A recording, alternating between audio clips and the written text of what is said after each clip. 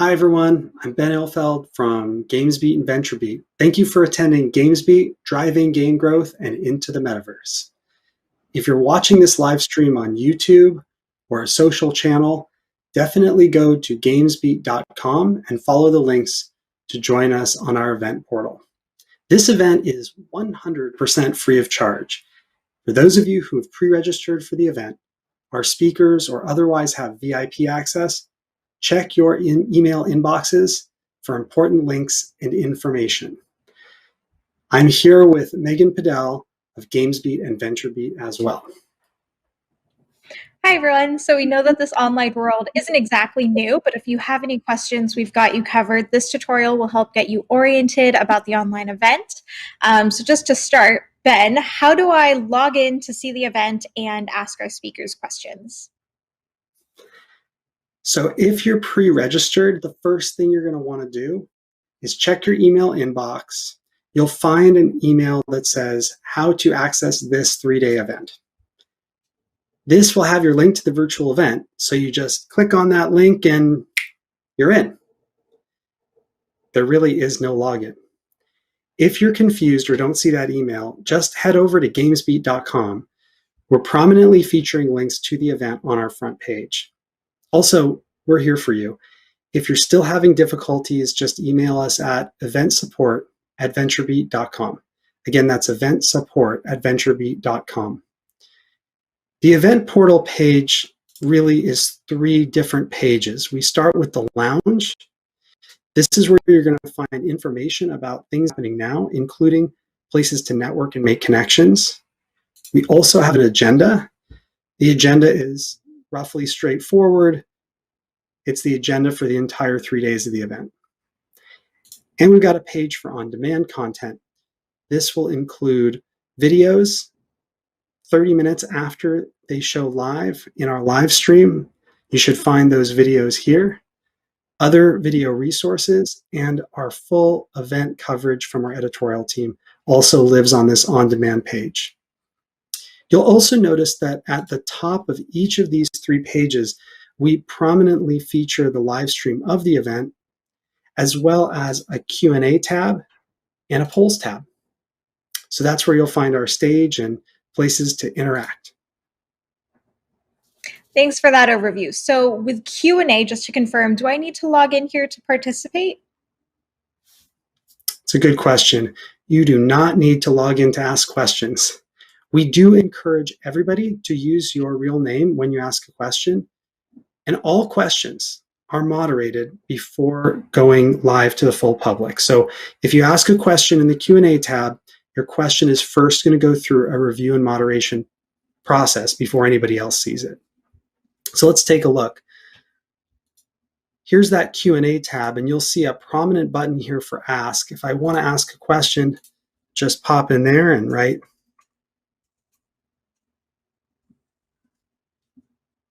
my name shows up here unless I'm still anonymous, and then I can add my name in that field, send the question, and now the question is sent off for review. You may notice a note back to you from a moderator if they have a question or ask you to modify your question before going live. Note that you can also see public questions here and give them a thumbs up. And you can see any questions that you have down here that are waiting for review. There's also a polls tab. So we're going to be running polls through the whole day to keep the event engaging and fun. We're really interested in your feedback and what you think of our topics and speakers and driving game growth and the metaverse. So make sure to hop over here and interact with polls. The more questions you ask, the more polls are answered, the more fun the event is going to be for everybody. And again, there's no need to log in. Okay, so that looks great. It seems super easy. What if I want to network and meet other people virtually? Well, this year we have an amazing networking platform as well. Here you will need to log in, and once you do, you'll be able to find other attendees, start chats, and schedule meetings. We have an exhibition hall, and that will all be live inside the networking platform. So not only can you learn about groundbreaking technologies and services, but you can directly book one-on-one meetings with those service providers. Now, this is critical. For those of you who have pre-registered for the event, are speakers, or otherwise have VIP access, check your email inbox for the subject line, networking is now open, exclamation point. That invites you to the networking platform. So one click there will make the login process much easier. You just click the link in your email and enter a password. Your account creation is finished. If you're not pre-registered for the event, just visit the lounge and click the button under Make Connections. You can register directly on the networking platform and start making connections anyway. Awesome. So if I have a VIP pass or a speaker pass, are there any additional benefits that I can get?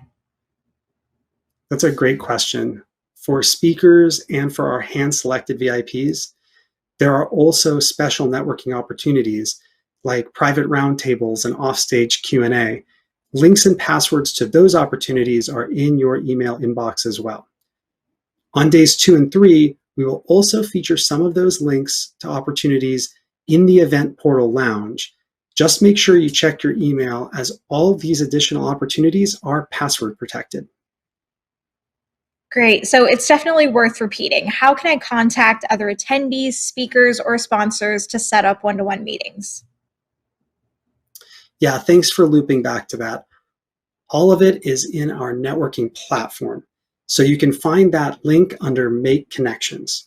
The more attendees who access the platform, the more fun this whole event's going to be. Use that tool, the networking platform, to show interest, reach out to anybody, including speakers. Just remember to be courteous. People are busy these days. And with chat and meeting bookings, those are asynchronous communication. So the recipient might get back to you really quickly in 2 minutes, or in 2 hours, or tomorrow, or in a week. We'll keep the networking tool up after the event so you can rest easy. That sounds great. Thanks, Ben. So if I do have any additional issues, how can I get help? Well, just email eventsupport@venturebeat.com. Again, for help, email eventsupport@venturebeat.com. Thanks for all the questions, and thanks for joining us for Driving Game Growth and Into the Metaverse. Thanks, everyone. Good morning, everybody, and welcome to the Driving Game Growth Summit for 2021. I'm Andrea Renee, and if you've been to one of the GamesBeat or VentureBeat events in the last couple of years, you've probably seen my face, and I'm very excited to be back as an MC for the next couple of days to oversee some fantastic talks. So a little bit about me, if you don't know who I am. I'm one of the co-founders of an all-women run video game media company called What's Good Games. We focus primarily on the video game industry, but also work in tech and entertainment as well. And I've been working in the video games media business since 2008. I'm very excited to be once again working with the VentureBeat and GamesBeat teams. And of course, we've got all of you out there that are watching from home. Hopefully you found that tutorial video informational. I know there was quite a lot that we just threw at you, but we want you to make the most out of your couple of days here that you're going to be learning from all of the experts that we've brought for many different types of talks. So let's talk about the summit this week. So we've got nearly 3,000 attendees registered, joining from home, like we all are, tuning in to the live stream across Facebook, YouTube, and more. We'd like to thank our partner, of course, Facebook Audience Network and Facebook Gaming, for co-hosting the Driving Game Growth Summit with GamesBeat. And of course, we want you guys to get involved in the conversation on social media. Our hashtag for the event is hashtag #GBSummit. So whenever you're posting on Instagram or on Twitter, please use that hashtag so people who are in the conference can find the conversation. And you can also tag us at GamesBeat. We also would like to remind you that you can become a GamesBeat Insider and VIP, because that allows you membership access to some really cool things, like the newsletter from Dean Takahashi, who you're going to be hearing a lot from this week, the wonderful educational and fun speakers at our event, who you'll also be hearing from this week, networking opportunities, special members-only interviews, chats, and open office events with the GamesBeat staff, chatting with our community members, the GamesBeat staff, and other guests in our Discord, because I know a lot of us have really been using Discord over these last few months. And we may even have a fun prize or two in store for you. Plus, of course, the main reason a lot of you are here, introduction to like-minded parties, the all-important networking. I do want to remind you that we have another event coming up later this spring in April for GamesBeat Summit 2021. It's going to be held April 28th and 29th. So please make sure to mark your calendars because we'd love to see you back. And for those who have pre-registered for the event today, you should have an email with access to our one-by-one networking platform. Now, if you have not received this email, please check the links below the main stage to start networking. For all of our VIP attendees, you should also see an email with information on accessing private speaker offstage Q&A and roundtables. Access to these is limited to executive industry leaders only, and you can register on Eventbrite if you would like to join these VIP experiences. Now, all attendees can submit questions, chat, and of course, share your thoughts to the right of the main stage. So please make sure you do utilize that Q&A tab to submit your questions. We're also going to have polls throughout the day, and we encourage you to participate. You'll see me quite a few times popping up to remind you to participate. This is also shown to the right of the main stage, where you simply click on the polls to respond. Super easy. We've all participated in a poll before. Plus, I'm going to give you guys a chance to practice with your polls right now. Now, I know it's early and you're probably still drinking your coffee, getting yourself settled at your desk, but let's just go ahead and start with some easy ones, shall we? I'm going to tee it up for you. Is this your first GamesBeat event? Yes or no? Super simple. And then we're also going to do, are you currently partnering with Facebook? Of course, our partner for today, yes or no? So a couple easy ones to start the day off for you. So we'll take a look at those poll results in just a few seconds to see kind of what we have going on. We're going to be asking these polls throughout the day just to kind of gauge who's watching, who's participating, and to kind of get some information from you guys. So not only, can you kind of gauge who is here and who you want to network, but also I think some of these polls are going to be quite interesting to see what we have going on. So I wanted to just, let you guys know that we're going to be jumping in periodically throughout the day to give you some housekeeping, give you some tips. Again, if you have questions about anything, if you are confused about how to use the platform, or if you are having trouble with any of your registration links, event support at VentureBeat.com is the email address that you want to maybe jot down on a Post-it note next to your desk so that you can have that handy in case you have questions. So I think without further ado, I'm going to go ahead and kick it over to Dean Takahashi, who has some opening remarks for the summit today.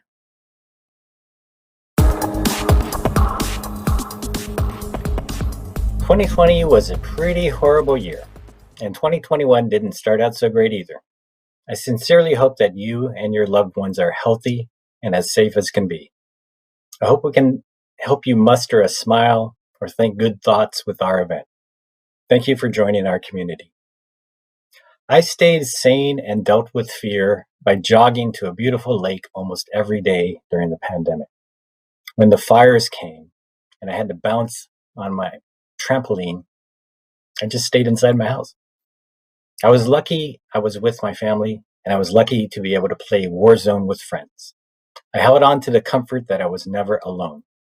And that's the feeling I want to echo through the walls of our virtual event. You're not alone, and better times will come. Our consolation is that gaming saw historic growth in 2020. Market researcher Newzoo estimates that all game revenues grew 19% to $174.9 billion in 2020. That's nearly quadruple the amount for a decade ago.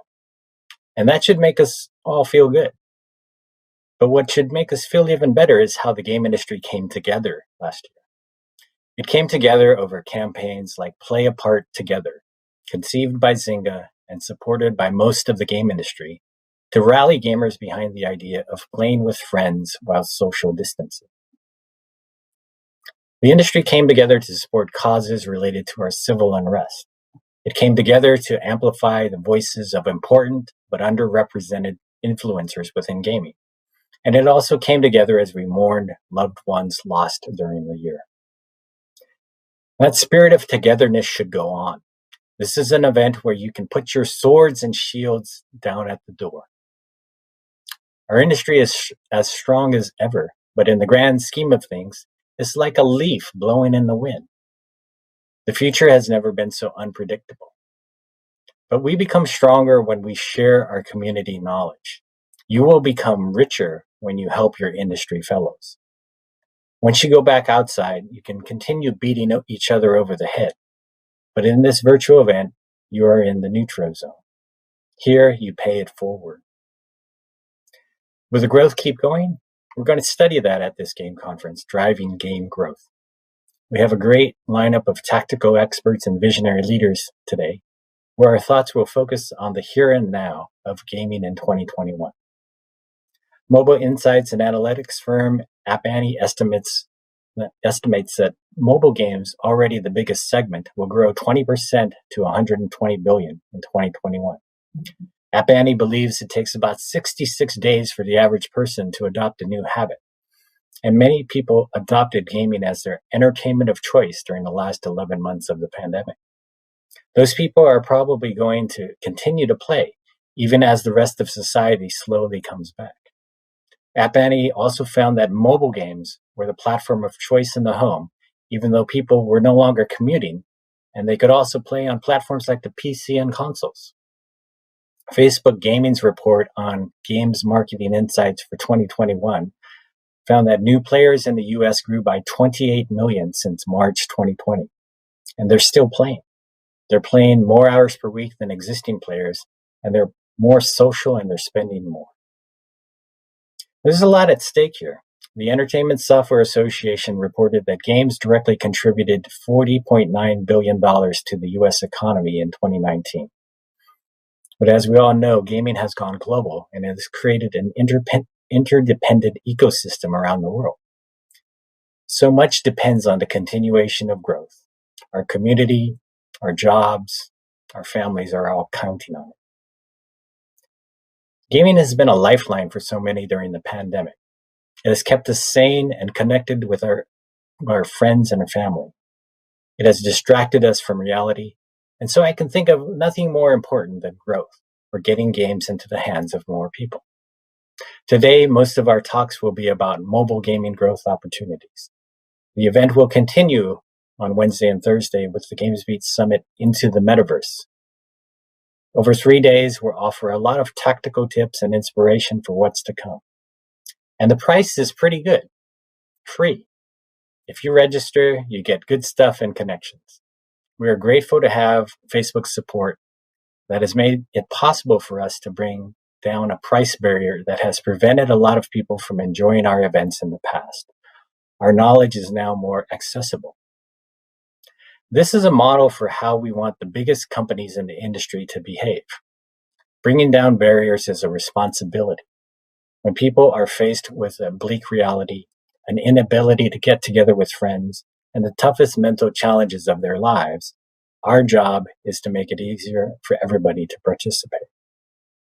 Games bring happiness, and if you break down the barriers that stand in the way of people playing games, then you create more happiness. Because games embraced models like free-to-play ahead of others, our industry was ready for the conditions of the pandemic. You were ready to entertain people at the lowest price point. That model is going through such a severe test right now, as we've been in this pandemic far longer than anyone expected. We will have many challenges ahead. The storm is not over, with so many people still out of work. There are shadows on the horizon, such as Apple's move to prioritize user privacy over targeted advertising with its changes to the Identifier for Advertisers, or IDFA. This is the tripwire of 2021. As the Mandalorian would say, this is not the way. It is putting up a barrier. Game companies have to knock the barriers even lower and make their games even more accessible around the world. If you think about that big picture, then you can see the opportunity. Gaming was in the nerd ghetto for so long. It has emerged into the mainstream, and now the revenge of the nerds has come. Gaming stood out even more in the past year because it kept growing while other industries from movie production to tourism were paralyzed.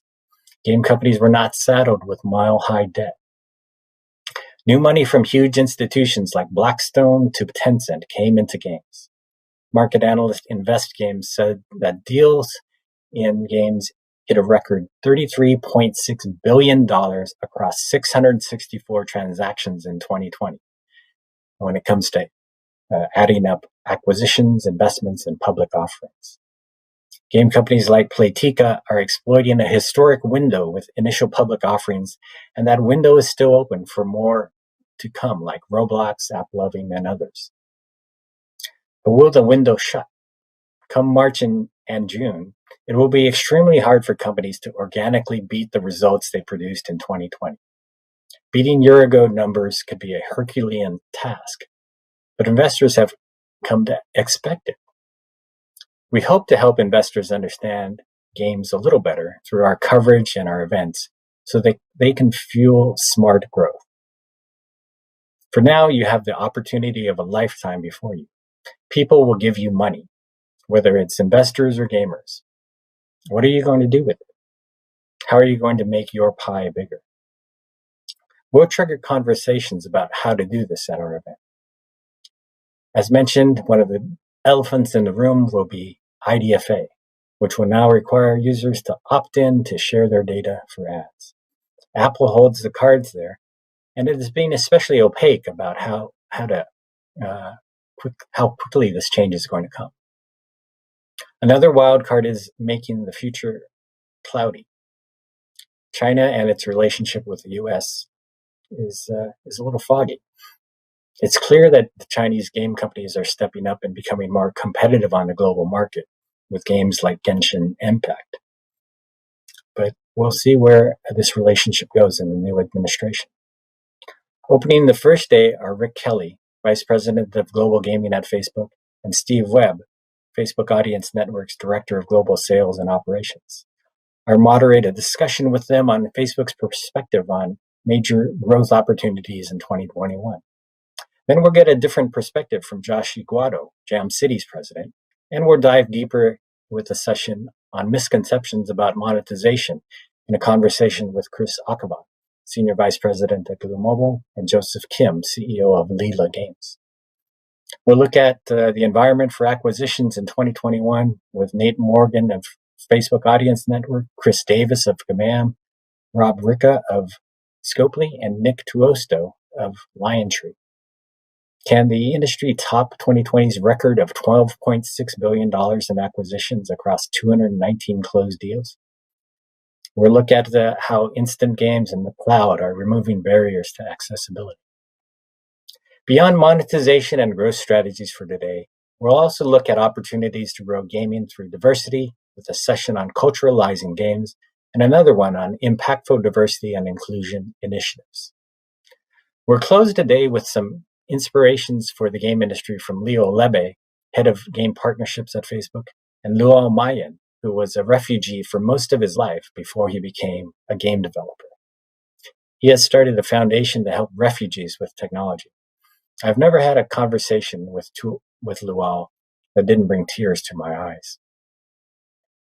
And while the event is online only, we have tried to make it more personal. Those who register will be candidates to access Q&A rooms, private networking, one-on-one meetings, and more.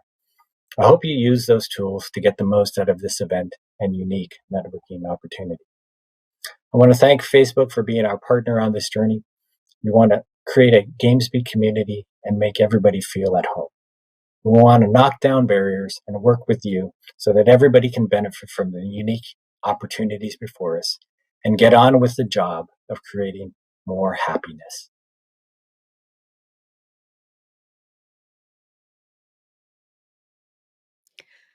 Thank you so much, Dean, for those remarks. I have to admit, I don't know how he said Revenge of the Nerds and kept a straight face the whole time. So stoic, that Dean Takahashi. I do want to just quickly let you know the results of some of the polls that we put up. Thank you to everybody who is participating. Very exciting to see an overwhelming yes for is this your first GamesBeat event? So welcome everybody to our live virtual summit. And are you currently partnering with Facebook? It looks about 35% of you are currently partnered and 65% of you currently aren't. So hopefully you'll learn more about them today in our talks. And I liked these ones the best, the gaming specific ones. Who is in the audience and what type of gaming leader are you? Overwhelmingly, developers are in the audience today, but we also have an interesting mix of publishers, investors, service providers, and of course, press. You know, we got to be here to report on it all. And unsurprisingly, in the most popular gaming format, mobile is in the lead. I think that's no surprise to anybody watching here today, with console and PC neck and neck. Clearly, a lot of different types of gamers out there. All right, so without further ado, let's kick off today's event by focusing on opportunities for growth in 2021. Please welcome Rick Kelly, the VP of Global Gaming at Facebook, and Steve Webb, the Global Lead at Facebook Audience Network. Rick and Steve will share Facebook's perspective on growth opportunities to explore in 2021.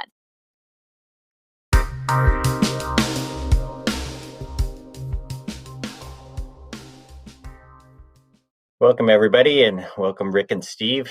Thank you for stepping up for our community and being our partner on the event.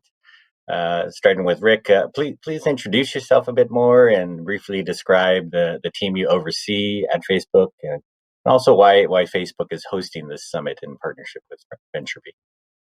Sure. So my name is Rick Kelly, and I lead what's called the global gaming team at Facebook. Gaming at Facebook is defined by essentially mobile games, console games, or the living room experience, and then also real money gambling. And what might be interesting for the community to know is that it's actually the only vertical that has been pulled out of our regional structure and created as a fifth region on its own. And so global gaming is right alongside, our EMEA region, North America region, APAC, and LATAM. And again, it's unique versus other verticals for that reason. I'm excited for today because, this is a great community building moment here.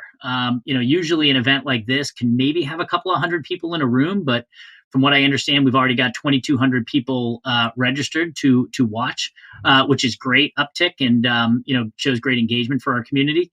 And, our vision at Facebook Global Gaming is to really bring current and future gamers and developers together through innovative, relevant, and efficient advertising. And so we want to support the developers in reaching the right players for their game and enhance the user experience by putting gaming adverts in front of them that are relevant and engaging. In this summit, we're going to dig into that and some of the most important challenges and opportunities facing us in this coming year. I'm excited to talk about that with you and Steve. Mm-hmm. And Steve, thank you. Yeah, thanks. Thanks, Dean. Thanks, Rick. Yeah, my name's Steve Webb. I run the Global Audience Network team here at Facebook. So it's my team's role to work with publishers, large and small, developers, large and small, to integrate Facebook advertising demand into their properties. So Rick's team help you go and acquire users. My team then help you monetize those users. Our main focus and vision is about helping developers build their businesses. So we provide a fantastic way for them to monetize their properties, which then means they get to focus on what they do best, which is creating experiences that delight users. I'm really excited about this event. The agenda is just absolutely action-packed. There is so much great content on there. And I think one of the things that really stands out is because we're running it as a virtual event, we've been able to bring in people from partners, from developers, and get them onto the same stage virtually with many of our team. And I think that's going to lead to a fantastic conversation and debate. And really, we want to leave this event with having shared as much of that best practice and knowledge as possible. So really excited about how the days are going to roll out. Thanks. So our event is about growth, and somewhere we've got that IDFA elephant in the room here. We've had a lot of tough news in the world lately, yet we've seen a lot of money come into gaming in the past year, not only in terms of revenues associated with new users, but with investors as well. So what kind of confidence can we offer for those in the game industry that things are going to be better in 2021? Start with Rick again. Yeah, look, there's no doubt 2020 was a crazy year. And, despite the fact that it was horrible in so many ways, gaming has actually had a pretty good year in many different aspects. So, you mentioned that there's more players than ever before. You've got this influx of VC money that has come in, because of the time spent and the additional players that have entered into the community. You've had consolidation in the industry, which has brought a whole different set of changes. But I also just think if you think about what's happened in games, you've had all this other diversity too in the type of genres, like home design games and makeover apps are really prolific right now. You've had regional diversity like we've never seen before. cross-platform is a new norm in many cases, which is allowing players to, really engage with, different touch points. And then, as I said, like RMG is a big part of our business too, and that industry has just exploded. I mean, you've got legalized, new countries have legalized, like Brazil. You've got India that has really, the internet proliferation in India has created this whole other community that loves to watch, fantasy cricket and gamble on fantasy cricket and play daily fantasy and fantasy cricket. And the United States has just seen new states legalize, and so RMG has just been kind of like this part of gaming that has really exploded. Internally from a Facebook perspective, we've launched automated app ads, which has really taken off and received tremendous feedback from developers. And what this tries to do is simplify the ad buying experience and make it just super efficient. Our advertisers are seeing really strong results. Like, for example, you've got Gamehouse's Delicious World cooking game, where AAA drove 25% more installs, 40% lower cost per purchase, and increased ROAS by 2x. And it's also bigger players too. Like you've got Rovio, have using automated app ads with their new game Sugar Blast. And they've used 50% less campaigns, but actually achieved similar results to business as usual, and 33% higher payer conversions. So these results are, they're not an anomaly. In fact, the majority of AAA campaigns that we're seeing have massive efficiency gains. And that's, not even to mention the work hours that are saved, setting up and managing all the various campaigns. So post IDFA, this is a massive opportunity to leverage the Facebook algorithms to find the right players. So I really encourage anybody in the audience that hasn't dove into AAA yet is to really, start experimenting and moving campaigns over to it. Further, we've had the Facebook Gaming Insight Report that we launched a couple of weeks ago, which I think is going to be circulated in the comment section of this event. And that really nails why 2021 can be, amazing for gaming. New players have entered the fold in mass, which we started to talk about. You've had 28 million new players in the US alone since March, 8.6 million new players in the UK, which is literally 50% year-over-year growth. South Korea is up over 9 million, and that's just to name a few. And then the thing is that's really interesting that we've understood about these players is that they're spending more money, they're playing for more and for longer, and they're really inclined to engage in social activities. And so 2021 is looking strong for the industry growth. There's new money, there's new players, and they're more engaged than ever. And so, we'll have some challenges as we roll into 2021, which I'm sure we're going to dig into here, but the opportunity is big. Hey, Steve, do you have some confidence? Absolutely. I want to kick off by saying it's fantastic hearing Rick talk about cricket and not baseball. I think that's the first time that's maybe happened. Listen, last year was tough, right? I mean, it's probably the first time. Yeah. Don't ask anybody. I don't think anyone knows them. I think last year was incredibly difficult, right? And it's one of those rare kind of global moments that everybody experienced the same thing. So it was definitely tough, at a societal level and also on working practices. I do think some positives came out of it in terms of forced innovation. I think that we've managed to see more innovation in a shorter period of time, partly because of how we've all had to connect virtually.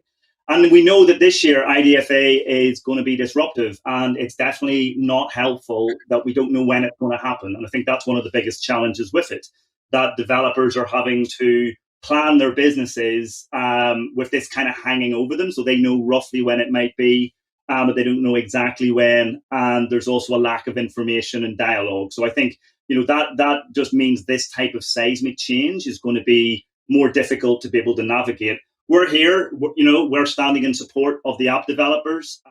When I think about last year and then the impact, it's really picking up on some of the areas that Rick talked about. And these are some of the areas I think why there's a lot of hope for this sector next year.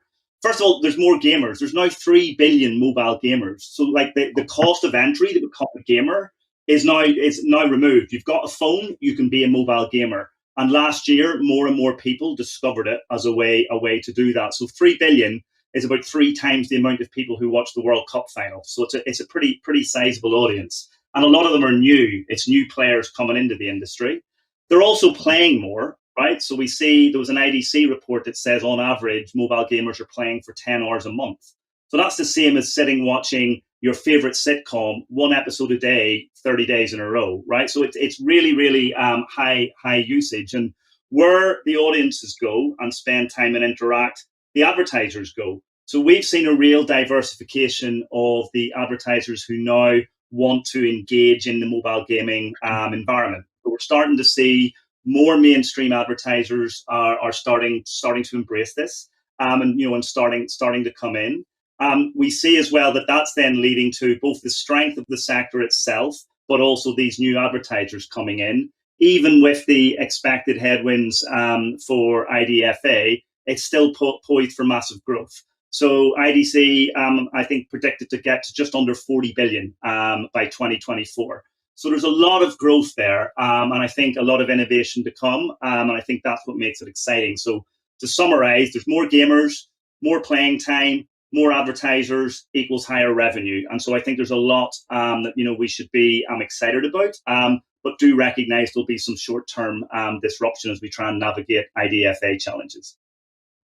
So let's shift to some specific 2021 trends, and we'll start with you again, Rick. As we're preparing for this session, you emphasized this critically important role creative will play this year. So why and how will creative play such a big role in 2021? Well, I think creative is going to be one of the biggest levers for the industry. And it's actually one of the reasons we just made a really large senior hire in Peleg Israeli, who's going to be joining us to run our gaming creative shop team come early March.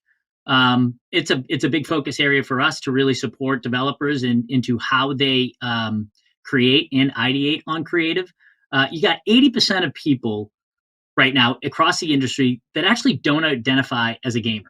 From an interest level perspective, but yet they habitually enjoy playing games on their phone. I mean, I'm sure a lot of us have asked, hey, how many of you are gamers in the room? And certain amount of people, raise their hand and many others don't. But then you ask them, who plays this game? Who plays, Words with Friends? And then you see all these additional hands come up. And that's really kind of like, one of those things that people don't always think about themselves as gamers. Because they're a massively diverse group, right? It's not a one-size-fits-all type of a label. And how you reach them with creative can't be a one-size-fits-all, type of endeavor as well. So we want to support advertisers and developers and publishers in reaching the right players for their game and enhancing, our platform's user experience by putting more engaging ads in front of folks. Post-IDFA, this becomes a much bigger lever than anything in the past, where it's always been kind of driven by targeting and data, right? And I think that the team dynamics are going to reflect this. How UA teams are built may look a little bit different in terms of the type of talent that you go and hire and the type of staffing that you have on your teams. My guess is that, throughout 2021, there's going to be a shift to have a lot more creative type folks, embedded with your organizations. And I kind of break this down into two different areas, right? So, putting players first by understanding who your audience is. What audience wants to play your game and how do you attract them with the game that they want to play via the right adverts? You can't answer this question unless you really understand your audience. Gaming offers players more options than ever before, from a shoot 'em up type of a game or interior design, match 3, social casino, RMG. The game design has to then, mimic some of the ad creative designed around, what the player, what are they thinking and what's top of mind for them? They all have different and sometimes multiple motivations of why they play games. Some people like to kill time when waiting in, at the bus stop, and others like to, chill out and relax. Some like to play for the interaction with family and friends and the social aspect of that. And then some others just take pride in building things and there's really multiple different reasons. And so once we understand audience motivations for playing games, it's about tailoring the ad creative to appeal to this audience. One of our creative ad solutions is called the Big Catch, and that's tapping into those motivations that make people want to play those certain games. And we're supporting developers in making motivation-led ads to reach different audiences within that diverse community of gamers. These motivation-led creatives converted significantly different audience demographic than business as usual. And our new motivation-led creatives drove higher user value. And through this type of new creative ideology, It drove purchases with comparable efficiency. So I guess the point is that you really don't need to sacrifice efficiency for developing better creative that speaks to people's motivations. And a lot of the gaming ads right now look very similar to each other. It's very difficult for a user to distinguish between one game's ads and another. And so to the extent that more game developers actually invest in creating memorable and engaging experiences, it's going to help separate them from their peers in the industry. Here are a couple of examples of different ads that tap into those different motivations, like self-expression and power. And you can see how they appeal to the different reasons that people, have for playing the same game. And around all of this, innovation is really important. It's key. It's building ad creative that can provide an immersive and motivational experience to things like playable ads. Something new that you'll hear about is cloud playables, and we can talk about that in a little bit. AR and how that's used in ads, all provide a more engaged experience versus just serving people with a regular gameplay image and maybe having an overt call to action, or maybe even having, ads that don't necessarily reflect the gameplay at all. So these formats really will provide an experience that creates, a strong, recognizable, and memorable voice for a game in their competitive market set. Mm-hmm. So one more for you, Rick. So the Facebook Gaming Insights report states that new gamers were significantly more likely to engage in social activities, and gaming groups are growing rapidly. So let's drill down a bit more on social and the importance of social connections in games. Yeah, I mean, like I guess I can't say that all of this was hugely surprising, but I think some of the trends have been pretty remarkable. So look, gaming's mainstream. We all know that. Like, people ask what games you're playing, just like they ask what you're watching on Netflix or listening to on Spotify. That's not, an incredibly new aspect. But it is, I think, important to talk about how incredibly important it is to stay in touch with friends, particularly, since the pandemic. It's become increasingly important in the default way that many socialize. And, that pool of players that are looking to socialize through games is absolutely growing. A significant number of these new gamers skew towards the younger categories, particularly like 18 to 24-year-olds, and social connection is already embedded in their day-to-day. And they expect to see this in their gaming experiences and are actually more likely to engage outside the game on social media channels. Many of the gamers that we talked to mentioned that gaming was a way to stay connected. When it comes to online play, in weekly gaming activity in the US, 50% of new gamers play with friends online versus a baseline of 36 before the pandemic.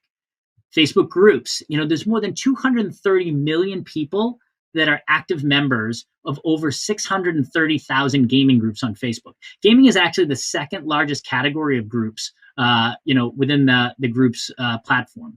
And so people, are really looking to connect with their friends and their family, through games. And the way that they're joining groups and talking about the gameplay itself is literally doubling, since before the pandemic began. So whether it's new audiences or younger gamers, they're really craving this social connection. And I think that that's really worth considering when we think about game development and the advertising that leads people to it. Mm-hmm. All right, let's get Steve in the mix here. So, what are some trends in the Facebook audience network? How does your team feel? What's going to contribute to growth that the analysts have projected here? Yeah, sure. So, I think everything that Rick referenced there, from the social and the gamification of advertising, is definitely going to be the fuel. If I kind of double click down specifically into app monetization. So trend number one is something that we've been pioneering and working on for a while, is app bidding. So we expect to see the adoption of this as a way to monetize your properties just to continue to increase. So it's really reached that critical mass in the sector, really compelling value proposition for the publishers, the advertisers, the partners. We expect to see this increase. So the main value proposition that we're seeing publishers talk about here, and you'll see this across a number of the different panels that we've got through the course of the sessions, are that this really saves time and allows publishers and developers to be able to then spend time in other areas. So they don't have to optimize the waterfall. They can basically work with a mediation partner, set it up themselves, and then it really takes care of the monetization. And so we're seeing that accelerate. One example about the operational efficiency that I talked about was, we've got an app publisher in South Korea, 111%. They shared with us that over 50% of their time was saved from having, moving from that waterfall optimization to then being able to, focus on acquiring users. Trend number 2 is more genre specific, and it's very much both ends of the spectrum of the genre, i.e. casual and then hardcore. We expect to see hyper casual will continue, continue to grow. I think it now represents just under 50% of all downloads. So it's a huge industry. It's estimated by some to be about 3 billion in ad revenue, and it's really only come to the fore over the course of the last couple of years. It's going to be challenged by IDFA. We expect to see the rise of the hybrid casual, where we expect to see some of these publishers start to adopt tactics that have been very successful in driving advertising growth, and starting to bring in IAP. I don't think we can understate the impact that Archero's success has had on the industry as a kind of beacon about how you can really build a fantastic gaming experience that has ads involved as just as intuitively as the IAP. So we really expect to see that kind of mixed monetization strategy for hyper casual right to the fore. We also expect to see it come the other way with the hardcore. So there's been like a fear for a long time with the IAP dependent developers that ads detract from the game. Done badly, it will. If you just kind of cram ads in there, then you're going to have an awful game experience. Done well, the research shows that it can actually enhance the gaming experience. It can actually drive not just higher advertising revenue, but also higher IAP revenue as well, because you get the users and you get them to re-engage and you actually, motivate them much more. And we're seeing that it also leads to higher user retention and longer gaming sessions. So it's a real win for the developers and the studios. So the recommendation here is diversify the monetization mix, know when to offer IAP, know when to offer ads. And again, there's going to be sessions through the course of the day where you'll be able to find out more about that. And then the third version kind of ties on what Rick is saying and kind of, brings these things to the fore, which is around rewarded video and rewarded video as a format. This is like, I don't think we can understate the impact of this ad format on gaming. It's essentially bringing gaming into advertising.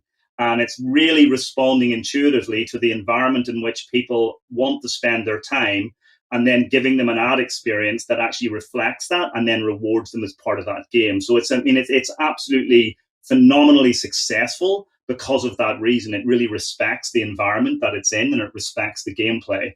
So we're just saying that it brings deeper engagement, and it's an ad unit that players like. So we've done research. They actually say they like it. They recognize that ad-supported developers, it allows them to keep the game for free, and they respect that, and they're quite happy to engage with ads in order to retain that free experience.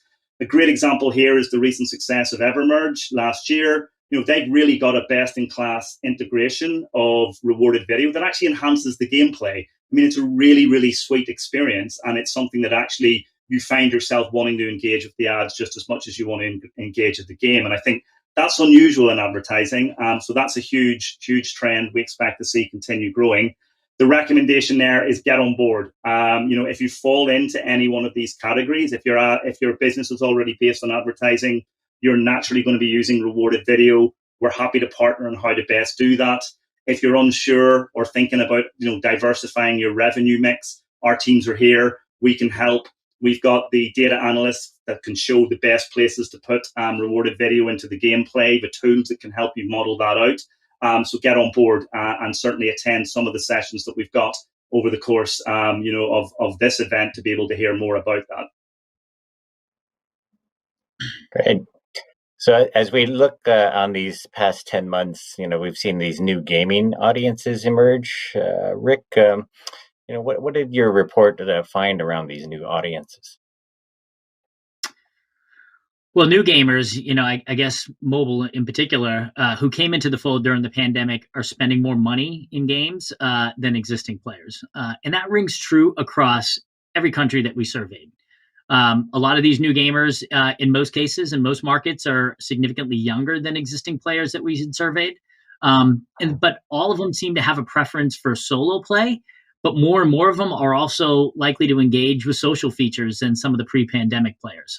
Again, when you remove some of the social, the ways that people socialize because you can't go out into the community, you can't go to bars and restaurants and parties. People are looking for ways to stay connected to their friends and family. So it's critical that we work with we work as a community, as a gaming community, to authentically create messaging that really values some of these new trends in the ad creative that we're developing. Some folks are going to invest in this space. They're going to iterate. They're going to be testing, and they're going to do it really, really well. And I think you're going to see like a first mover advantage with people really leaning in from the creative aspect. And you're going to have to, right? I mean, in a post IDFA world, there's a couple of options that, to leverage how we can bring Apple users into your games. Less change right now, I'd say, for Google, but there really needs to be a shift in how we activate some of these Apple users. And Steve, as we wind down, how do you hope this day unfolds, and what do you hope attendees can walk away with? Fantastic. So 3 things. First of all, I work in monetization. Keep building ads into your games. It'll help diversify your revenue stream. We've got the formats. We've got the ways of doing this. It's relatively easy now. Speak to the teams. They can help. The second one is embrace bidding. It's changing the industry that we work in. Again, it's making it easier to do this, and it's driving better results and gives you more control of what appears in your properties. And the third one really is to come away, stay encouraged, and be excited. There is a huge amount to be enthusiastic about within this industry. There's a huge amount of positivity, and I really want people to recognize that when they go through the sessions, to see that there are some fantastic opportunities ahead of us, and we've got the teams and the expertise to be able to help them realize that. And Rick? Yeah, I mean, look, despite this cloud that's kind of hanging over folks' heads with the whole IDFA issue, there's never been a better time to be in gaming. I mean, the growth that we've seen over the last 12 months is immense, and those new players are also payers, which means that monetization is in a good place. So to capture some of these things, I want to maybe just recap that AAA automated app ads are an easy way to set up campaigns and let the Facebook algorithms deliver it to the right folks. Take a player first approach to really understanding the motivations around why your players are playing your game. And then finally, build creative that speaks to some of those things that can leverage some of those emotional motivations that they have. So, with that, I'd say thanks, Dean, and good luck to everyone out there. Thank you.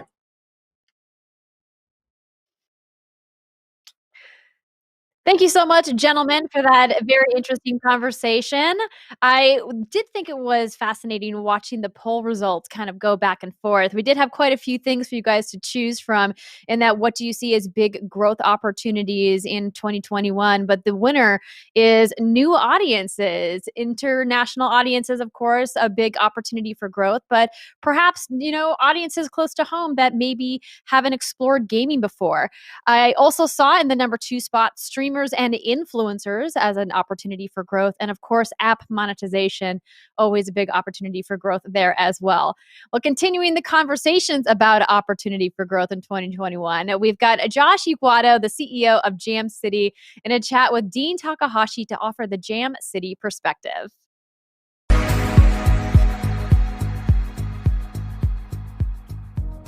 Welcome to our session on what's the encore for mobile games. I'm here with Josh Iguato, President and Chief Operating Officer of Jam City. He's been a longtime supporter of our events, and he's always been good about sharing his knowledge. Tell us a bit about Jam City's journey, Josh. Hey, Dean, great to see you. Sure, I'd be happy to. We co-founded Jam City 10 years ago when mobile gaming was poised to explode. There were a lot of mobile devices out there, but very few options in terms of interesting games. And over the last 10 years, it's been a wild ride. Since founding, Jam City has grown at an incredible pace with more than 1 billion downloads and over 30 million users. We started out in San Francisco and LA, and now we also have studios in San Diego, Toronto, Bogota, Buenos Aires, and Berlin. And we're proud of the work we do. Jam City has won a lot of awards over the years, including Facebook Game of the Year and Best Game of the Year honors from Google and Apple. Some of our most popular games are Harry Potter, Hogwarts Mystery, Disney Emoji Blitz, Cookie Jam, Panda Pop, World War Doe, and others. We love what we do, and our mission is to make premium, massively social mobile games that are an enduring part of our players' lives.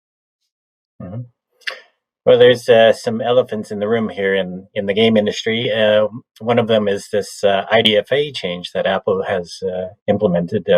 How do you feel it will impact the mobile game industry, and does it mean you'll change your strategy in some way? Wow, we're digging in and going technical right off the start, Dean. I like it. So, for anyone not in the industry, the background is beginning sometime this year. Apple is no longer going to allow tracking of the identifier for advertisers, which is IDFA.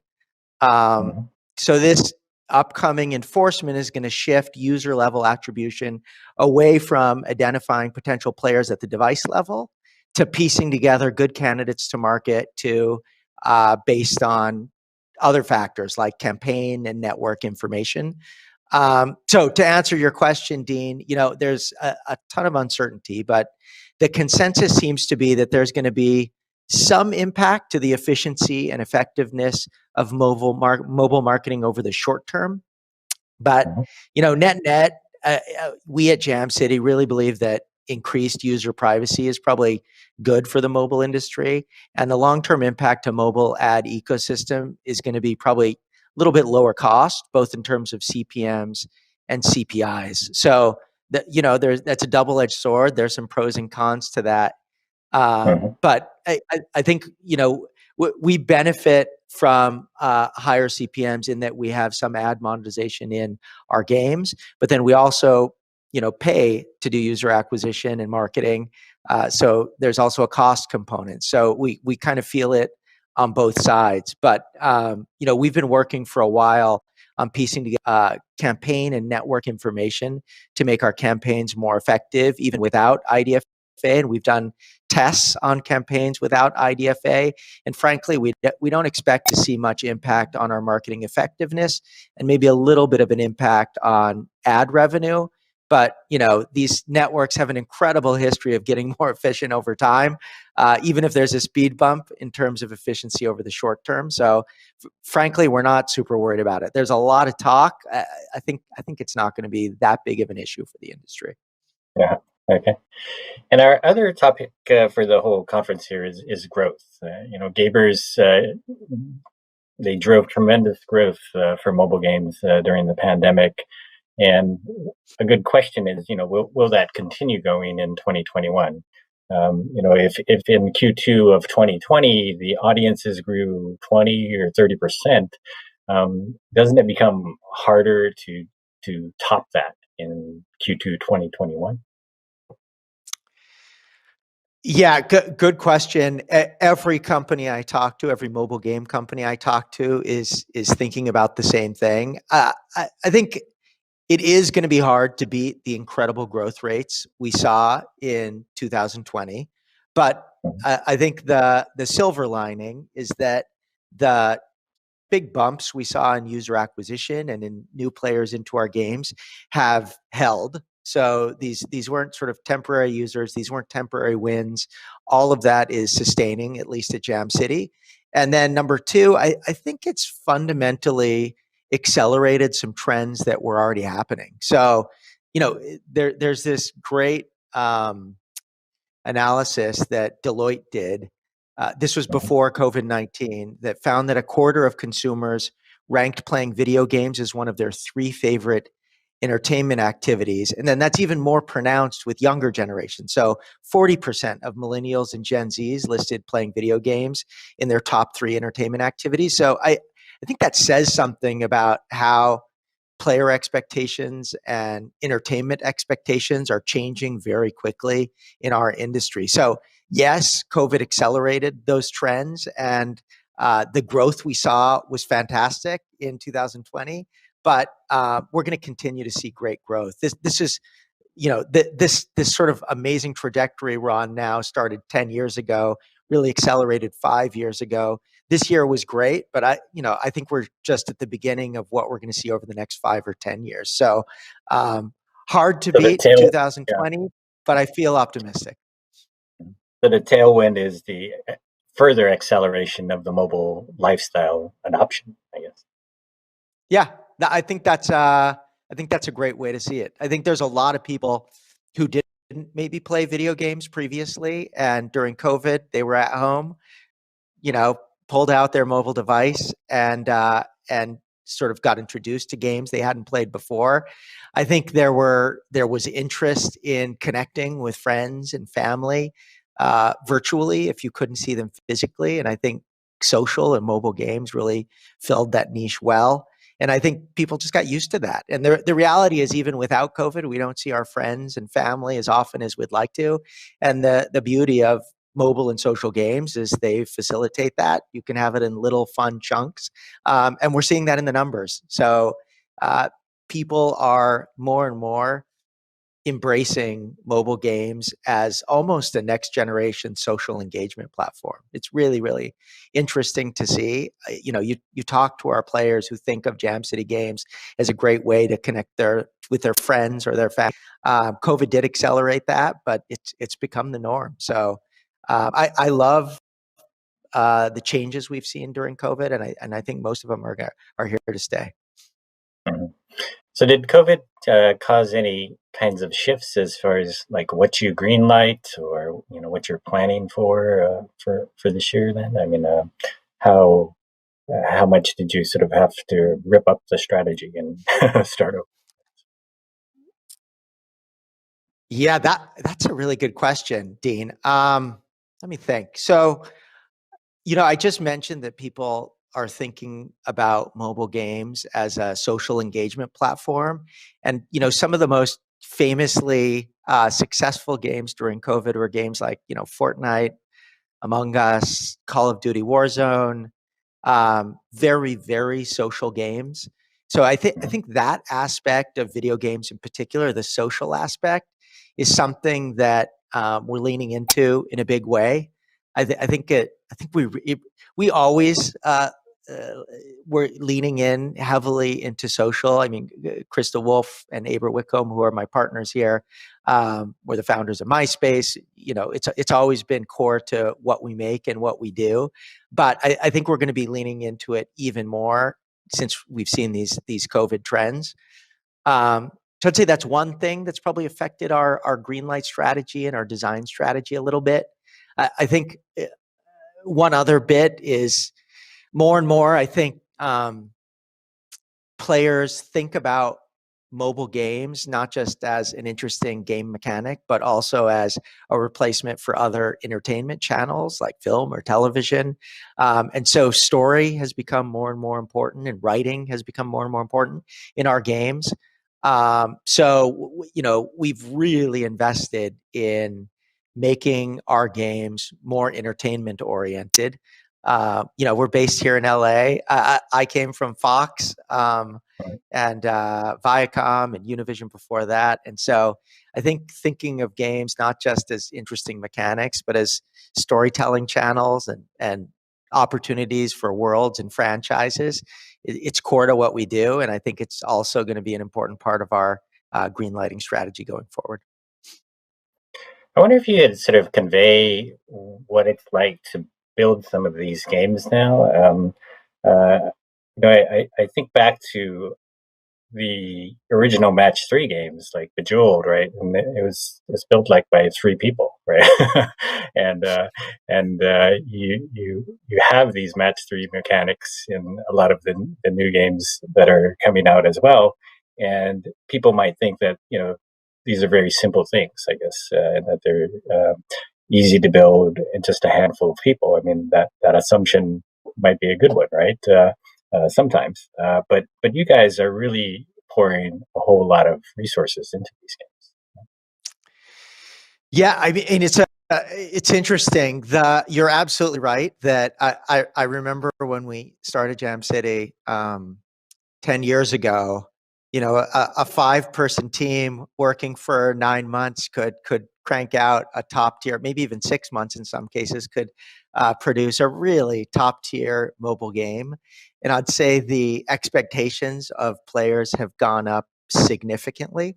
And so it's true of puzzle games, like you just mentioned, where, I think typically development time now is closer to, for a puzzle game, 18 months and probably 20 or 30 people. And, you can't, I remember we used to put out a game of 100 levels and people downloaded it and played it and solved it and thanked us and moved on. And now, we're really launching these games, thinking of them as a service for the long term. Most of our games, our puzzle games specifically, have thousands and thousands of levels because every single week another chapter is released or another set of levels is released. And so initial development time and production values and frankly quality of level design is higher than it's ever been. And then how you continue to service these games continues to evolve and the bar keeps going up. And that's puzzle games.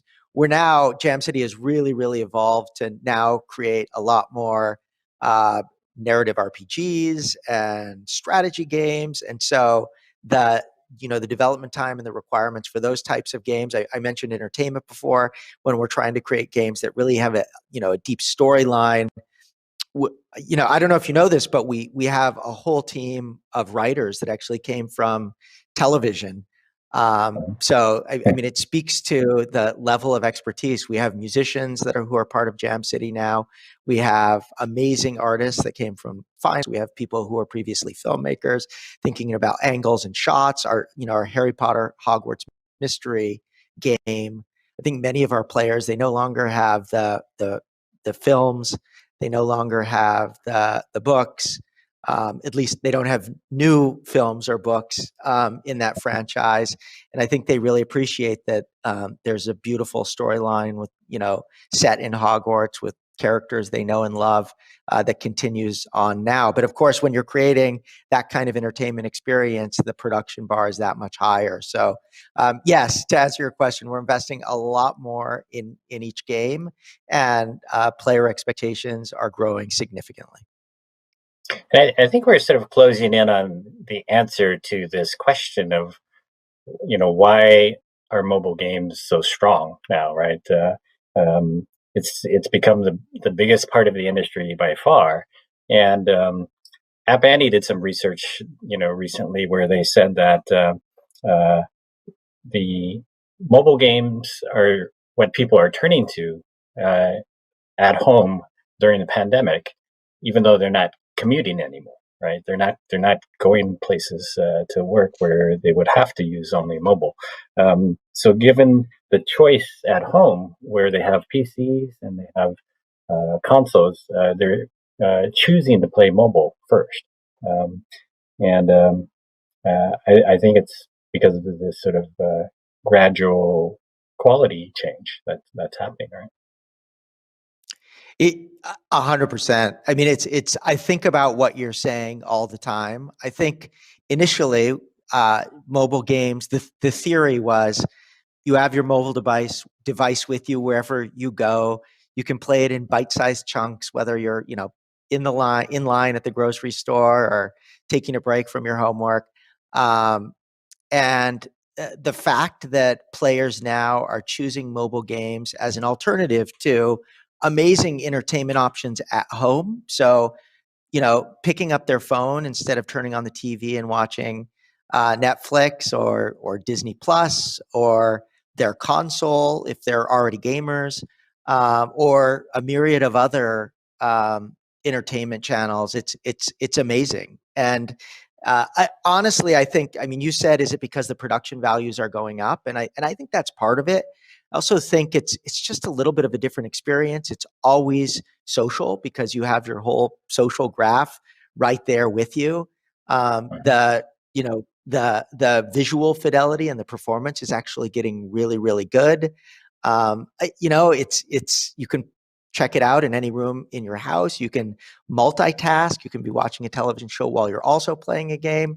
It's just, I think in so many ways, it's interesting how mobile games are going from being sort of a convenient alternative to, an entertainment powerhouse in their own right that stands toe to toe with all these other wonderful entertainment options. Mhm. And I know you guys are investing in creativity all the time, but how do you sort of, once you sort of decide you're going to do that, what do you actually do? Like how do you raise the bar on your own creativity? How do we raise the bar? Well, I think it always starts with people. And Mhm. I honestly, at Jam City, I couldn't be prouder of the teams we have here. And we've really gone out of our way to find talent from other creative industries to try and bring different perspectives in, frankly, to try to up our game. I mean, I talked about some of the hires we made before from, television and cinematography and music. And I think if you're not willing to take some chances on people who maybe don't come from games but have that deep creative capability, you're probably going to miss out on some perspectives or opportunities that you may have missed otherwise.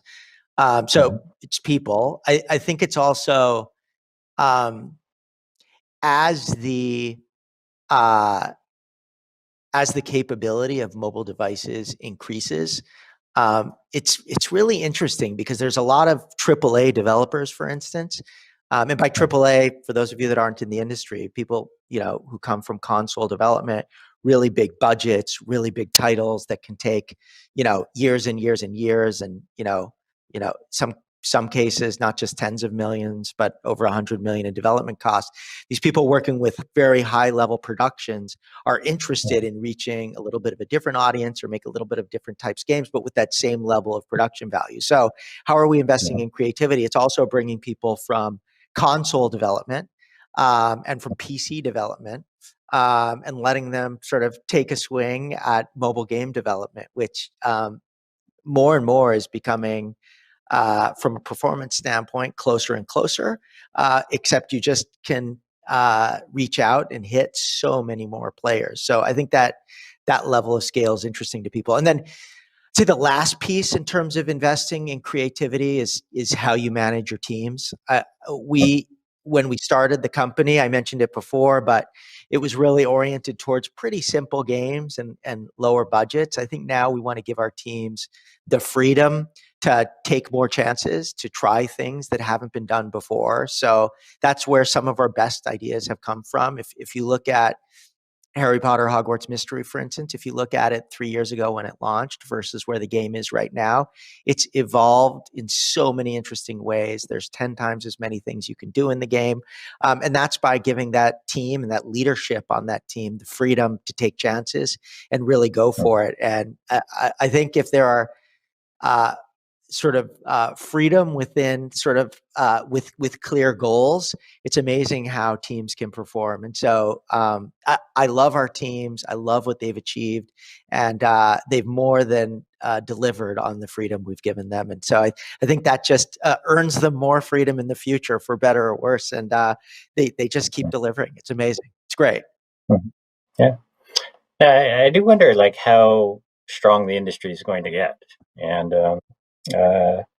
you know, we, we've got so much money flowing into games now. I think what happened was that during the pandemic, the business held up, and it grew, and people turned to games and started playing them more, and the industries and the investors all saw those numbers sort of skyrocketing, right? And so now everything else is a bad investment right now. And then you look at games and you go, this is a no-brainer, right? Let's take all this money and put it into games now. And so we have I think in 2020, InvestGame said that we've got $33.6 billion worth of deals across more than 600 transactions. And that includes, investments by VCs and small studios all the way up to big acquisitions to IPOs. So I wonder how you get perspective on this situation, I guess we're in. Yeah, first, I'm not ready to chalk it up to COVID. These trends have been happening for the last 5 years. I think really, if you follow player patterns, the dollars almost inevitably follow. So there have been so many gamers that have entered gaming through mobile. I think sort of on a per head basis, if you were looking at how much companies are valued based on the number of viewers or players or users that they have, gaming is actually very, very inexpensive. And I think some of the valuations coming up and some of the money coming in the industry is just, and we're still far from the monetization levels of television and film and many other areas. But anyway, I think these trends were a long time coming, and to a certain extent, the investment dollars are just catching up. And then I think the second part is there's a little bit of a consolidation going on in the space right now, where previously it was so fragmented that even if in general the industry was growing and there was certainly a lot of money being made, it was spread out across so many thousands and thousands and thousands of developers that it was kind of hard to know where to put your money and where the smart bets were. I think as certain developers and publishers have built up sort of their core competency from a marketing and a publishing standpoint and sharing best practices across their family of games, which we're certainly trying to do at Jam City. It's getting easier and easier for investors to be able to make informed decisions about where to put their dollars. So all of these dollars we're seeing right now, I don't see as an outlier. I think of it as more of a normalization from something that was previously an outlier and a greatly underinvested industry. So, I think lastly that there's a ways to go. I think valuations are still very low relative to the value that's being created. And then I think the companies that are able to be consolidators in this space and who are able to build up really strong central services, which can be a big differentiator, and who are able to continue to roll up the smaller, really interesting creative studios in the space and bring those central services to them. I think there's a lot of value creation that we're going to see over the next 5-10 years. Mm-hmm.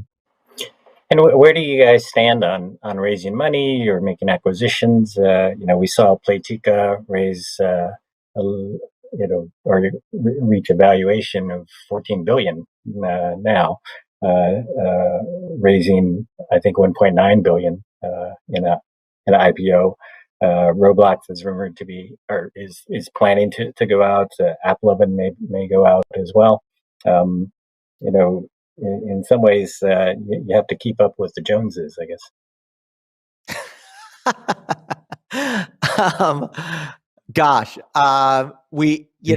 As I mentioned, we definitely see ourselves as a consolidator in the space. We did, 3 acquisitions in the last 3 years. Each one has performed extremely well, and we want to continue to make investments. In terms of, any future fundraising activities for Jam City specifically, I don't have any specific comment on that. Except to say that I think the consolidations we're seeing and fundraising activities we're seeing broadly, and I don't mean to not answer your question, but what we're seeing in the industry makes perfect sense to me. It's what we've seen not only in every entertainment industry over time, but every industry over time, that there is some consolidation, and then there's some fundraising activity around that, and so it doesn't seem strange. It makes perfect sense to me. Honestly, I thought it would happen sooner than it did.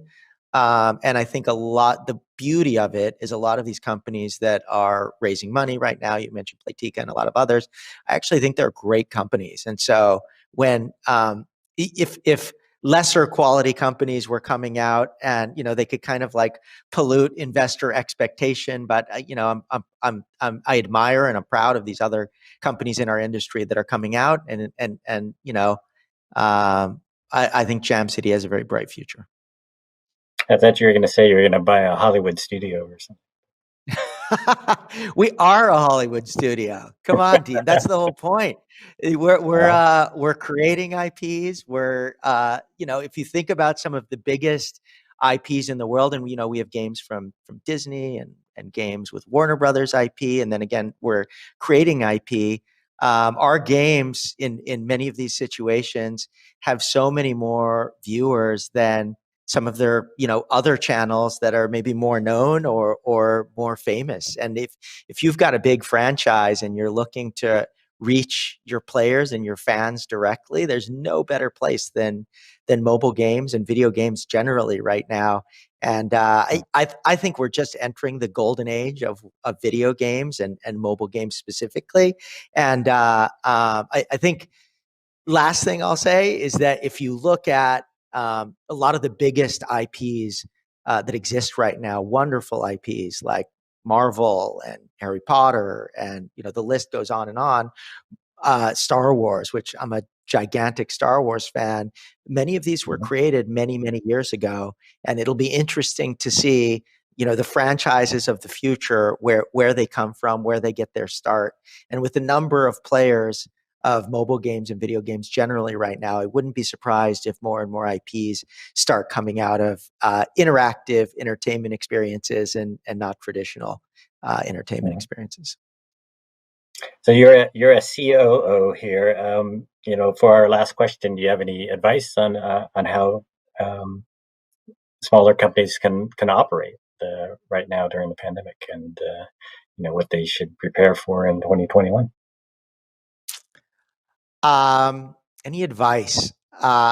You can never go wrong putting the player first. And so being very, very close to those play your game, talking to them, understanding what they want, and making sure you're over delivering on every front possible. So I think that's absolutely key to success. And then I think making sure you treat your game, and I mentioned it before, but as a service, always fighting every single day to provide a better and better experience. All of our games now at Jam City, for instance, release new content at least every 2 weeks. Most of them are every week. We're working toward every day in some of our games, and I think that's absolutely crucial. These games are part of people's lives. They're woven into their day-to-day. So if you're thinking about launching a new game, or if you're thinking about what could work, if you know your audience, and if you're committed to delivering the best experience you can every single day and every single week, I think you're destined for success. Thank you.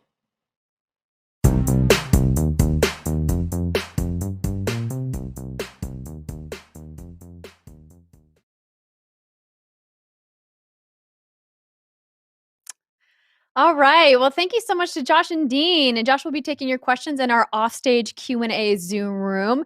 And of course, access to the offstage Q&A is available to our industry leaders. And if you guys have trouble, again, event support at VentureBeat.com is the email that you want to send with any questions about your registration and any of the links that we're going to be throwing at you today. Next up is another session that's going to, I should say it's one of several sessions, focused specifically on monetization strategies. So the next thing that we're going to be talking about is monetization myths debunked. And here to debunk a few of the most common myths associated with monetization, please welcome Chris Akhavan, the SVP of Business Development, Corporate Development and Advertising at Glue Mobile, Joseph Kim, the CEO of Lila Games, and their moderator, Rena Hom of Facebook Audience Network. The panelists will be joining us live for a Q&A following their session, so please make note of any questions that you have, and you'll be able to ask them after the video. Enjoy.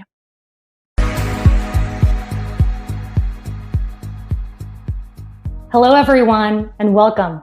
I'm Rena Hom, head of North America West for Facebook Audience Network.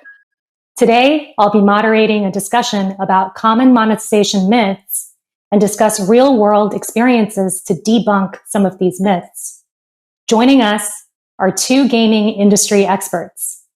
Chris Akhavan, SVP of Global Business Development, Corporate Development, and Advertising at Blue Mobile, and Joe Kim, CEO of Leela Games and producer of Game Makers Vlogs and Deconstructor of Fun podcasts. Chris and Joe, welcome, and thank you for joining us today. Thanks for having us. It's great to be here. We know that there are concerns about ads and the impact to the user experience, which can lead to questions about retention. There are also considerations around the cannibalization of in-app purchases by in-app ads and how much operational lift is required in managing an ads monetization business. Facebook Audience Network has commissioned third-party studies to check these myths. And in 2019, we found that the majority of developers agree that ads generate incremental revenue and are complementary to IAP. We also found with a 2CV study last July that 51% of gamers played longer because of ads. But what really matters is hearing from the experts on how they see these myths versus realities play out. Before we jump in, a quick note for the audience. We will be hosting a live Q&A at the end of the session, so please submit your questions via the Slido.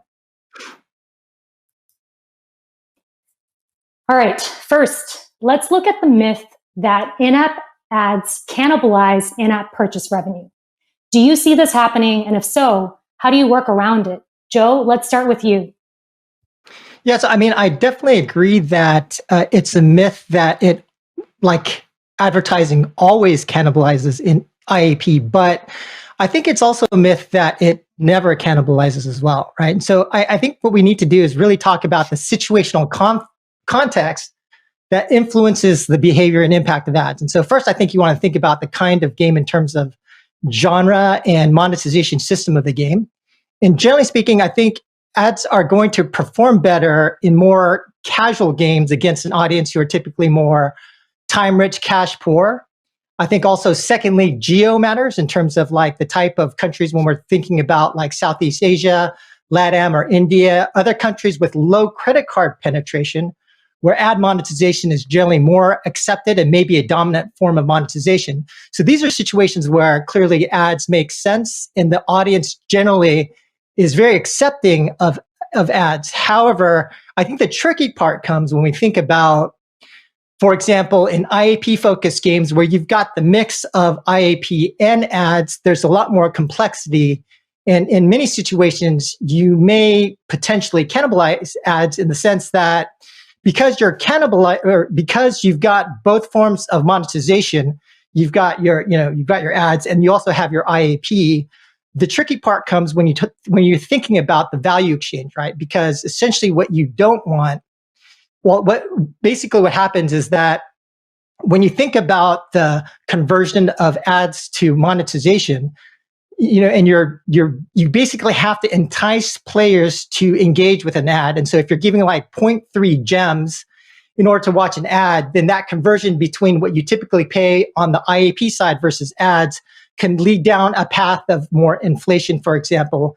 And so the way that you generally would then think about how do you account for the value exchange would be through some form of player segmentation, right? And so then when you think about player segmentation in terms of delivering ads to, for example, the simple case is generally trying to serve ads to your non-monetizers and not serving ads to your monetizers, then there are potentially conflicts in terms of, whether some part of your audience may get upset that some part of your audience is getting ads when they aren't, for example. So I think those are some of the complexities that come up. And so I think that that's like the tricky part and why you can kind of understand that in certain like mid-core or hardcore games, that in some cases, unless you have a more advanced or sophisticated ad segmentation strategy, that for a lot of those games where you have that mix, that some of those games opt not to use ads. But I would say that generally speaking, if you have the right approach, then you can deliver a strategy that makes the ad revenue more incremental rather than cannibalistic. Chris? Yeah, and I'd agree with a lot of what Joseph just said. I think it all ultimately boils down to proper economy balancing. And just for taking a step back for some context, since I joined back when I joined Glue, we were doing about 8 million a year in ad revenue, and now we're doing closer to 60 million a year. So that's been tremendous growth. And in order to do that, we've had to figure out how to add ads to the mix in a way that is not going to cannibalize IAP. And high level themes. When I first joined, we were doing a lot of one size fits all deployment of ads into games and relying on interruptive ad formats that kind of got in the way of user experience. Fast forward to today, that our approach is very tailored to each game, and we very much rely on opt-in and largely rewarded formats that add value to the user's experience. And in order to avoid cannibalization, I think it's just kind of important that you balance your in-app economy the same way you would for in-app purchase. You have to do the same process for ads. And for us, that's a tight partnership between the ads team and the studio product managers in dialing in the right balance in the economy. And when you do that in the right way, I think ads can be very, very powerful, very additive revenue stream, one that users also really enjoy and demand. In fact, anytime our games have not had rewarded ads, users actually tend to get upset. And even so far as if you balance ads the right way, you can actually get good participation and lift out of your spenders. I think another myth is that ads are only relevant for non-spenders. We've actually discovered that a lot of our big ad monetizers are also big spenders. And so again, that all boils down to proper economy balancing. Thanks for the macro and micro perspectives on cannibalization. And I think there was some really good actionable advice on how to work around it. The reality is that if you balance your economy properly, then ads can be additive. So obviously that careful balance must be struck. And it doesn't sound like there is a one-size-fits-all solution. All right, second, let's take a look at the myth that ads are always irritating to players and can hurt retention. What are the ways you've seen games implement ads that benefit players, not irritate them? And how does this impact retention? Joe? Yeah, so I mean, I would agree, like ads don't always irritate players, but I think the thing to think about when it comes to ads are basically two issues. And the first issue being like, what are the user expectations? And the second is the kind of ad delivered. And so when we think about user expectations, I think that in the general case, most players are going to be pretty reasonable, meaning if you deliver a very high quality gameplay experience, that most players are going to expect to either have to pay or to watch an ad of some kind, right? And so then the balance becomes trying to understand what is the optimal flow in terms of the ads that are being served to that player that's fair for the experience that you deliver. And the second has to do with the kind of ad delivered, right? And so when we're talking about more system-initiated ads, so these are like banners and interstitials, ads that are kind of forced upon the player, then, I would say that, speaking of retention, for example, there is going to be a bit of a trade-off where you're exchanging retention for monetization with these system-initiated ads. And to Chris's point, the second type of ad, the user-initiated ads, those are the ads that players actually are going to want and will probably ask developers to integrate because those are relatively lucrative.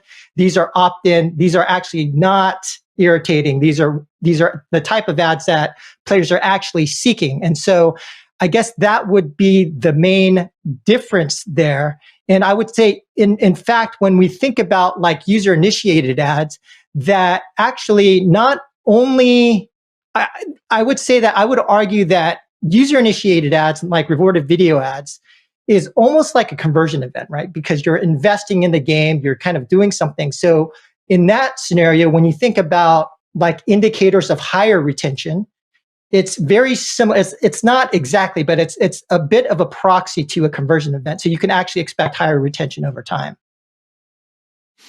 Yeah, well Chris, said, do you have Joseph. I think you covered it well in terms of the importance of leaning into opt-in placements that add value to the user experience. I'll just cover a couple of things that we have seen that really will harm retention from an ad perspective, and they actually aren't really about how you integrate the ads in the game. They're more about the partners you work with and the SDKs that you integrate. And so one way that you have, that we have in the past seen negative impact is obviously if you have an SDK in the game that's causing crashes. And I think for the most part, developers can mitigate this by being selective around who they work with and making sure that you're working with high quality partners where SDK stability is not going to be an issue. And I think for a lot of developers, you can probably capture a big part of the ad monetization opportunity by working with the select few very big players out there. And then over time, maybe add to your stack as you're capable of supporting. But be prepared to have the right QA cycles as you expand that partner mix.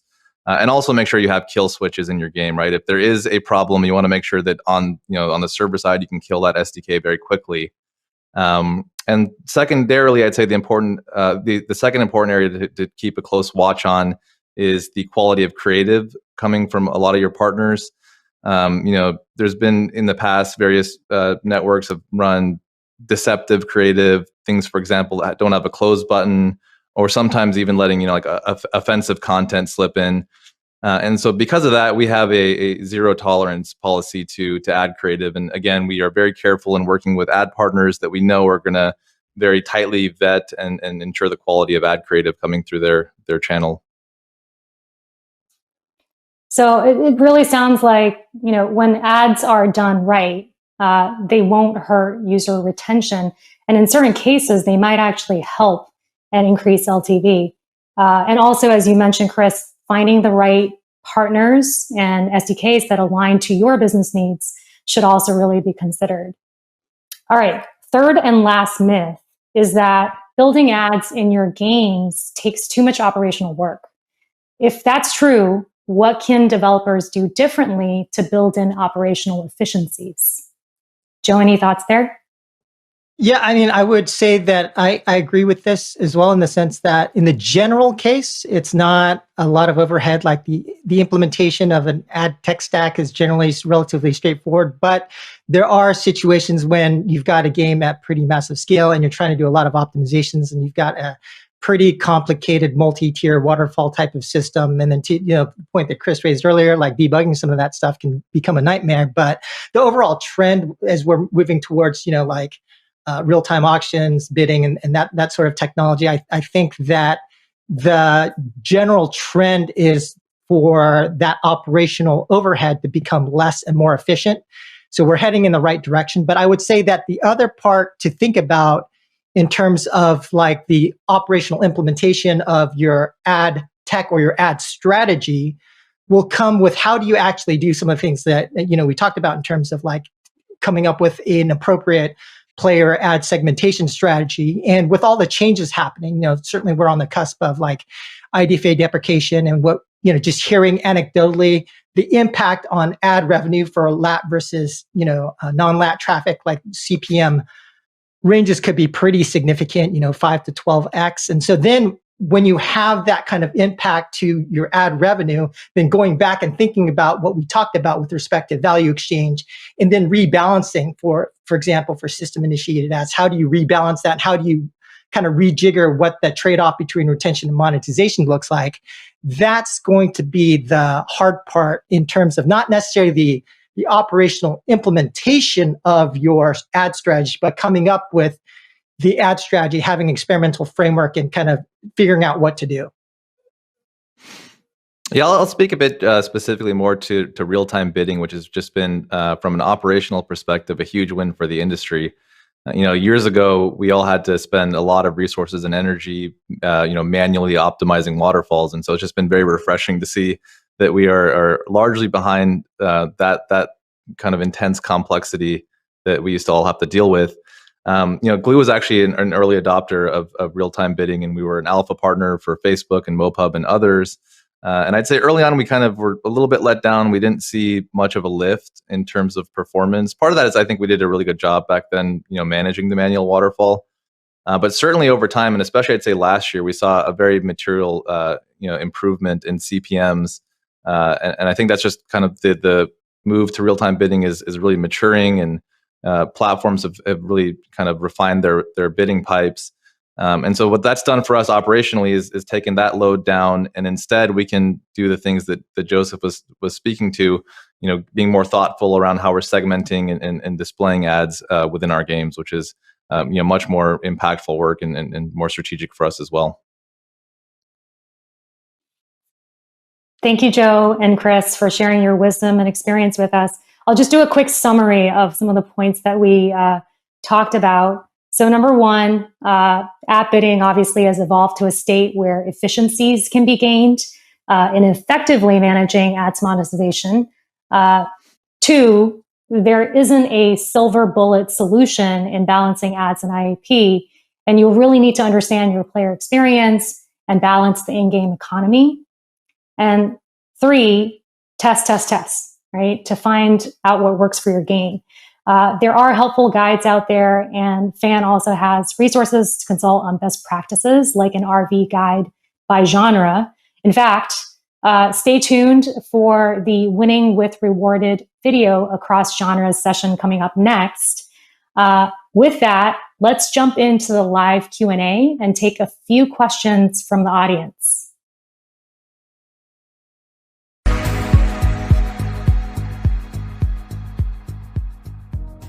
Let's take a look at these questions. We've got some good ones coming in. So let's start with this one. I think this, Joe, I'm going to come to you for this. Okay. You talked about user segmentation earlier, and specifically about mid-core, hardcore genres. Would love if you can dive a little deeper into how to best segment users and test in-app ads alongside in-app purchase for mid-core, hardcore games.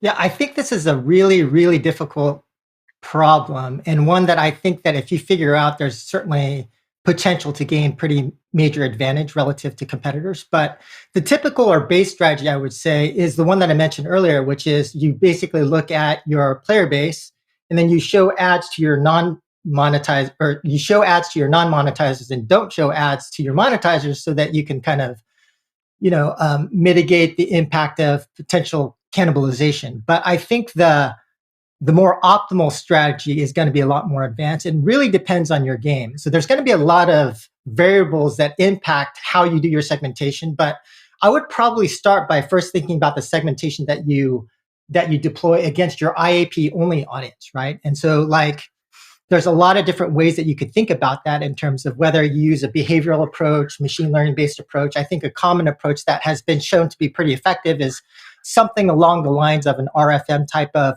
segmentation strategy, and using k-means for clustering. So there's that, but then you then have to think more carefully about, so then what happens when you then mix your IAP plus ad monetization, how you think about segmentation from that point. And that's becomes a lot more complicated, because then you're going to have to think about, okay, well, how deep is my economy? What kind of IAP SKUs do I have that can absorb small and large purchases? And does your economy and the things that you sell, are they going to be able to be more incremental or not? And so then the other thing I would suggest to folks is then to look at the segmentation strategies that you do deploy, then look at your ARPU profiles, right? So your IAP ARPU profile and your ad ARPU profile, and then that blended, and then have a holdout group to see, one, the things that you're going to be looking for is how much taller is your IAP relative to your ad-based ARPU profile. And then when you start layering in your segmentation strategy, how incremental is it? How much does your IAP ARPU profile reduce relative to ads? And then generally speaking, the ideal strategy, usually you're going to see kind of a bend in your ARPU curve.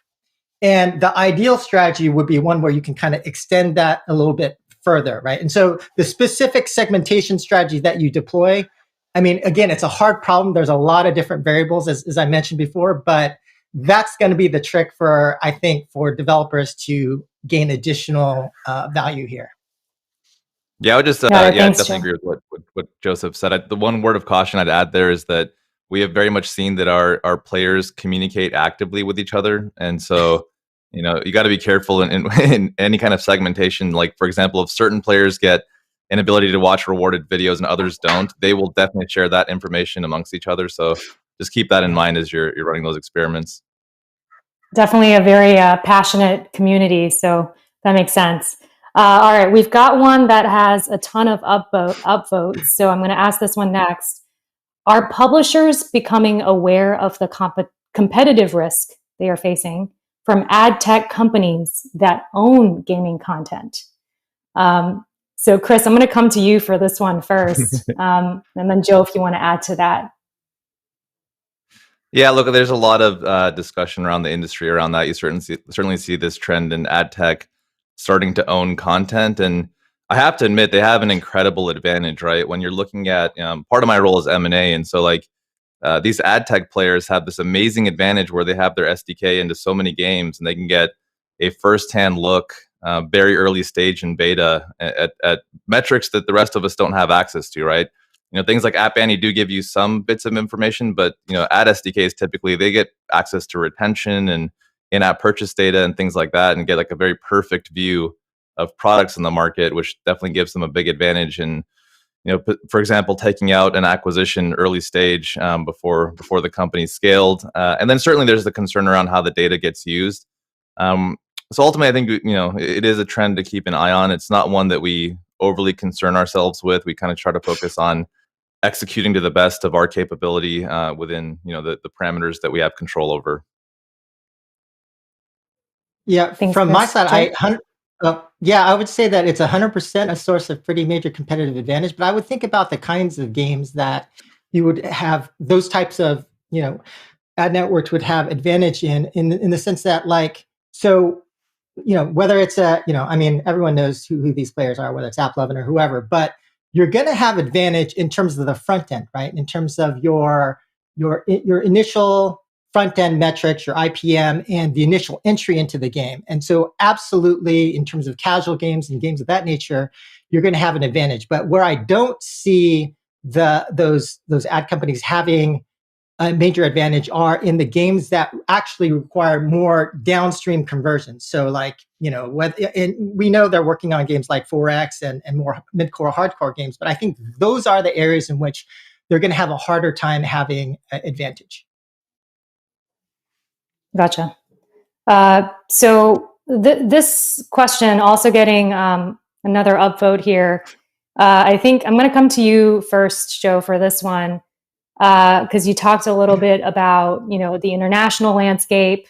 How have your teams dealt with inclusion and accessibility in ads and their efficacy, i.e., global cultural differences and economic disparities?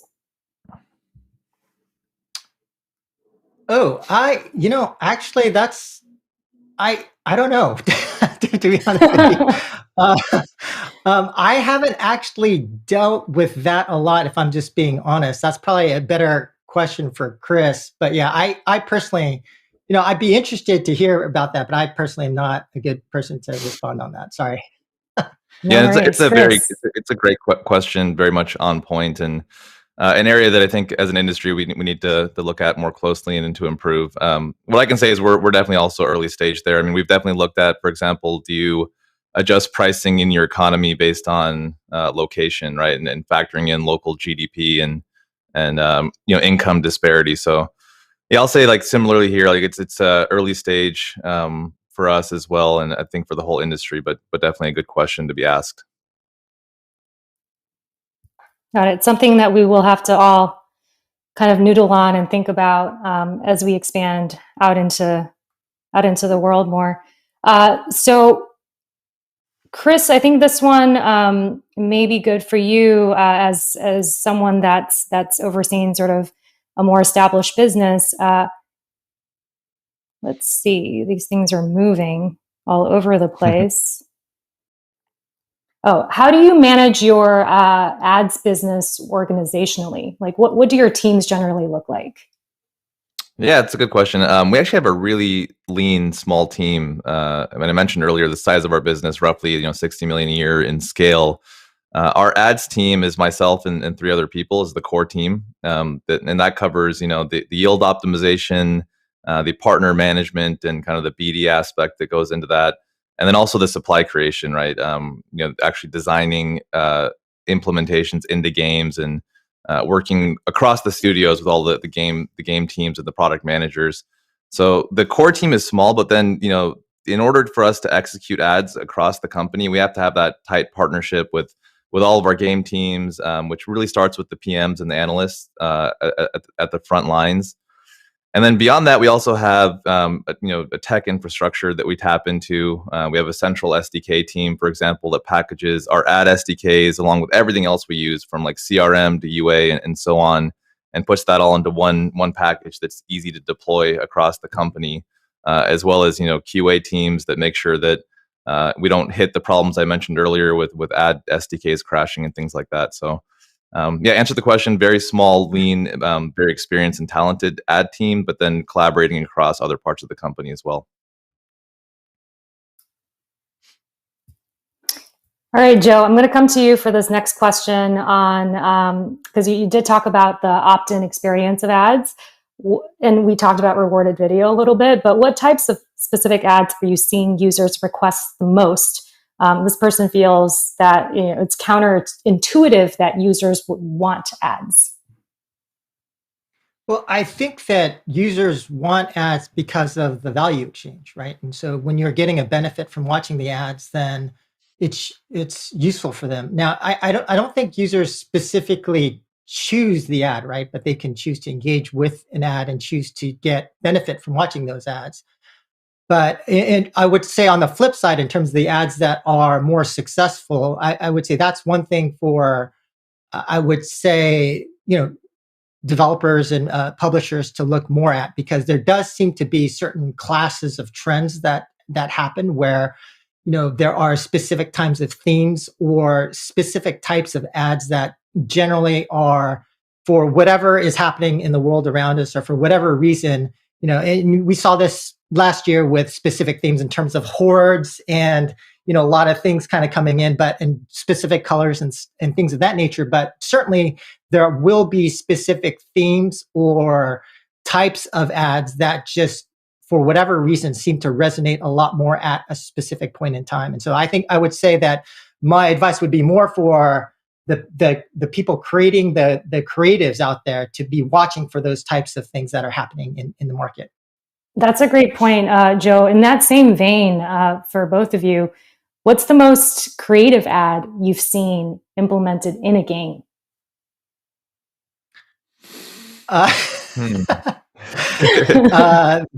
There was that, what was it, Choices or Episodes? They had that yoga one. Chris, you know what I'm talking about, right? You're talking about the ad creative itself? Yeah. The ad creative, yeah. Yeah. There's a lot of good, interesting creative that the whole narrative and the narrative story-based games have all become very good at this point. Yeah, and I mean, we have a ton of questions coming in about just ad integration, ad designs. Is there anything you've seen new in terms of ad integration designs that you're excited about? For example, ad-based battle pass. Ad-based battle pass. Actually, I haven't seen that. Yeah, go ahead. Oh no, go ahead. If you have. Yeah, I was gonna say, like, I feel like if you look at our portfolio, like our MLB Tap Sports baseball game has just so many unique implementations of ads. I would just say, just check it out. So many different contextual placements where you can watch a video to get a boost, or a re-roll of the player that you're about to unlock. And so I just, as a full package, that title has gotten really creative on very contextual, unique to where you're at in the product experience, and giving you good opportunities to interact with ads to unlock content. Yeah. And I would say one area of opportunity that I'm not seeing, well, I'm surprised I'm not seeing more of, is just that when we look at, like, on the HD side, certainly that the new marketing is all about influencers, right? And so I haven't seen as much integration of influencers directly within ads, and I would have actually expected a lot more. That's a great point. Hopefully, yeah, we can see more of that come through. All right, so we're running out of time. So thank you to the audience for tuning in and for your interaction and participation through the Slido with the questions. Thank you, Joe and Chris, for your time again, and please stay tuned for more to come. Thank you. Thanks. Thank you both. All right, I think Thank you to Rena, Joe, and Chris for that Q&A and for their session. I'm sure while it was going, you guys saw that we had a poll up where we asked what type of monetization you have found the best ROI with. And it was interesting that the number one answer was a mix of in-app ads, in-app purchases, and subscriptions. Clearly, every game and every company is unique, and you have found that if you mix it up, you can find the best combination for your specific project. But let's go ahead and continue with our program. Next up, we have a panel with Rose Agozino, the Senior Marketing Specialist at Ludia, Sarah Katir, the Ad Monetization Lead at Product Madness, and Heath Schindler, the Strategic Partner Manager of Facebook Audience Network, here to discuss winning with rewarded video across genres. The panelists will also be joining us for a Q&A following their session, so please submit your questions through the Slido.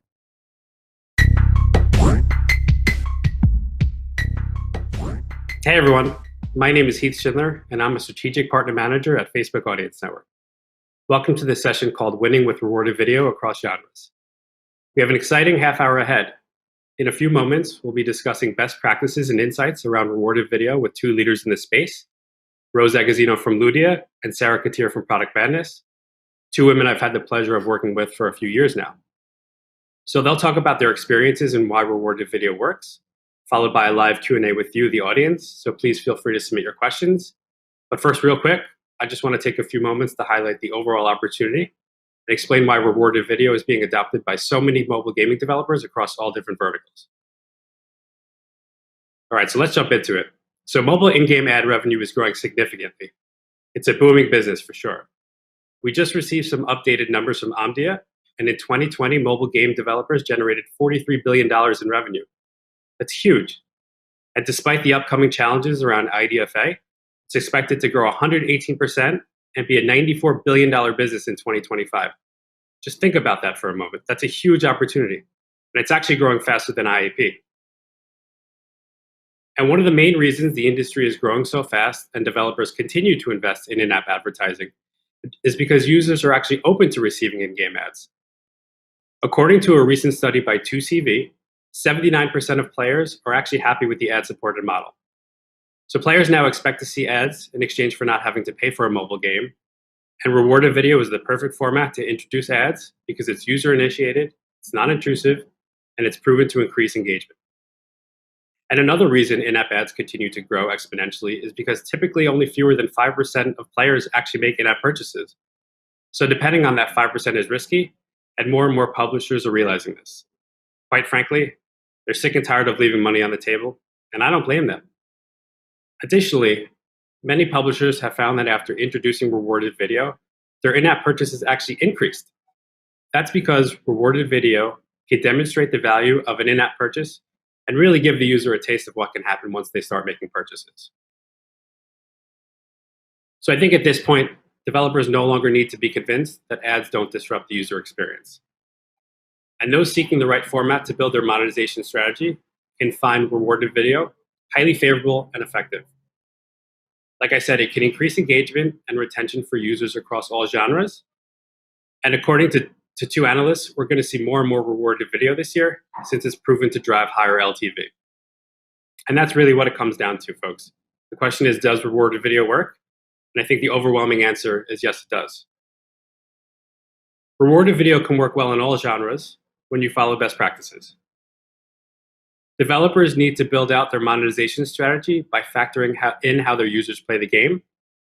By customizing your in-app monetization strategy, you can maximize revenue without hurting the player experience.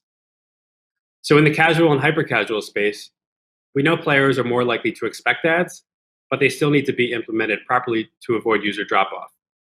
You'll probably notice rewarded video being offered in exchange for extending a life or giving the user another turn. And in the mid-core or hardcore space, or even the social casino space, both typically with longer player sessions and potentially higher ARPDAU, you'll probably see ads introduced later in the game once the user is more engaged, since rewarded video needs to be placed more selectively as developers look to balance ads with in-app purchases. But whatever the genre may be, one thing is for sure, we'll continue to see more and more rewarded video in the future. It's really just the entry points and the experiences that vary across these different verticals. So that's the opportunity and some of the reasons why rewarded video, I should say, is the most favorable format. And with that, I'd like to bring on Rose and Sarah to talk about their experiences working with rewarded video, specifically in the mid-core and social casino genres. Welcome, ladies. How are you? Hey, Heath. Hey, Heath. Hi, Sarah. Hey, Rose. Thanks for joining. Happy you guys are here today. If you don't mind, awesome. If you don't mind, can you please tell us a little about your role in your company? We'll start with that.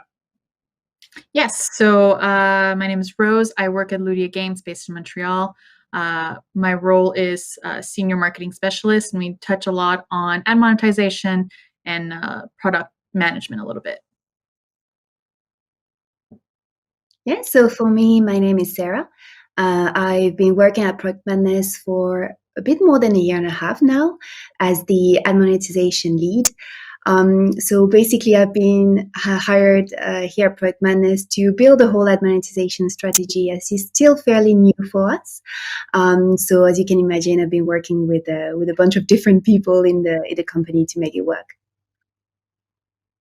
Well, thanks again for joining us. As I mentioned earlier, I've had the pleasure of working with two of you for a few years now, and happy you guys are here. So why don't we jump into it? You've both built successful ad businesses through rewarded video over the last few years. I would like to highlight that it's just been a few years, though. So if you don't mind, can you please tell us about your journey and really why you started to monetize with ads? And let's start with you, Rose. Sure. So we've always seen value in an advertisement, but back when we started in 2011 in the mobile space, our efforts were really on the offer wall, since that was sort of the biggest rewarded takeaway that there was at the time. With the changing landscape, and as we see that sort of divide happen within the advertisement space, also between iOS and Android, we've begun to shift and include more rewarded ads into our strategy, just because we've seen the benefits. We were one of those skeptics of how is this going to impact IAP, because we are primarily IAP driven. But slowly we've added in rewarded video ads, and we're not looking back. That's great. Sarah? So for me, I guess that, as Rose mentioned, for lots of heavily IAP developers, if you think about just IAP, you're missing a huge opportunity, because more than 90% users are not payers. So I think this is basically where we come from with Product Madness. It's like, okay, we're doing well as a company, but how can we monetize those non-payers? So just before I joined, it was a bit like of a test. They just went live without not much monitoring, I would say, and just to see, does it work? Like, technically, are we making a bit of money out of it? And then obviously when I joined, it was about, okay, now how can we scale? So there was lots of fears, as you can imagine, because for IAP company, it can be really stressful to feel that there can be some cannibalization effect. So my role was to do lots of A/B testing and just to see how it goes, and obviously grow this business. Well, I'm glad you both are monetizing with ads. So why don't you tell us why you chose rewarded video, and how do you think rewarded video stands apart from other formats? And Sarah, we can start with you on this one. Sure. As you mentioned before, rewarded video is a user-initiated ad unit, which is definitely less intrusive than interstitial, for example. And also on top of that, like, obviously the user can opt in or opt out, and also they get an incentive, which is definitely something that can help in terms of engagement and retention within the game.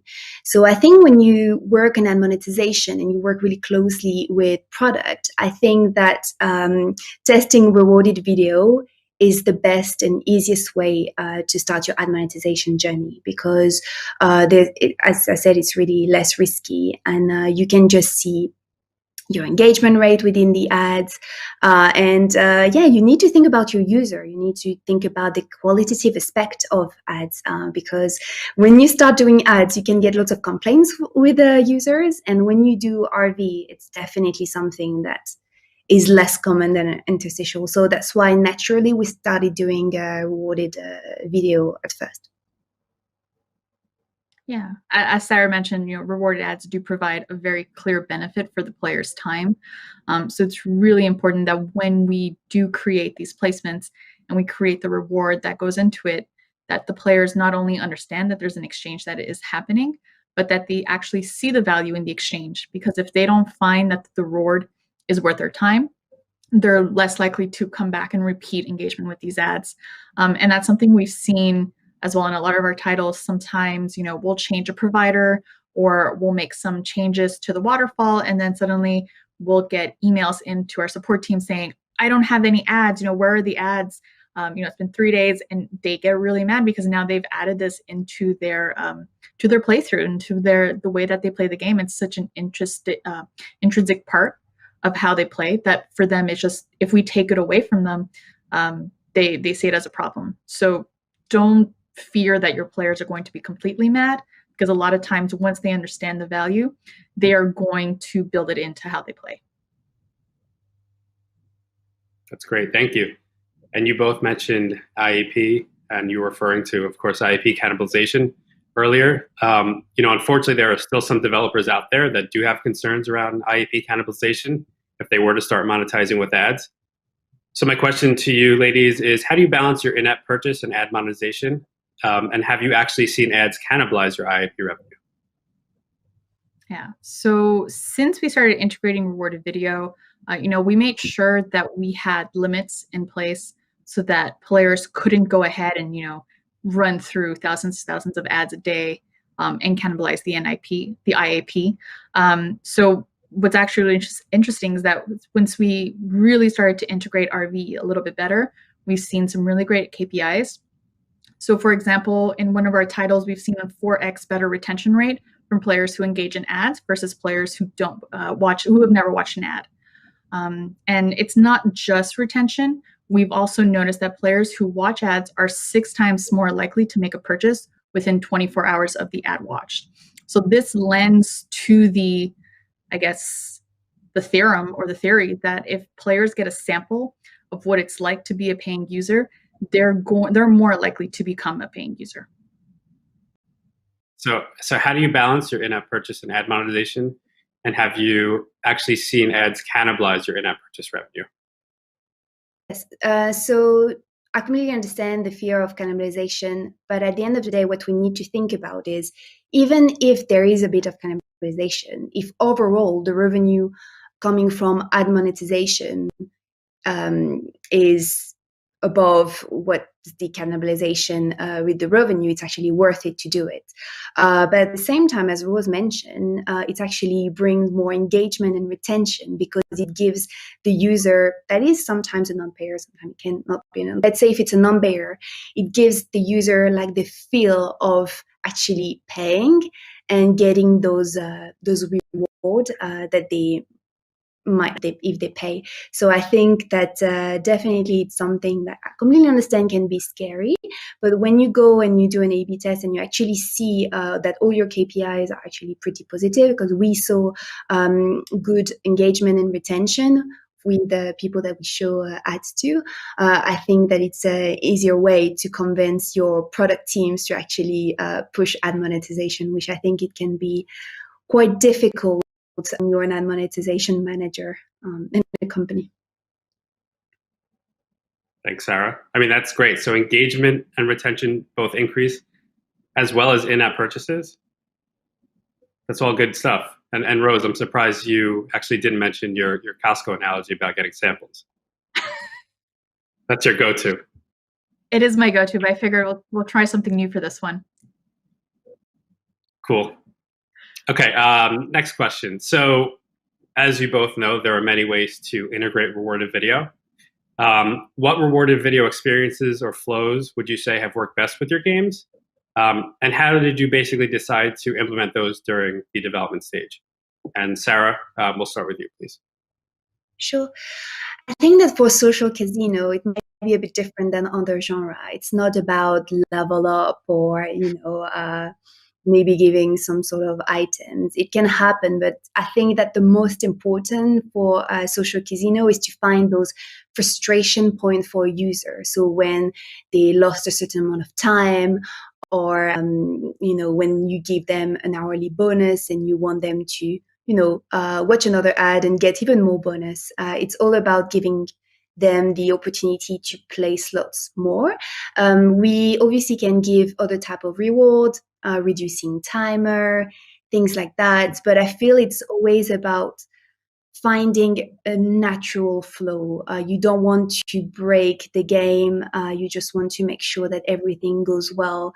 Because it can be a bit tricky with social casino, I'm not gonna lie.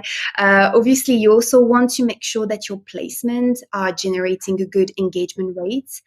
You want it to be visible, you want to give enough. So it's also important to work with the rest of the product team and to make sure that it fits well within the game economy.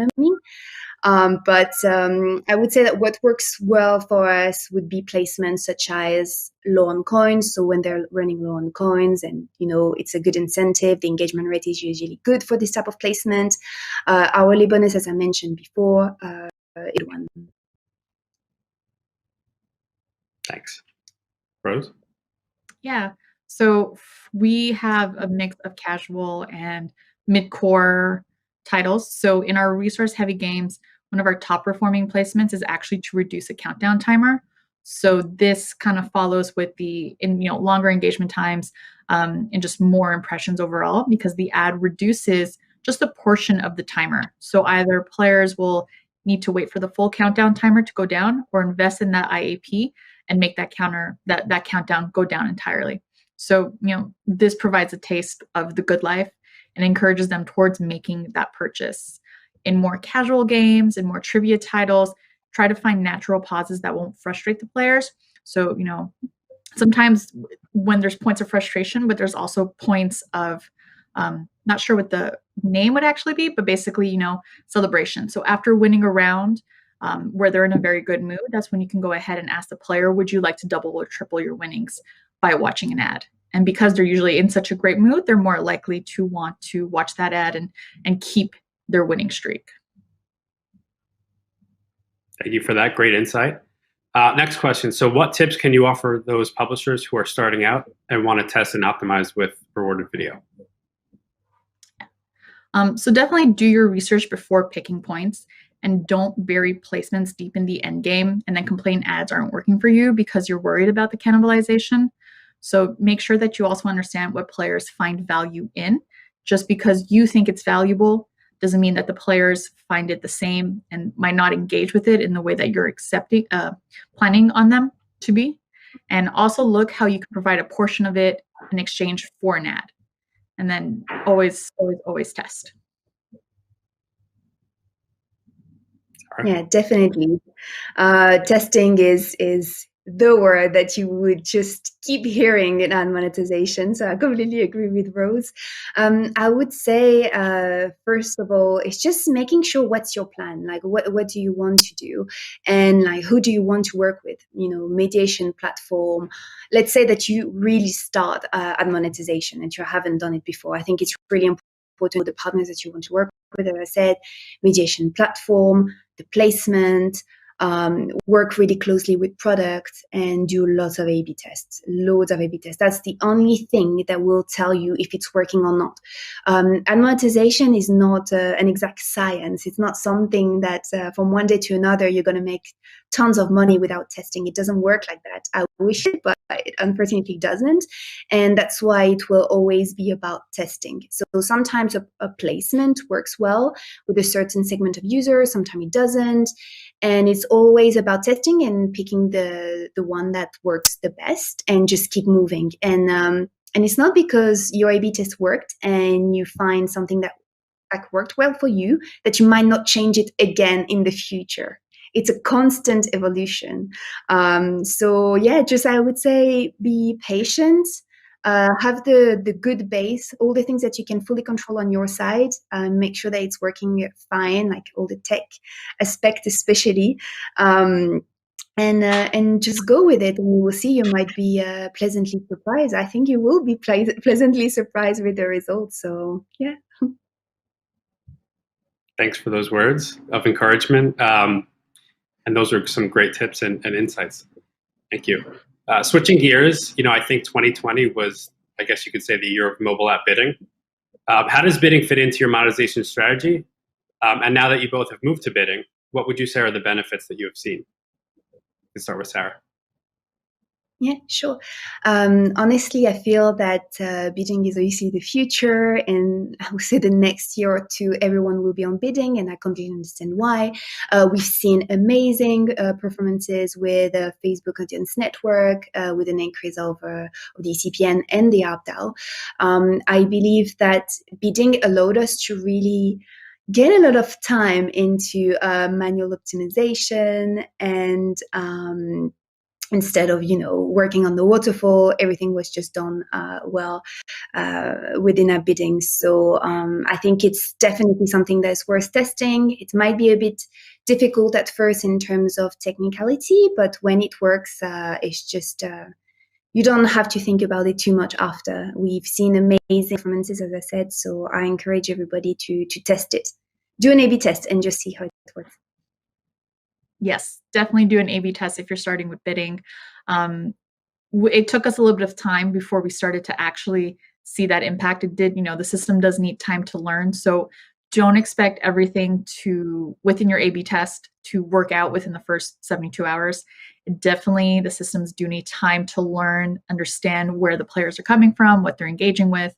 But if you give it that time and you're patient, you are going to reap the benefits. Not only are you going to see an increase in ARPDAU, but you're also going to free up a lot of your time because you're no longer manually shifting the traditional waterfall. The bidding kind of takes that part away from you. So you have a little bit more time to think up of more placements and more A/B tests. Thank you so much. Great insight. Final question. I'd love to hear from you. What's next for your company? So what's next for Ludio? What's next with Product Madness around ad monetization or just in general? Yeah, so we've definitely got some exciting plans for 2021. Mediation and ad monetization is still very, very new to us. So right now we know we've just touched the surface of what we can do and what we're going to do. So we're going to be optimizing for our existing titles, increasing placements, and also just continue to grow our in-app revenue. Great. Yeah, exactly the same. I feel that we are still at the very beginning of our journey. It's been less than 2 years that we are doing ad monetization the way we're doing it now. There's lots of things that has to be done again, lots of tests for placement, segmentation, working in a more granular way with data as well is something that we would like to do for 2021. I'm actually really excited because I feel that now that we find the right pace, it's all about growth. So lots of exciting things coming up this year. It's more work ahead. It's almost like we say at Facebook, the journey is only 1% complete. Well, that was great. Exactly. Thank you so much for joining us. We really appreciate it. Hopefully that was extremely insightful. I thought it was. And yeah, thank you so much once again. Really appreciate it. Thank you. Thanks. All right. So it looks like we have time for just a few questions from the audience, but I will say we have some good ones. First question, and this is the top-rated question. Do you serve rewarded video to all of your users, or do you segment payers versus non-payers? Can you please tell us a little about your strategy? And it looks like another question was related to that. The person wants to know if you frequency cap. So if you don't mind just elaborating on that too, please.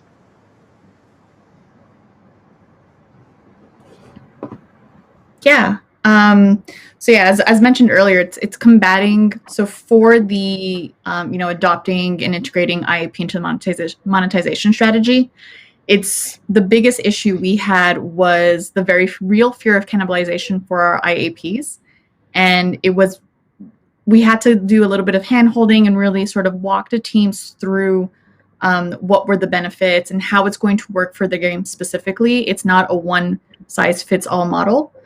So while it was a bigger challenge when we were starting the ad integration, so when we kept the teams, we kept them updated with their learnings, giving them regular feedback on how it's impacting their KPIs and the overall stats. Instead of just them focusing on IAPs exclusively. Sometimes they would narrow in and be like, well, this day is not that great, and we think it's because of ads. And we always had to scale them back and be like, no, here's the bigger picture. Here's how everything's working. And it was, day by day, we would walk them through it until they started to understand really what the benefits were. Thanks, Rose. Sarah?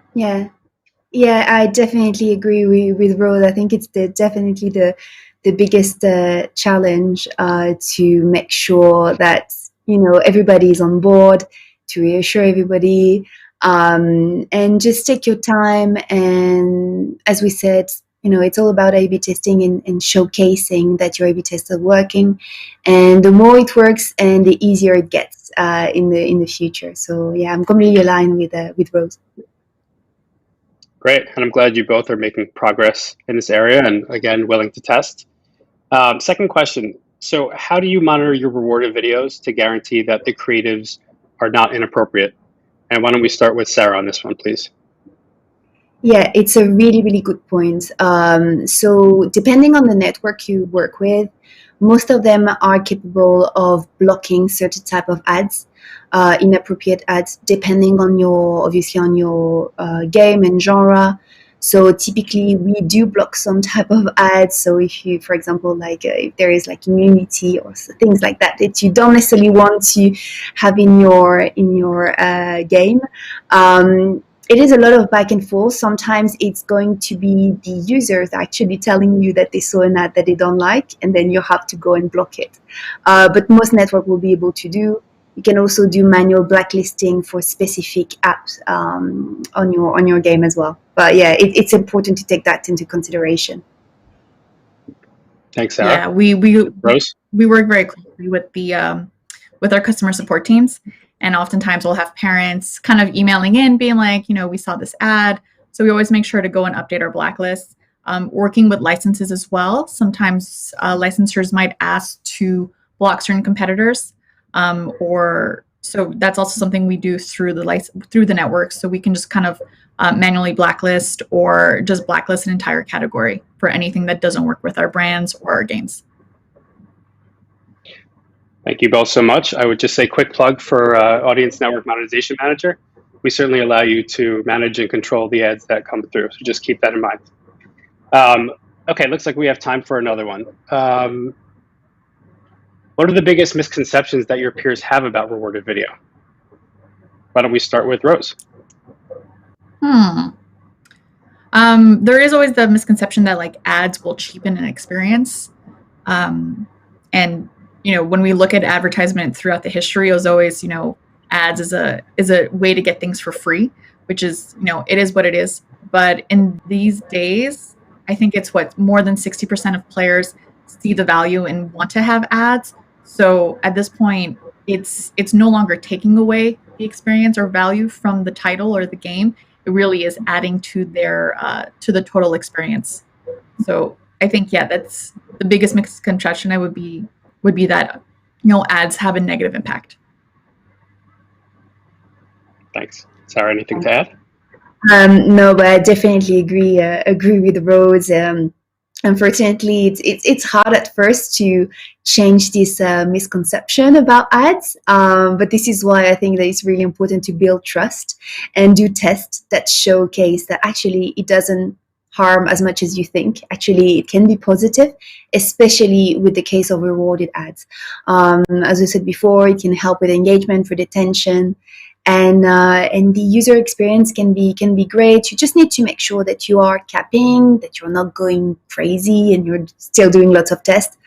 But yeah, I think it's a really common thing to be really afraid of ads, especially when you work in product, I would say. Exactly. Well, thank you so much. This has been amazing. Thank you so much for the insights. I would say the main takeaway for anyone that's watching is rewarded video really just works across all genres. Don't be afraid to use them and take advantage of the benefits that come with them. So once again, I would like to thank both Rose and Sarah for joining us today, and all of you for listening. And I'll just say stay tuned for our next session entitled Saying Goodbye to Waterfalls from Burdens to Bidding. Thanks again, everyone. Thank you. Thanks, Heath.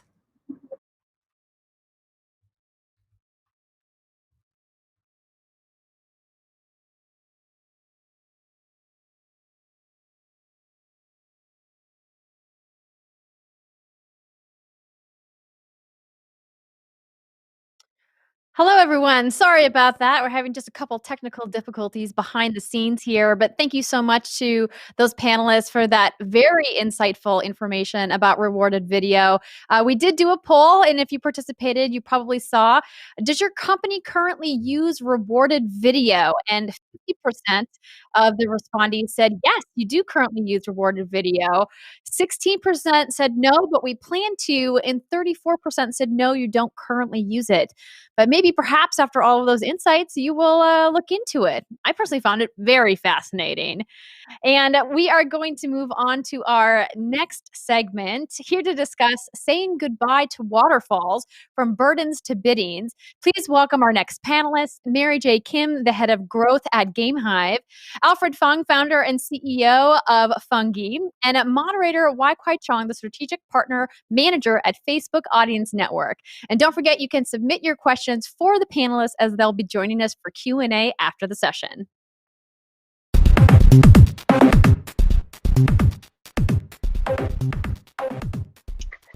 In 2021, we will be saying goodbye to waterfalls. In the next 30 minutes, you will hear more around bidding and its progress from individuals like Mary Kim from GameHive and Alfred Fung from Fungi Games. And I am Wai Kwai Chong, a strategic partner manager at Facebook Audience Network, as your moderator today. Before we begin, I'd like to go through why app bidding matters. At Audience Network, we believe that bidding creates a more fair, open, and efficient ad ecosystem that benefits all publishers, advertisers, and people. In order to get there, we as an industry need to shift away from waterfalls. App bidding is transforming businesses in three main ways. The first is enabling real-time competition where the highest price always wins.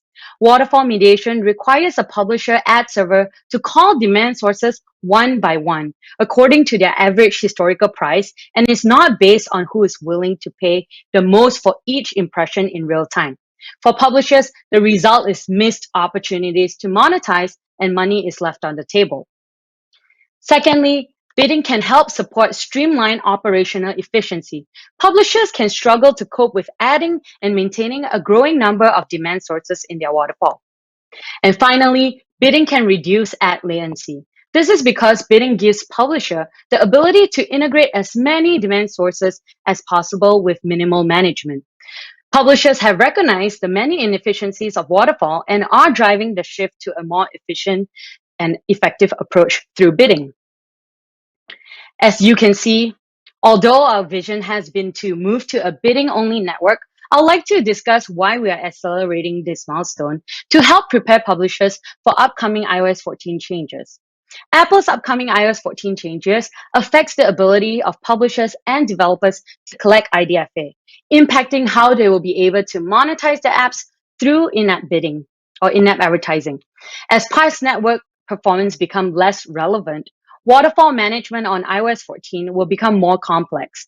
Upcoming versions of iOS 14 are likely to create a two-tier system for developers. So the first being higher value impressions, and the second, an average out less predictable, lower value impression. The waterfall powered system are poorly placed to maximize earnings for publishers in this new environment. As networks work to adapt to improve performance during this change, bidding can help ensure publishers are getting the best price for every impression, all while reducing costly time spent managing waterfall. Now let me introduce our other speakers on the panel today. First, we have Mary. Mary has experience building up the marketing department from scratch at GameHive and is currently the head of growth located in Toronto. She's leading the growth the department in UA and ad monetization, working on titles such as Tap Titans, Battle Bouncers, and Beat the Boss. Prior to that, Mary worked at one of Europe's largest gaming studios, doing UA for titles on both desktop and mobile platforms. And second, we have Alfred. Alfred's the founder and CEO of Fungi Games, the game design and publishing studios behind House Flip, with over 15 million downloads. With a decade of experience in free-to-play economics and user acquisition, Alfred currently leads Fungi product development, live operations, and marketing teams. And prior to that, he has experiences including overseeing monetization at Mobile Deluxe, heading media and creative at MC Sachi, and also serving overseas for the US Peace Corps. Now let's jump into getting response from our panelists on how bidding has helped them and what their journey is. Let's start with you, Mary. Can you tell me a bit more about your bidding journey and how bidding has helped you drive growth for GameHive? Sure, Wai. So when we first heard about the notion of bidding coming into mobile, we really couldn't wait to get started. And thinking about the advantages of what bidding would bring to our table, it's almost like a dream come true. So getting higher revenues for every impression served, and also reducing the manual workload, it was really a no-brainer for us to actually test bidding out. And now, come today, we are seeing about 70% of all of our ads revenue coming directly from bidding. And it has saved so much time in optimizing the waterfall, and it's allowed us to make other improvements to our game that might even be much more impactful, like the game design, and actually seeing if there's any technical issues within the ads journey. And if I think about it today, I actually don't think that we could ever go back to a full waterfall after tasting what bidding actually has done for our company. Thank you. And it's good to hear that you found success with over 70% of your ad revenue coming from bidding. Shifting it over to you, Alfred, can you tell me a little bit more about your bidding journey with Fungi and how that has helped drive growth for the company?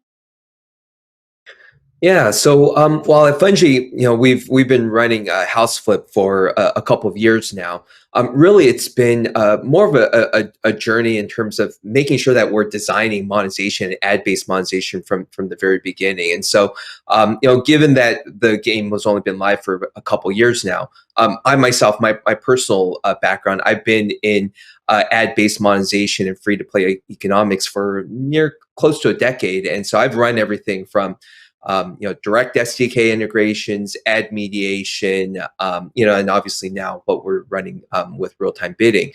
And so, approaching the problem of saying, hey, how can we create an ecosystem where we're not always having to manage the waterfall? I think using Mary's term, it ends up being a no-brainer where we're basically able to concentrate a lot more of our resources and production efforts towards actually making the product better. And so as a small company, the way we approached seeing the opportunity of real-time bidding was very much kind of a resource allocation decision.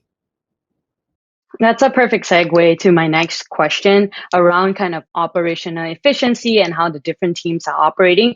As we know, this is key for small, medium businesses and game developers that are doing a lot and often with small teams. Alfred, can you share a bit more on how bidding has impacted or changed then the way that you work in Fungi with the operational efficiency that has been saved through bidding? Yeah, no, I think it ends up being one of those things where we didn't really have a choice in the matter.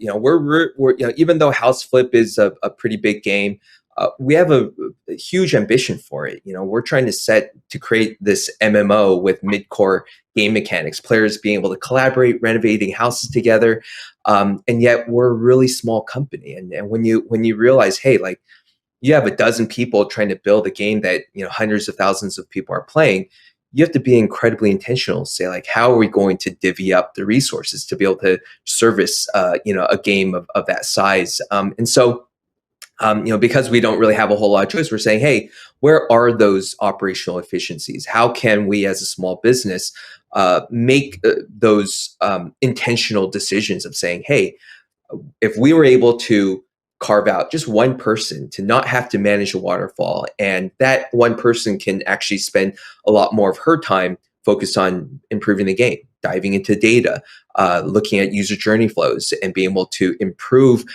the actual game experience so that you're actually creating an experience that players want to be in. They are consuming the content, and hey, if by the way they end up spending in-app purchases and monetization or watching some rewarded video, then great. That obviously supports our business. And so for us, being as small as we are and yet servicing a game with such huge ambitions, that was and that ends up making kind of the decision for us that exploring those decisions. So we've been kind of an early adopter in real-time bidding, as we knew that it would, and just given the exposure that we've had over the many years of how this evolution has gone from waterfall till now, it made it a very clear decision for us that we had to go in that direction.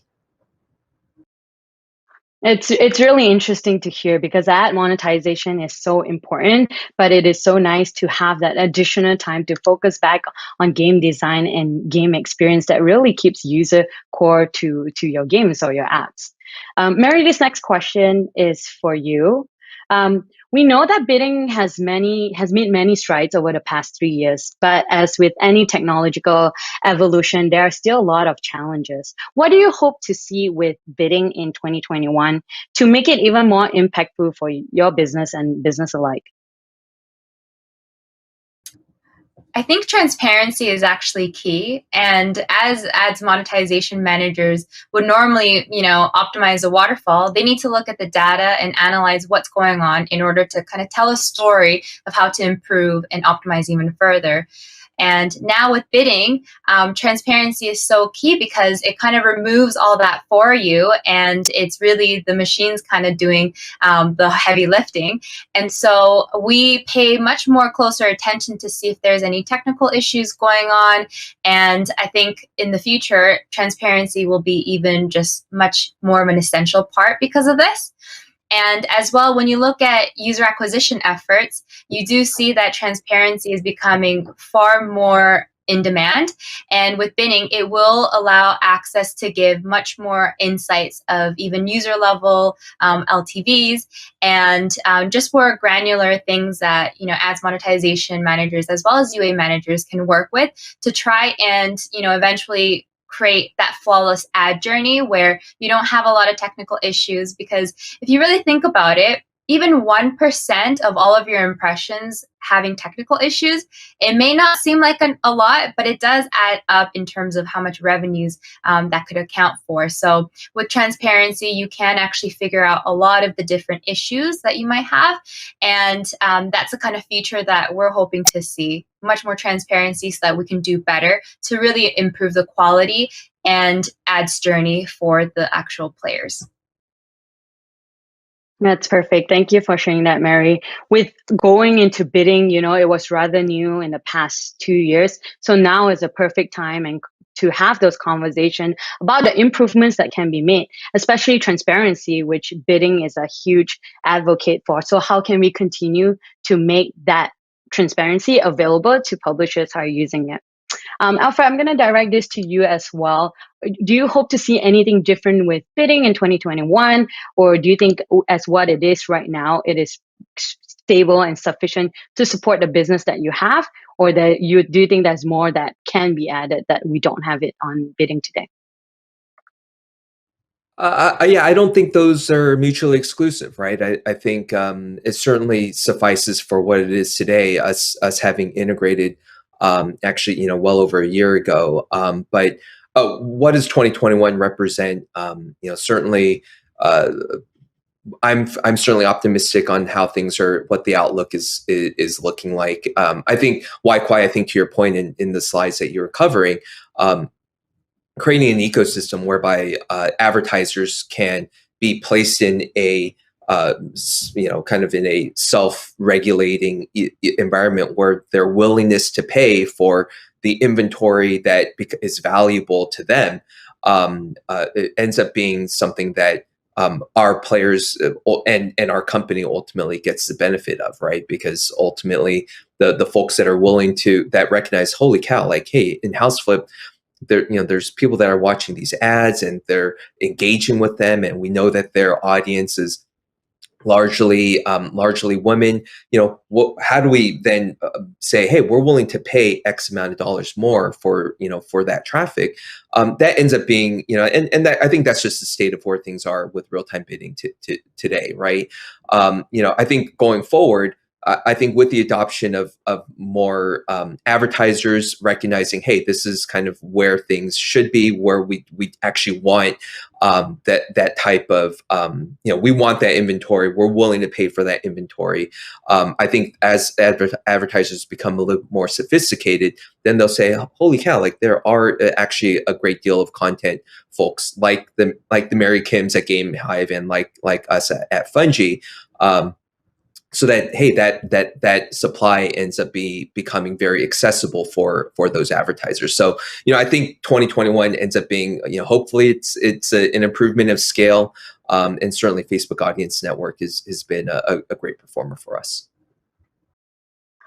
Thank you. Let's stay with you, Alfred. Why do you think timing wise it's important for publishers to adopt bidding now or in the near future in the next few months? Timing is tricky. I think when I think about it through the lens of a small company, you're always just balancing everything. There's only so many cycles you could run through in a day, and when you're trying to plan out your sprints and plan out your roadmap, that becomes a challenge. How are you going to prioritize those things? And sometimes things that are important, that are crucial to your business, ends up being punted and then punted again. And so I think if there are companies that are recognizing that their monetization strategy is really key, that they can see improved optimizations on eCPMs that effectively rely on that kind of that machine learning that Mary mentioned, and that it presents an opportunity to unlock resources for them, then it becomes a decision for them to say, hey, like, when are we going to do this? And how are we going to, at the very least, see what it's about? Take for in our case, while we were intentional, because I've been in the space for quite some time, we really kind of dipped our toe and waded into the water before we dove right in. So we went through the process of A/B testing. We went through the process, besides just having run all these different executions and integrations, actually A/B testing it, seeing for yourself what the data comes back with, and then making sense, like, hey, like, the inventory's running, the fill rates look right, the eCPMs look solid, and then it's just like then you realize, hey, I could wash my hands of this. This is the right decision, and then essentially making sure that production gets that priority to be like, hey, we're gonna have to put this into the pipeline and get this done. Yeah, I definitely agree with that in the sense that, you guys are the first few publishers who try bidding. So you were able to go through that iteration of like, hey, there are some bugs or issues and there needs to be additional A/B tests. And the landscape has changed quite differently now, where bidding is supported by so many mediation layer. There's different endpoints that you can use through those mediation layer. For Mary, do you think that kind of aligns with the importance of upgrading to bidding now? If GameHive had not started bidding when it first was introduced, what advice would you give to your team in adopting bidding right now in terms of the timeline? Well, Waikai, you brought up a really good point. Like, we've already been through, testing it out and seeing if there's any bugs or any issues with it earlier in the phase.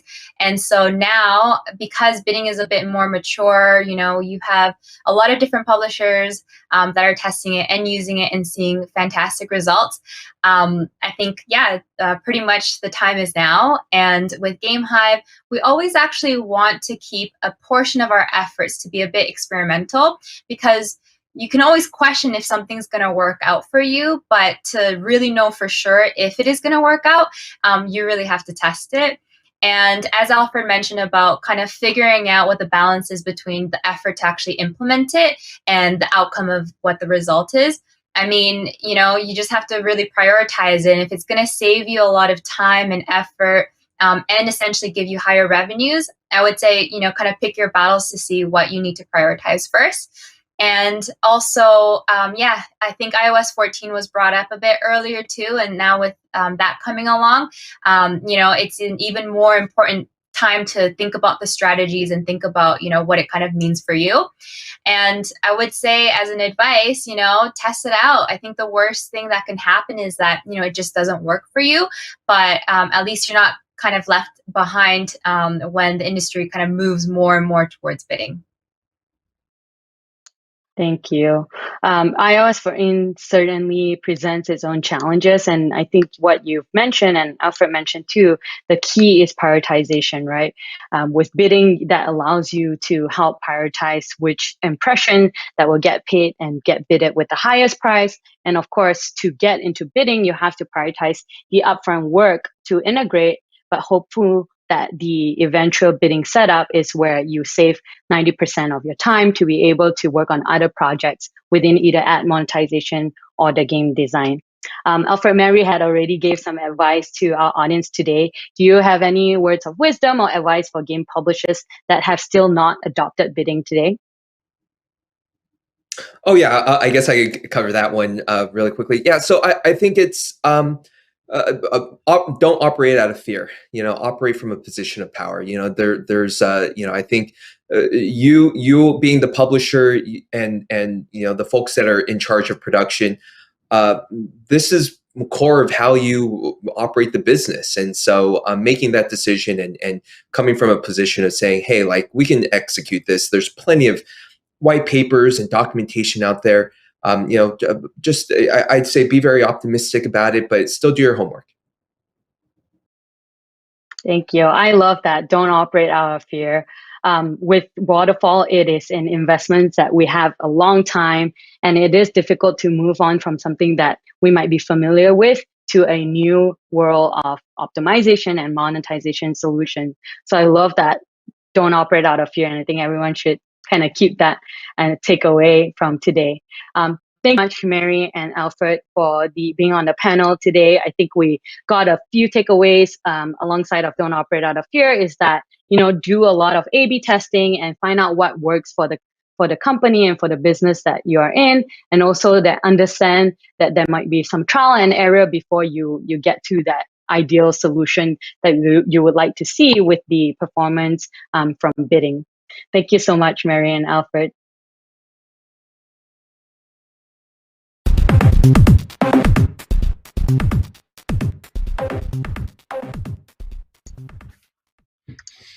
We have a couple minutes here for some questions. If you haven't done so, be sure to add your question through the Slido too. Alfred, so the first question, the one that get the most upvote is, how do you influence your product team in Fungi Games to invest in bidding, since the inefficiency of waterfall management isn't really a product issue? How do you get the team? So perhaps it's a better way of saying, how do you get the team bought in, right? I mean, because like we're a relatively small organization, so one could say, hey, like you're just going to be dictatorial and say, hey, we just have to do this. I think a big part of it is that monetization is just part and parcel of running a successful game, and so, or an app, and so making sure that you are able to get the data team, the engineering team, the product team really behind it, and basically be able to say, hey, like this frees up resources. This this makes other folks' jobs a little bit easier in terms of execution on basic management, and being able to carve out other resources to go elsewhere. For the product team, the product team is less, spending time managing the waterfall itself, and but rather investing time elsewhere in terms of making, perhaps making the product better, improving user journeys, diving in into the data with the BI team. So, I think trying to get folks bought in is probably the bigger key issue, because we're, even as a small company at Fungi, we're not a dictatorial company. We try to be as democratic as possible, and so getting folks really excited about it, even though it's might seem a little bit mundane in terms of going to real-time bidding, it is basically saying, hey, like this is what pays the bills, this is what improves our processes, And if it makes some folks' lives a little bit easier, then ultimately it'll filter down to the rest of the teams. Thank you. And it's all really interconnected, right? How you save the efficiency and then proceed to other projects in the company. So that leads us to the next question, which is, once you have adopted bidding, what kind of results have you seen in terms of ARPDAU growth? Oh, looks like we've got Mary joining us. Welcome, Mary. So you're saying about the ARPDAU growth. Could you say that one more time, Wai? Yeah, if you have any example of the ARPDAU growth that you've seen since adopted bidding. And Alfred, we'll start with you, and then Mary, maybe you can take that too. Yeah. So ARPDAU, we saw immediate gains. We're talking double-digit gains. Pretty quickly, and we saw that as we were doing the A/B testing process.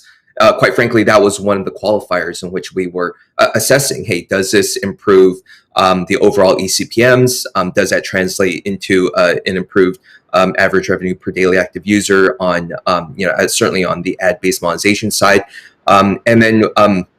As soon as we saw those numbers on the A/B test, then we said, "Hey, let's open the floodgates, migrate everything over." And so far it's been good. I think with the pandemic, we've seen dips in eCPMs as everyone else has, but I think that would have happened regardless, waterfall or bidding. And Mary, any ARPDAU growth? Yeah, there were technical difficulties, but I'm back. And in terms of ARPDAU growth, we definitely experienced a lot of growth there. For Tap Titans 2, that was kind of like our guinea pig, and we kind of benchmark what kind of improvements that we would see from the waterfall versus bidding. And we did see upwards to 20 to 30% even in our ARPDAU.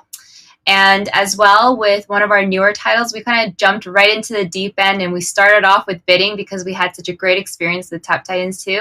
And we've seen, not only just ARPDAUs, but CPMs just the highest that we've ever seen before. And it really gave us a great confidence, especially when you're just launching a brand new title, to see really great ARPDAUs coming in. It also made, a lot of pressure to say, hey, Waterfall, it's not, we need to better higher CPMs to kind of compete against that. So it was overall a great experience. And I would say anywhere between 20 to 30% is what we've actually seen once we switched over to bidding. And thank you for sharing that transparently. I think that would be helpful for the audience to hear that there are real results around moving to bidding. Alfred, we'll go with you next. And I think this is an important question because the audience are able to get a direct answer from the both of you. What are some of the examples of waterfall inefficiencies that you're able to kind of save on when you move over to bidding, right? So maybe if you can speak to anything such as ad latency or what your teams were previously working on that they are able to move on from and work on something else. Yeah, I think in terms of just managing the waterfall, even with the tech that had grown over the last, I'd say legitimately 8 to 10 years, it was still largely a manual process if you're trying to reorganize or reprioritize certain folks. And so, I think that is just, I think on the very low baseline, that ended up being something that we didn't have to necessarily worry about because we're effectively able to see the highest, the ad networks with the greatest willingness to buy our inventory essentially come in, at the top. And, and so I think that kind of, using that, or rather leaning on that machine learning has allowed us to save that time. So, now, in some ways there is a bit of a, set it and forget it kind of mentality around it, even though we look at, the numbers every day. And Mary, what any examples that you have on saving on inefficiencies of waterfall? Yeah, I think latency was also a topic you just mentioned, and latency is definitely something we would always think about when it comes to the waterfall. Like, oh no, we're stacking it up too much. And then at what increments do you actually stack the waterfall into, really have like a very good optimized waterfall? But now with bidding, we don't actually have to even worry about that. And it's also inefficient if you think about it on like the auction perspective, and like the advertisers who are trying to bid in, like now it gives much more chance and opportunities for everyone to kind of participate and really win once you get the highest bid. So it's definitely created a lot of efficiencies due to just everything happening at the same time, and reducing the latency. Thank you, Mary. And this really connects to, reducing that inefficiency that shows the opt-out growth that you shared earlier. We're just at time, and I want to thank the audience for tuning in, and again to Mary and Alfred for sharing their thoughts and insights with us today. One of the non-question in the Slido is that this panel is knowledgeable and very impressive. So I think that's thanks to Mary and Alfred. So appreciate you joining us today. Thanks for having us. Everyone. Thank you so much to the panelists for their insightful chat, and apologies, we do have a couple technical hiccups here and there. Virtual events are a lot of moving parts behind the scenes, so we appreciate your guys' patience. But once again, thank you to everybody for participating in those polls. We're going to go ahead and move right along into our next session, here to discuss mergers and acquisitions behind the deal during a pandemic. Please welcome Chris Davis, the VP of Business Development at Kabam, Rob Ricca, the VP of Corporate Development at Scopely, Nick Tuoso, Managing Director at LionTree, and the moderator, Nate Morgan, Global Gaming Lead at Facebook Audience Network.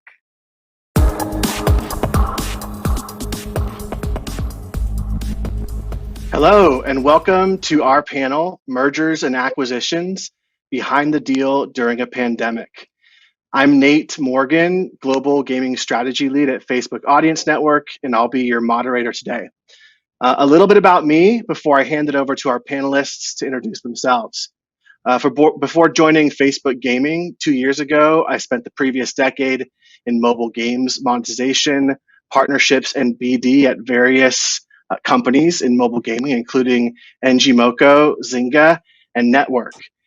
For those of you who aren't super familiar with Audience Network, I did just want to give you a quick snippet on who we are and what we do. We're a big part of Facebook Gaming. Audience Network provides game publishers and developers with monetization solutions that can generate strong revenue without sacrificing the player's experience.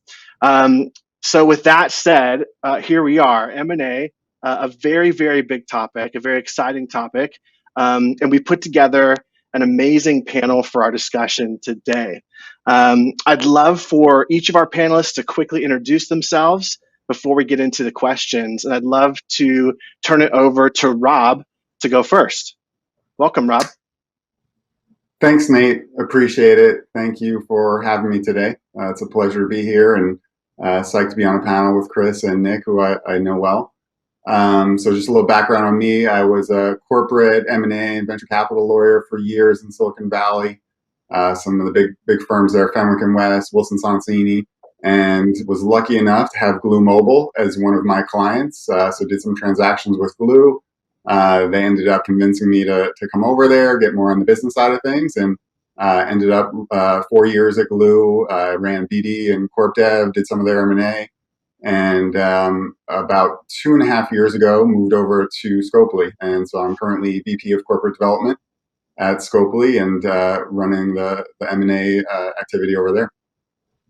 Awesome. Thank you. So good to have you here today. Chris, let's go to you. Introduce yourself for our audience. Well, thank you for having me. I'm Chris Davis, Vice President of Business Development at Kabam. We make award-winning and chart-topping games like Marvel Contest of Champions, Transformers Forged to Fight, Shop Titans, and most recently, Marvel Realm of Champions, which you can download from the App Store and Google Play. I've been with Kabam for 6 years now, and in my role, I oversee business development, licensing, and M&A. And I'm really excited for the conversation today. It's great to have you. Thanks for being here. Nick, that leaves you. Thanks, Nate. Also really excited to be here today. My name is Nick Tuosto. I am the head of gaming for LionTree, which is a boutique investment bank and merchant bank focused on TMT. I joined from Bank of America about 2 years. I was the head of internet and digital media globally for Bank of America, where I was responsible in part for all of the gaming advisory activity. And so I've worked on some of the largest mergers in the history of games, including Tencent's acquisition of Supercell. I actually got to advise Kabam on its sale to Netmarble. I joined LionTree about 2 years ago to focus even more so on gaming, and it has been extraordinarily active. We've closed 9 transactions in the last 12 months, all on the advisory side of the business. We represented Skills on its SPAC merger most recently, which was a very exciting and interesting market development, but also advised Fox Next on its sale to Scopely, App11 on its acquisition of Machine Zone, so lots and lots of industry developments. We also raised a venture fund. I co-founded a fund called Griffin Gaming Partners, which is about a $250 million fund focused exclusively on gaming, with some of the world's largest participants in gaming, technology, and media as limited partners for the fund. Thanks, Nick. So this is truly like, I'm geeking out a bit myself here, just having you guys on the line today. There's so much for us to cover, and so much great knowledge and insight here from the group. Let's get to the questions, because we only have a limited amount of time. And as I've said during our prep calls for this, I feel like we could go easily 90 minutes, but we've only been given 30. So with that said, Nick, I want to start off with you. I want to reflect a bit on 2020. I think all of us heading into 2020, coming out of 2019, not knowing there was a global pandemic just around the corner, I think we all thought that it was going to be a pretty big year for M&A, that trend would continue. There would be a lot of activity. But 2020 was a massive year for games M&A. PitchBook tracked over 1,500 transactions with a total deal value of $43 billion within entertainment software. Nick, you have a very unique view on all of this. What's happening here? Help us understand why 2020 was so big. Has the global pandemic directly contributed to the acceleration of activity in games M&A? And what else is driving this acceleration? It's a great question. There has been such dynamism to this market. Going into the global pandemic, it was unclear what the macro picture would look like. There was a lot of uncertainty as to whether or not deals could be done remotely. It's been such a large piece of the M&A equation to understand the team's motivation, to build rapport, to understand how studios are built, the culture. Very unclear at the outset whether or not there would be buyer conviction sufficient to keep the engine running. And it's actually been far in excess in terms of buyer appetite, and seller motivations have been high as well. When I think about what's transpired since March, I mean, the fundamental backdrop has been extremely constructive for most games companies. You've got people trapped in their homes, actually craving social connection. At the outset, you had much cheaper cost to acquire customers, which is a really fundamental dynamic driving growth of lots of the players in mobile. So the businesses are performing well by and large. And what that means is both on the buyer and seller side, you've got good levels of confidence. On the buyer side, you have people who, inside the industry are looking at their own businesses that are very healthy. They're feeling emboldened. The market is rewarding strategic moves. On the seller side, you're seeing businesses that are exploding. The audiences, trapped at home are allowing for things like Among Us, right? Not that that's a seller, but an example of an explosive hit that took place during the pandemic. Same thing with Animal Crossing and countless other examples. So you've got tremendous fundamental backdrop in terms of constructive development around some of these key businesses. And at the same time, you've seen multiples start to really move in the right direction. As buyers have been rewarded for buying other companies. When you look at Zynga, for example, their performance over the last 3.5 years, it has been largely driven by M&A. And they've been able to buy assets at a cheaper multiple in some cases than they themselves trade, which means the deal logic doesn't depend on synergy realization to create value for Zynga's shareholders. And Zynga, as a public company since the beginning of 2017, is up almost 4x. Right? So as a public stock, it has performed tremendously well by being aggressive in M&A. And in the private context, it's no exception, to look at a case like Scopely where they bought Fox Next. And have dramatically improved the metrics of that business. It was already a very strong business. It was a leader in its category with really leading metrics. I mean, an LTV that was best in class. And Scopely's technology and tools, which obviously Rob can speak to with great specificity, have literally improved the metrics. So it is a more valuable business today in Scopely's hands than it was independent. Those dynamics create for a tremendously constructive backdrop under which you see a lot of companies really pushing much harder to participate in the value creation associated with doing M&A. So it's a great time to be an M&A banker, seeing lots of ships rising. There are plenty of opportunities for win-win situations where both buyers and sellers are getting good deals. Yeah, these are exciting times in the games industry. Rob, I know Nick mentioned the acquisition of Fox Next. I wonder if you have some additional insights on this question as well from your perspective at Scopely. Would be interested to hear your thoughts. Yeah, no, I mean, thank you, Nick, for the kind words, and I think Nick's analysis is spot on here for sure.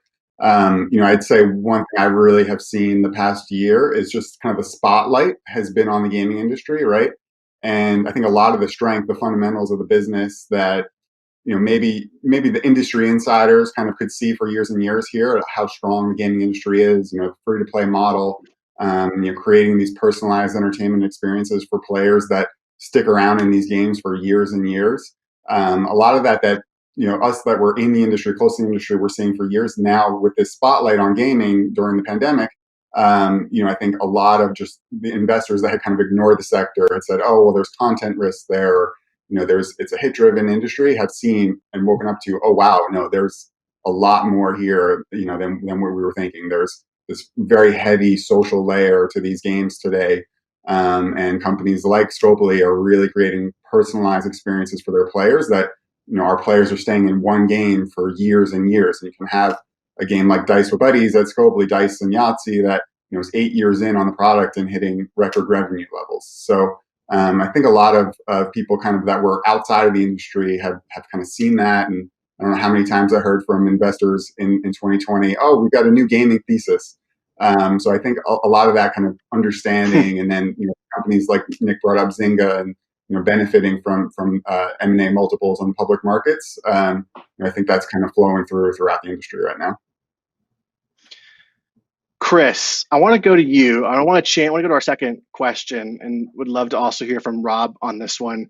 Would love to understand, Chris, specifically your journey into M&A as a longtime business development partnerships person, and specifically, what is your approach to M&A and how is that evolving? And then, throw this in there as well to stay on topic for the theme, but has the lack of in-person, and I'm curious to know, has the lack of in-person meetings, presence, been a barrier for any of you at all? But Chris, I'd love to go to you first. What's your approach to M&A? Sure. So I found personally that in the relationships that I've made over the years through business development and licensing work, I'm able to get key insights into where the growth is at and what we should be looking at in order to ensure that Kabam remains a trailblazer in the games industry. And in my M&A work, I think about a few things when we evaluate companies to potentially partner with. First and foremost, at Kabam, we look for great game makers that have a great deal of passion and conviction for the things that they're working on. We also look for excellence in design, art, production, and really the ability to grow new IP. We are also looking for games with deep RPG, social, and monetization mechanics that really create an opportunity to grow for many years post-launch. And finally, we think about, in terms of the merger piece, shared company value, building diverse teams, and we're really looking for folks that desire to build a collaborative and innovative culture. Rob, would love to hear. Thanks, Chris. That's super interesting and super helpful to hear what you all are exploring and looking for, and how you're applying the tools of the trade to mergers and acquisitions. Rob, would love to hear from you as well. It's been a busy year for Scopely. What is your approach? 2020 shaped that, and yeah, give us your perspective. Yeah, so thanks, Nate. So, definitely blessed to be at Scopely, where we've kind of built out this pretty incredible platform. So at this point, it's 7 organic game launches in a row that Scopely has put into the top grossing charts. The most recent was our Scrabble Go game that we launched right at the beginning of the shelter in place back in March. And so, I think what Nick was touching on before with, how we were able to accelerate Marvel Strike Force, which was already one of the top RPGs in the Western world. That's really the playbook at Scopely, since, we built this platform from the early days, from the first days of the App Store. We were building out the analytics tech, the user segmentation, e-commerce type offerings that make these games as a service, great businesses for years and years. Scopely really focused on that. I mean, performance marketing, I think that was one of the big things we're able to drive with Strike Force, is just bringing in our best in class kind of tech and team on the UA side. So, we really see this kind of blueprint that we've laid out here, where we can partner with, the best game makers around the world and build these really, really big game franchises. And, getting back to what Chris was saying, it really started more on the BD side, right? Because Scopely was more of a kind of technology play, building out all the publishing infrastructure, and then going out and trying to find great studios to partner with and bring them onto that platform. And now that we've really kind of perfected that model, we started acquiring the studios that we partnered with, had BD relationships with over the years. So you see, Digit Games in Dublin that we built our Star Trek game with. We've now acquired them as a wholly owned subsidiary. And Peer Play, which is the team that built Scrabble Go, has now been acquired. And now we're able to go out and acquire scaled assets like a Marvel Strike Force, and kind of plug them into the system and really accelerate them. So that's, our main focus is going out there and trying to find, great game makers, great games that we can kind of plug into this platform. Yeah, that's a theme that I'm hearing. And speaking of that playbook of acquiring and amplifying with the tools, the teams, the playbooks that you have around things like performance marketing are so essential, and one of the things that makes mergers and acquisitions successful for companies. Scopely's doing it, Zynga's doing it as well.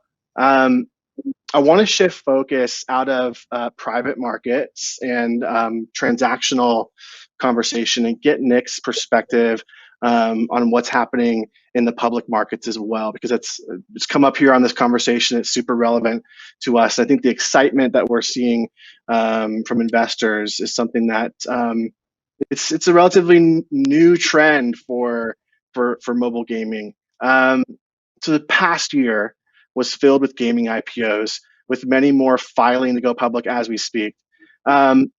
Thinking back on like the King IPO and what that was like, what's changed and what's increased investor appetite? Nick, would love to get your perspective on this.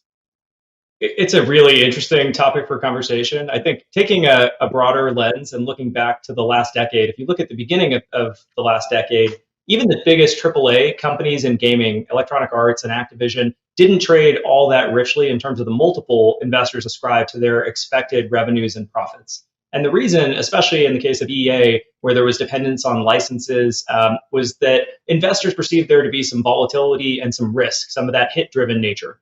But as the decade went on, there was an increasing appreciation for the almost subscription-like nature of the relationship that players have with a game like FIFA.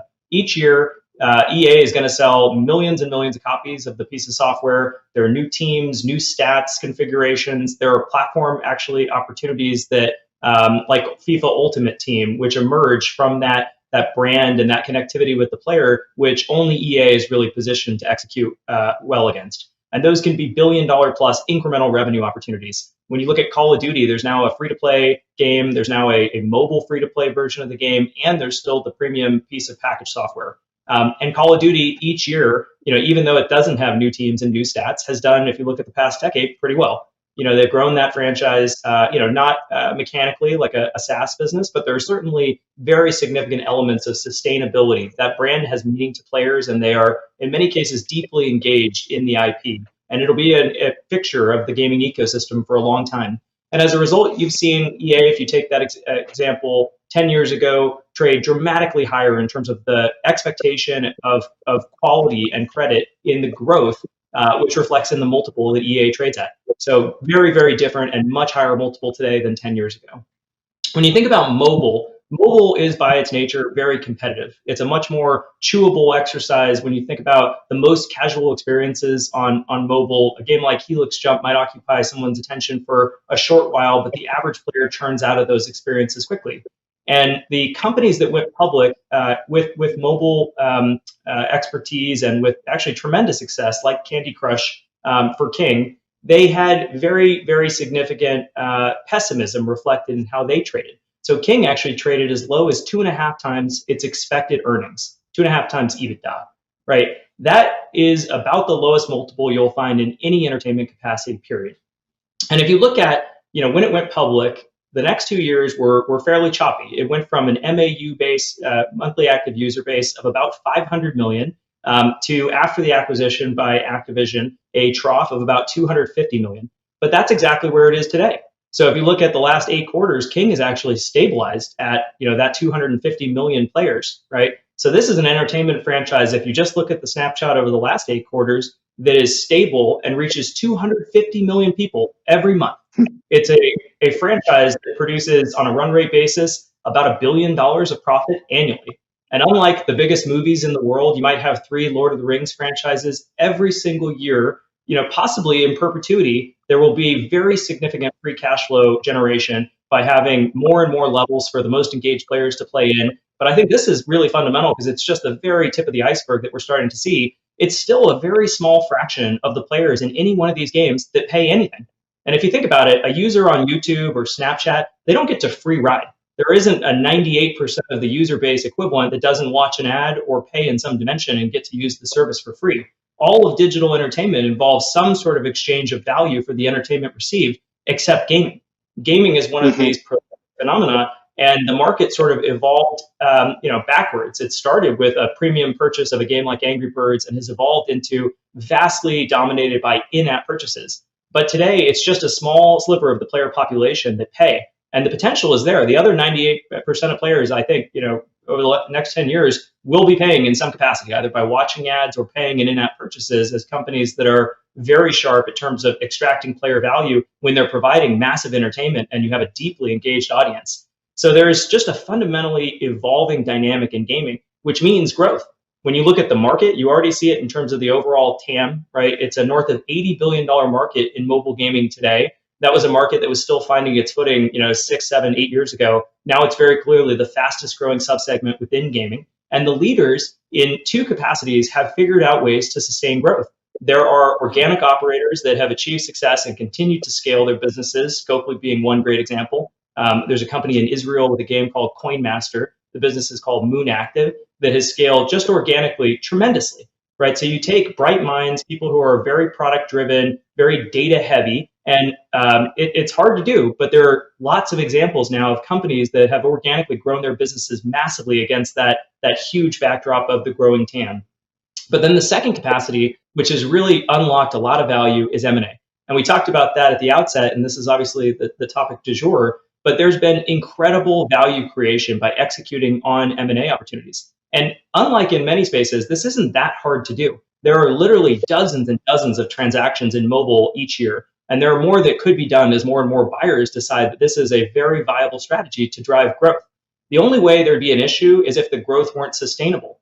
But companies like Zynga have proven they can do 5 acquisitions in 3 years, and there will probably be more to come, which means whether it's organic or inorganic, there is just a different sustainability of growth today. And that perception is starting to manifest in very different multiples. So when we look at today, the way that a company like Playtika trades, Playtika went public last week. It trades at about 15 times its 2022 earnings estimate. So not only is the market giving incredibly higher credit for the same dollar of profits than King got, like literally more than 3 times the credit for each dollar of profits, it's also looking out further and saying, I think that there's some credit we should ascribe to growth. That's what the marginal investor who prices Playtika where it currently trades is saying. And that's a very different risk appetite.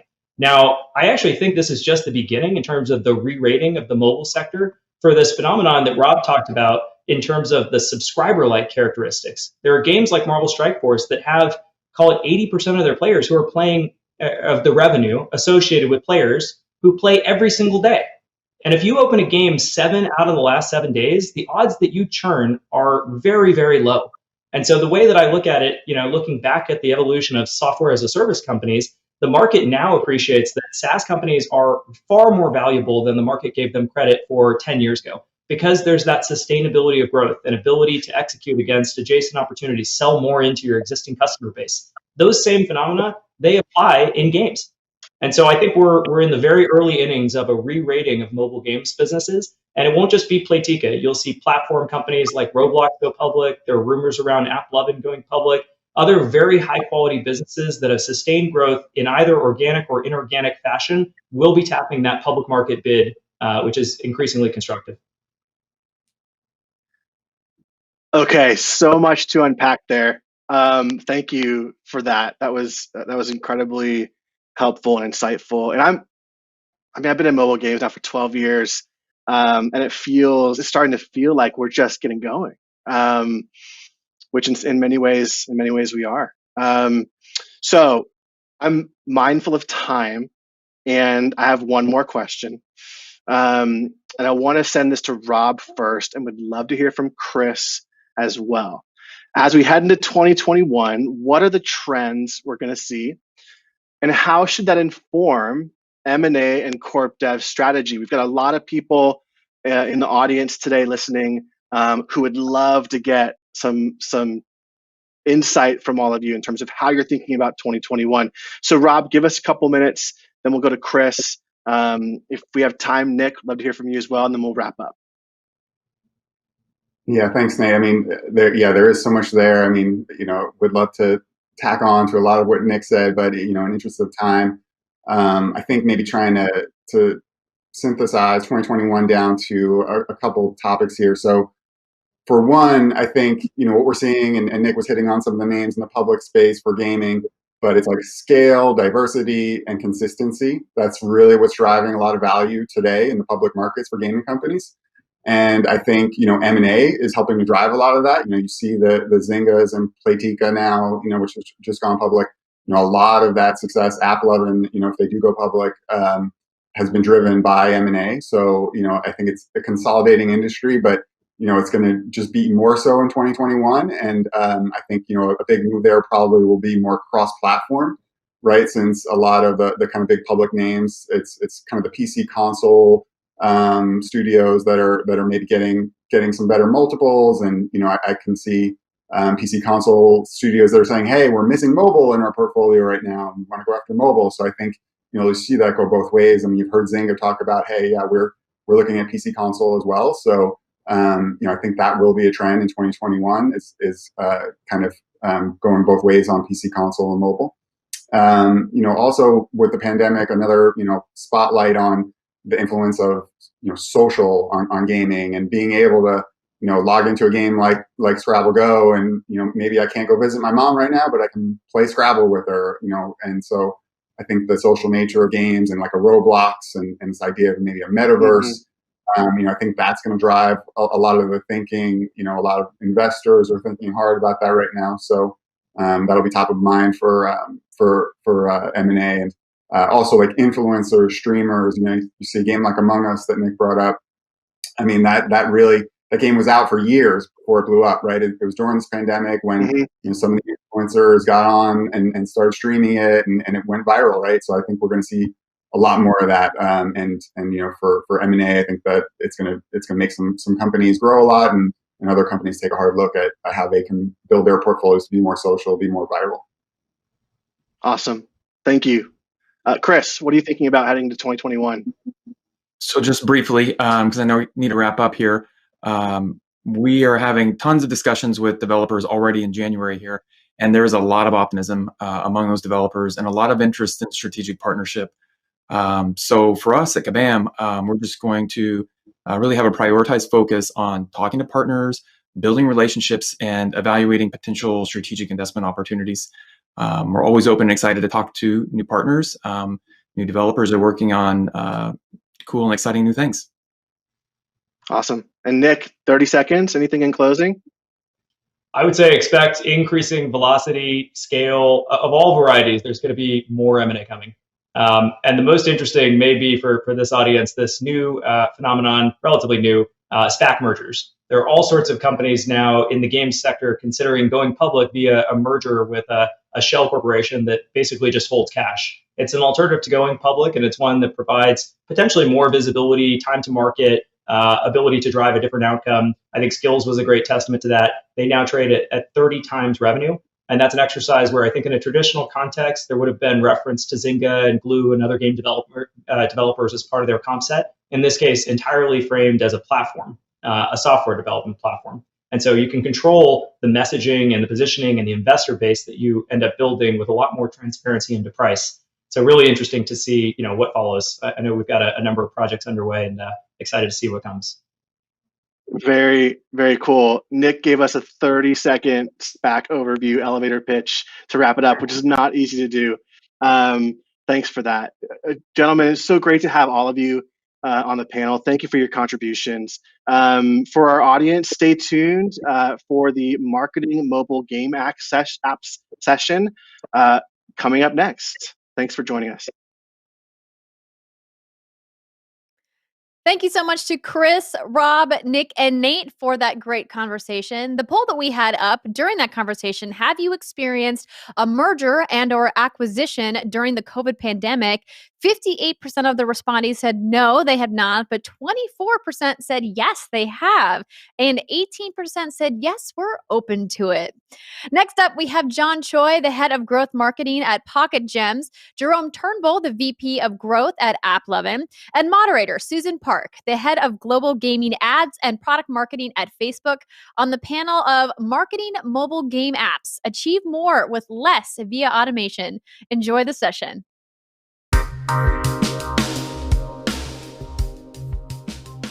Hello, my name is Spark, and welcome to Marketing Mobile Game Apps. Achieve more with less via automation. I'm joined today by John Choi, head of growth marketing at Pocket Gems, and Jerome Turnbull, director of growth at AppLovin.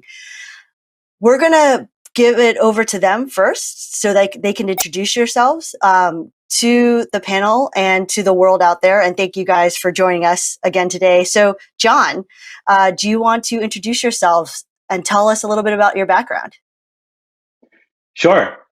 Hi, my name is John Choi. Nice to meet you. I am head of growth marketing at Pocket Gem.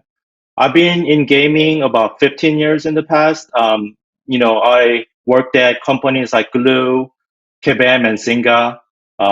Worked on games like Marvel Contest of Champions, Words with Friends, Zynga Poker, and the CSR2. Great to meet you. Thank you. It's great to have you, and thank you for joining us today, especially with such a impressive background. And of course, Jerome, love to hear about your background as well. So please introduce yourself. Hey, Spark. Thanks for having me. Hi, Jerome Turnbull. I lead user acquisition and ad monetization at AppLovin. AppLovin's a global tech platform that enables developers to bring their apps to people around the world. And my team fuels a lot of those studios' growth by driving new users into those games and monetizing them. And through strategic partnerships, I'm able to work across a lot of game genres, match 3, strategy, puzzle, to name a few. Before the acquisition, I was at Machine Zone, where I was part of the team that launched top grossing hits like Game of War and Mobile Strike. Thanks for having me. Of course. Actually, thank you guys for attending. With your resumes, we're going to have a really great discussion today. So why automation? Why are we talking about this today? It's something that tech companies are investing in heavily. Obviously, Facebook is not the first one across this. And even though we have a lot of other things going on in our industry right now, we think this is a super important topic because we recently launched a big product in automation called Automated App Ads, which launched in September.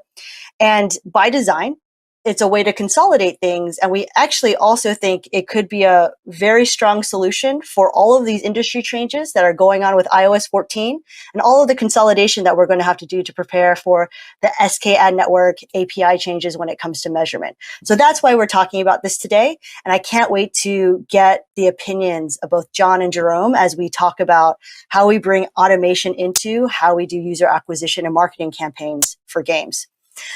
So let's get started with just the theme of automation. John, I'd love to maybe kick it off with you. So we know that Facebook isn't the first to move into automation tools for campaign management, especially in the user acquisition space for apps. So what do you think about these general uptakes in trends and automation in marketing? Yeah, I think it's a great move. I really like how the industry is going. Automation, brings a lot of positivity into marketing overall. I think, when you actually look at the basic function of marketing, not only in gaming, but also across like different industry, it's like delivering your, product from out of your hands all the way to your consumer. So when you actually think about it, I think automation will give us a lot more time to really like focus on making sure that we're building the product that'll give the best result for the players that we're dealing with here. So I think overall the change where it's going is going to be really positive, and I think overall it'll give us a lot of time to actually like focus on not only like user acquisition itself, but also like retention and making sure that your players are really enjoying your product. I think that's great. These are a lot of the reasons why we wanted to invest in automation as well, to make things easier so that we could focus on things like game design, the game mechanics, the user experience, and things like that. Jerome, what are you thinking in terms of these marketing automation steps? How are you thinking about them when it comes to AppLovin?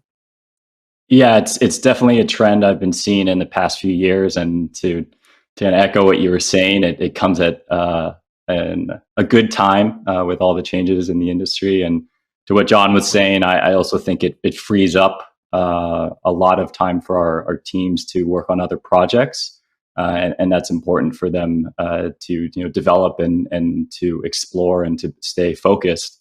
Specifically, what I've seen with these products is that sometimes there are some changes required in how you approach your campaigns. There's limited targeting features available, and sometimes reporting's obscured. But that might be the reality with what we're seeing with SK Ad Network. And to John's point about retention, I'm seeing that my teams are more integrated with our game analytics teams. We're testing different events that we could pass back and optimize towards, because some of the traditional revenue optimization models may not work as well. So the industry is always changing, and this is probably the next step. That's great. That's really great insight, especially across some of the change management, which will definitely, I want to dig into more a bit as well. But before we move on a bit, as mentioned, and I do want to mention, we're, again, not the first player to enter the game. Obviously, Google has a bunch of automation features that we are also that have been introduced in the market for a while. What do you think that Facebook and Google are doing right in terms of automation, and what do you think we could be doing more of? I know you mentioned a little bit about obscure targeting and reporting and things like that, but is there anything else from a high level that you'd like to address? I'll go to Jerome. First. Sorry. Okay. Yes, Jerome. Go to you first. Yeah. Thank you. I think the campaign creation is extremely streamlined, and so that saves a lot of time. Our team does not need to rely on third-party software or in-house built software that we used to on the Facebook API, and so Facebook's done a great job there. I think in terms of some improvements, I'd like to see more tools for marketers to diagnose what's happening. A lot of cases, if it's not working, it's not as straightforward what we can change about the campaigns. Yes, sometimes creative, but just ways so that we can diagnose. And one product request, if you can share it with your team, is we upload images on an account level. If there's a way that we could share that across all the accounts, I think that would save some time. Noted. Well, definitely. I think creative is a big area that we want to continue to work for. So definitely noted. What do you think, John? Do you have similar thoughts? Yeah, I mean, in terms of how it's been evolving over time, I really like the fact that over time, the performance has been getting better and better. I think, for Facebook, AAA, Google UAC, when we first started with it, the performance, it definitely was higher, but it took a lot longer to optimize towards the campaign target that you wanted. But right now, I really like the fact that it's becoming much less, taking much less time to get to the level of performance that you want from it. So that's really positive. Same point to Jerome, I really wish that there's more ways to understand, what's actually happening behind all these like amazing things that's going on.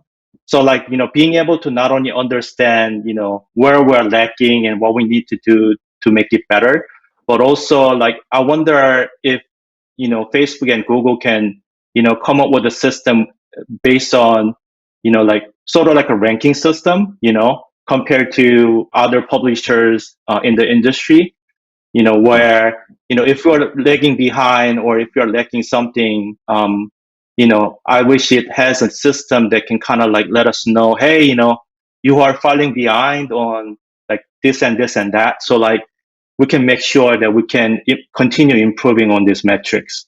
I think that's something that will be really positive and will be helpful for us to create, at the end of the day, like positive, engagement from users, not only on the Facebook platform, but also on the people that are looking into playing our games.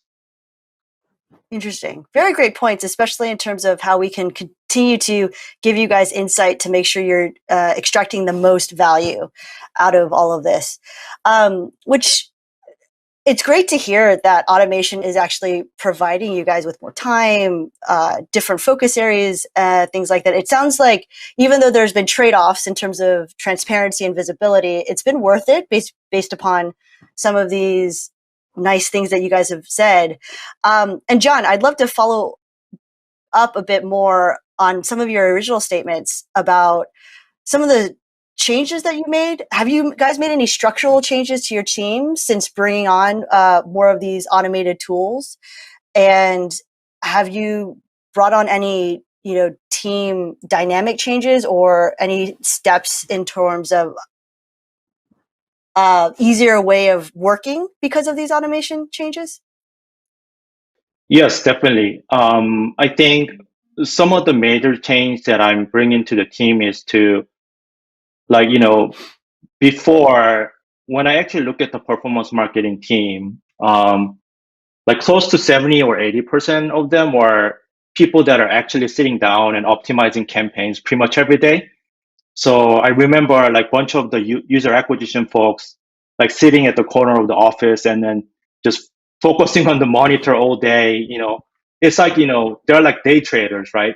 But I think thanks to a lot of the automation that's coming up, I think one of the major change that's happening within the industry, especially in the performance marketing part, is just making sure that the company provides the best tool possible for them to become an overall well-rounded marketers, not necessarily someone who's really specialized in user acquisition. So it's great that someone has a performance marketing background. I think that's the backbone of everything. But at the end of the day, I think, just becoming the overall well-rounded marketers, will bring a lot more, results moving forward towards the company and creating something that's really valuable for not only for the company, but also for players that are playing our games.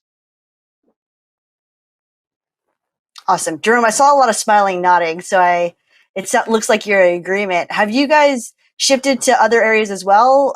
Creative investments, things like that?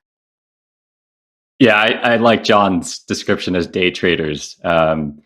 It's so true, and the change in automation has had an impact on how we spend time in our day and our workflow.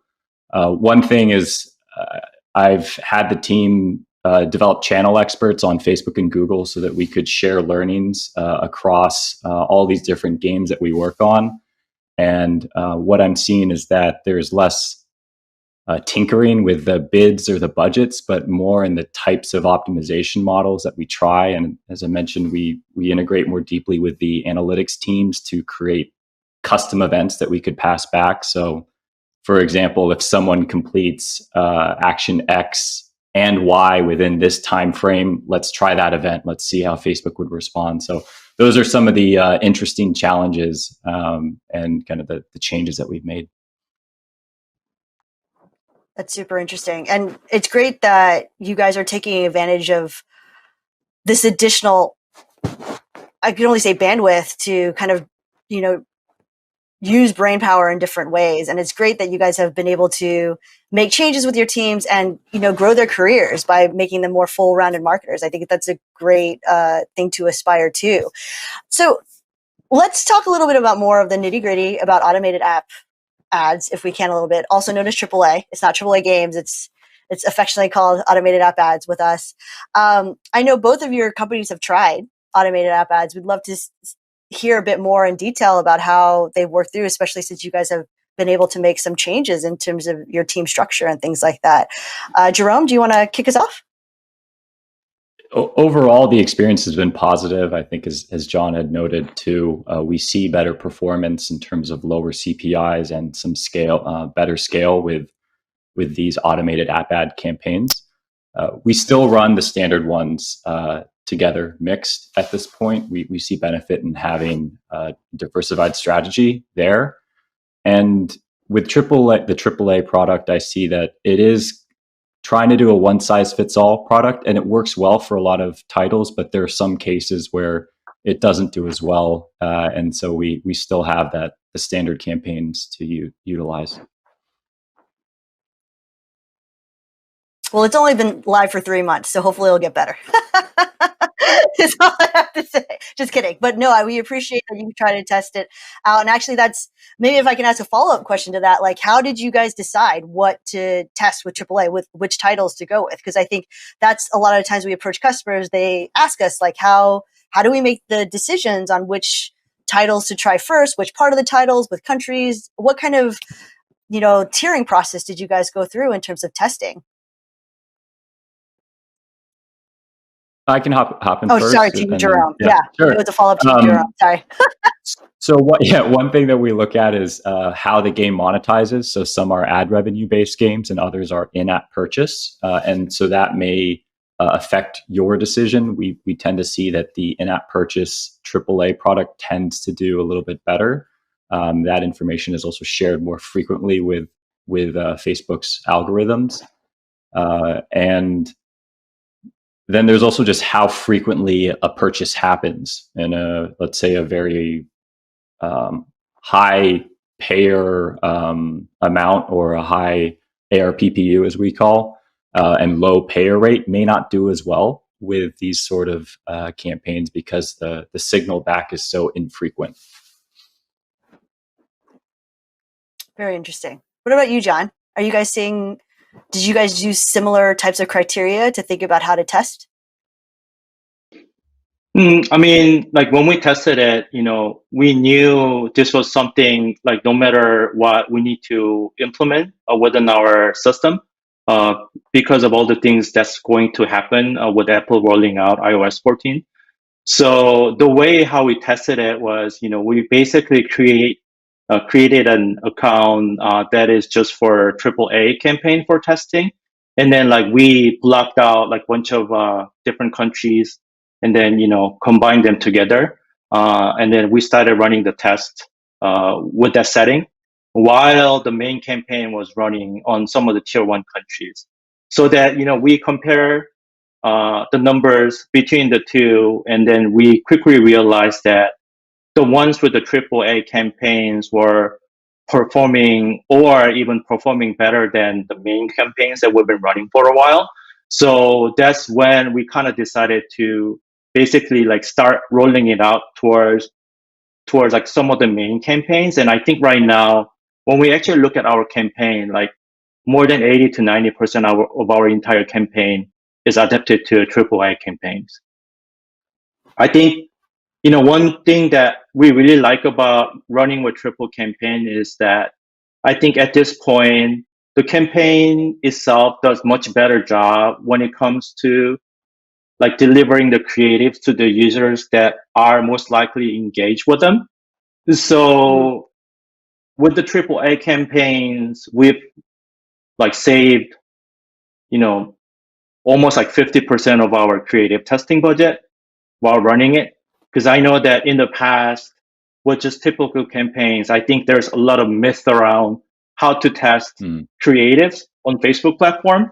But I feel like with AAA, it has become much easier and much unified.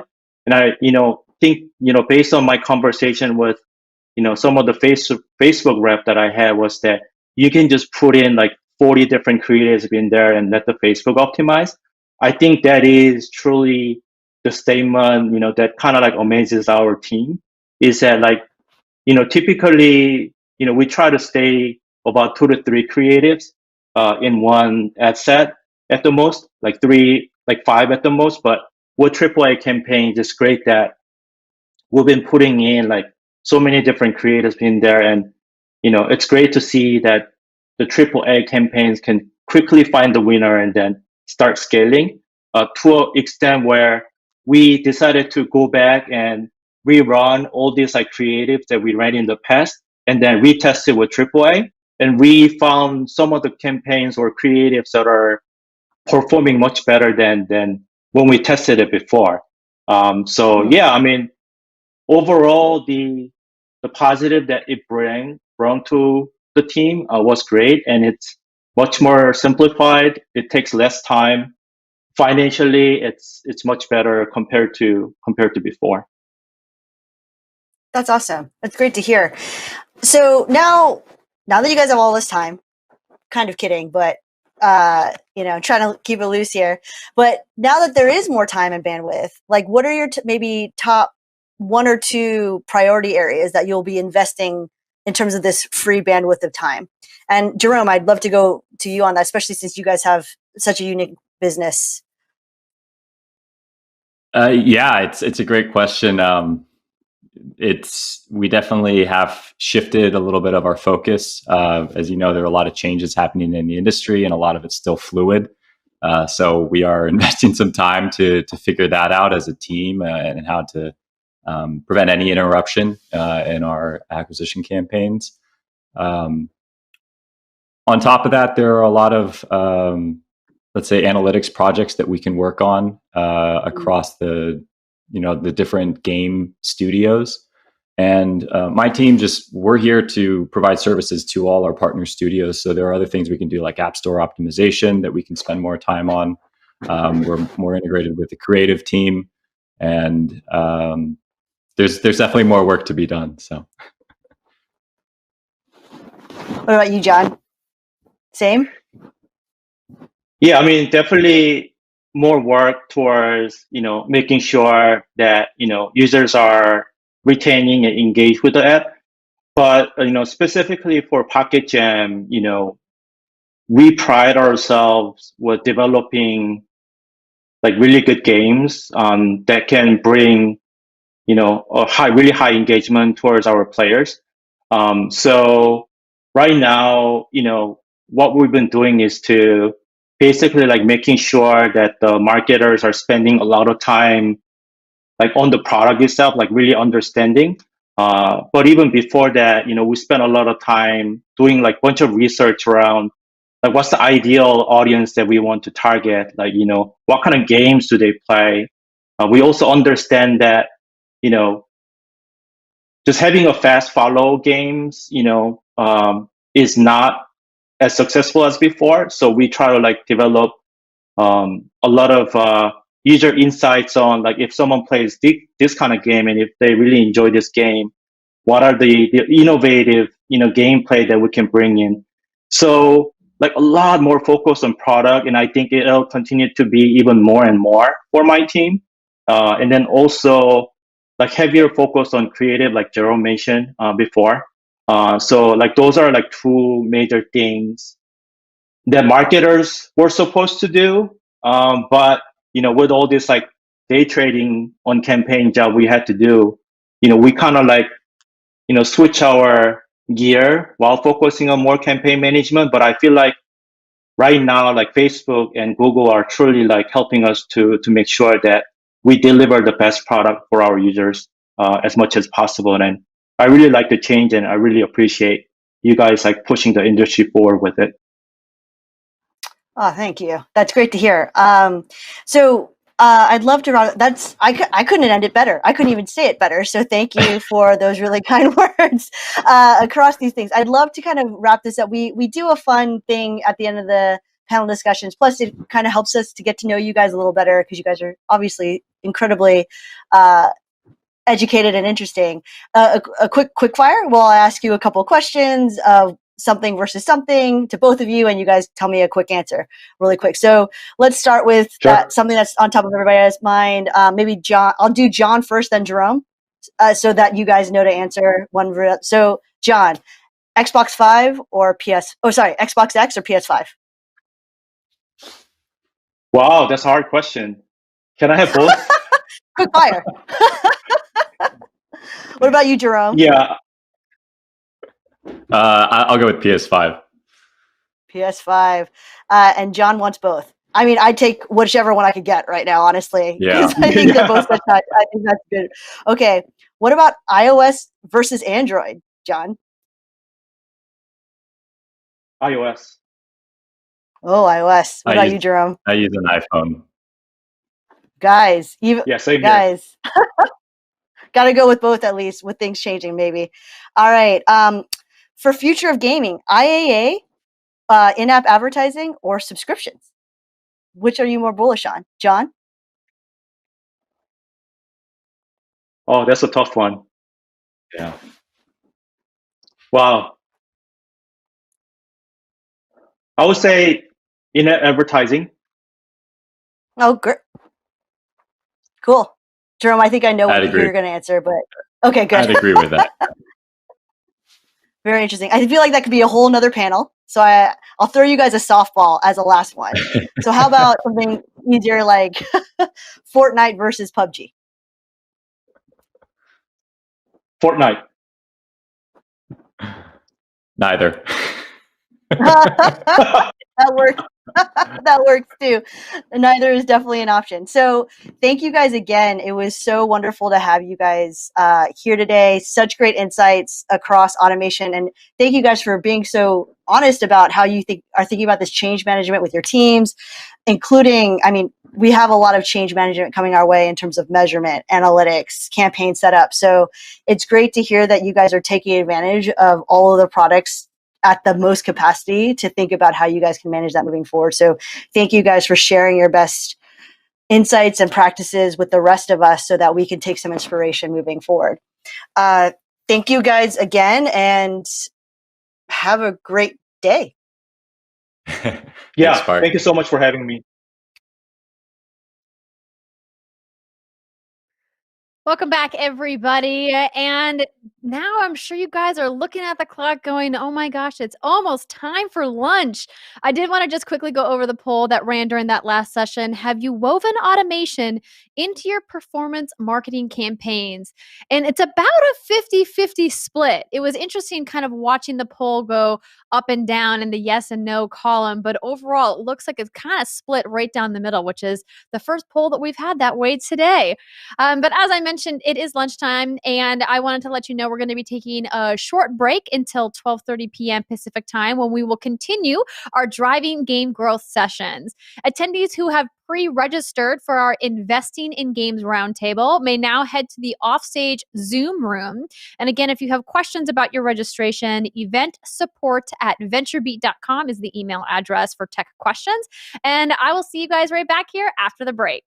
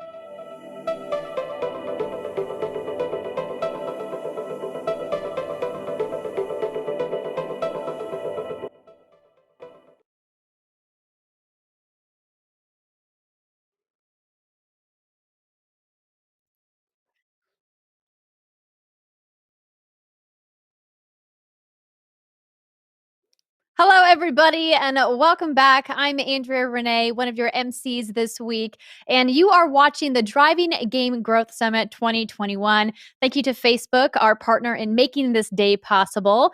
We have another set of sessions for you this afternoon to continue all of the very interesting information that we've been getting so far. We want to remind you to participate in those polls that you see. And of course, don't forget about the networking opportunities associated with the event today as well. We're going to keep things moving along with the fireside chat up next on finding more gamers via instantly accessible games and the cloud. Please welcome Jason Rubin, the VP of Play at Facebook Gaming, who will be interviewed by our very own Dean Takahashi. Hello, everybody. I'm Dean Takahashi from GamesBeat, and I'm here with Jason Rubin, Vice President of Play at Facebook Gaming. Welcome. I've known Jason for a long time. He's got a long history here. We'll fill you in on a bit of that. Our talk is about making games more accessible through technologies like the cloud or instant games and other topics as well. So welcome. Thank you. Thank you. Happy to be. So I think, Jason, in your previous role, most people know you from your work at Oculus, and now you're on Facebook Gaming. Do you want to talk about some of sort of the transition you've made since doing a lot of work at Oculus? Sure. Yeah, I joined Facebook with Oculus as part of the acquisition, and for the first 5 years I was at Facebook, I was working on building out kind of the developer facing and platform features of the hardware. And some of the recent announcements around, for example, our Ubisoft title, Medal of Honor, these things were all signed on my watch, but take a long time to make. And now they're finally coming to fruition. About a year ago, I hired somebody named Michael Verdu, who was far more talented than any of us believed, and we had a lot of belief in him. And it turned out that I really wasn't needed that much anymore over on that side of the world. And I had been really, really interested by the potential that Facebook had to kind of get involved in the ecosystem of bringing people to games and matching people with good games. And so I moved over to what we call internally the Facebook Gaming team, but really you can think of it as games that are played on Facebook, and started working on that. And we've seen some of the public announcements of the work that we've been doing around cloud, which launched recently. And we just announced on the 11th of January that we're changing the way we run the instant games platform, and we're going to really focus on consumer quality. And I think over this year, you'll see really Facebook and the Play platform become a great place to find games and connect users with great games, which is good for developers. So that's kind of what I've been working on lately. I think you covered some of this, but what's sort of the breadth of playing games on Facebook, and then the presence of gamers on Facebook as well? Yeah, well, Facebook doesn't have a reputation as a game company, but it's actually quite a big game industry presence. I mean, in 2007, we launched Canvas, which is still you can think of it as the Farmville kind of space. It's still quite a large, both financially and in terms of usage, place to play games. There's 30 million some odd people playing there. We have another 300 some odd million people monthly that come and play our instant game product, which is HTML5 games that are instantly downloadable and playable across both mobile as well as desktop platform. And then our cloud product, when we launched it a few weeks ago, the public number was 200,000 weekly active users on that. So we have a lot of people playing games on Facebook right now, even though it's not really considered, core to the Play business. We think we're going to change that. But if you look at the bigger Facebook gaming ecosystem footprint, you're talking more like 700 million monthly active users when you start to include people watching streamers stream games, as well as connecting around games. We have a significant number of people that come to talk about their favorite game with groups and things like that, as well as tournaments and other things going on. So again, there's like 700 million monthly active users, relating to games on Facebook. And I think that number can get bigger. I think there are people that aren't currently playing games on Facebook that our cloud technology will allow us to deliver the kind of games they play. And once they start playing, we think that they're going to start watching. And once they start watching, we think they'll start connecting, which is going to the groups and other things like that. And we really want to tie those three things together so that, they play off of each other. And again, it's really exciting work. Yeah. So what's become better over time between these different experiences of instant games and cloud games?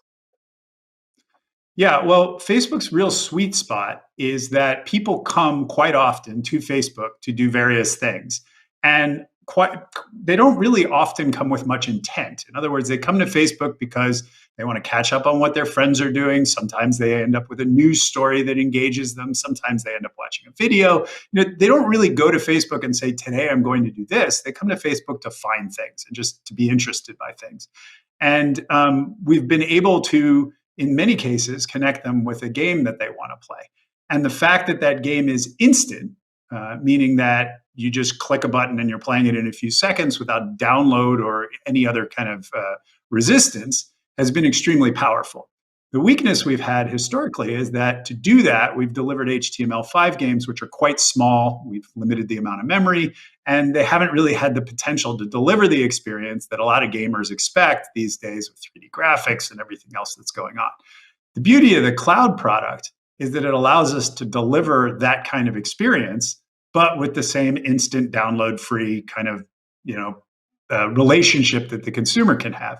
And again, because of the fact that they're coming with low intent, either an advertisement can catch their fancy, and instead of having to go to an app store and enter your password again, and then I don't have enough memory on my phone, and all of these other things that keep people from downloading and trying games, the instant cloud platform allows them to just try those games, which is great for users. And if your friend is playing a game and they post, I just have a new high score, that's another great way to find games. It's good because your friend is playing it. That's something we can provide, as a proof point to give you the inclination to click on it and to try it.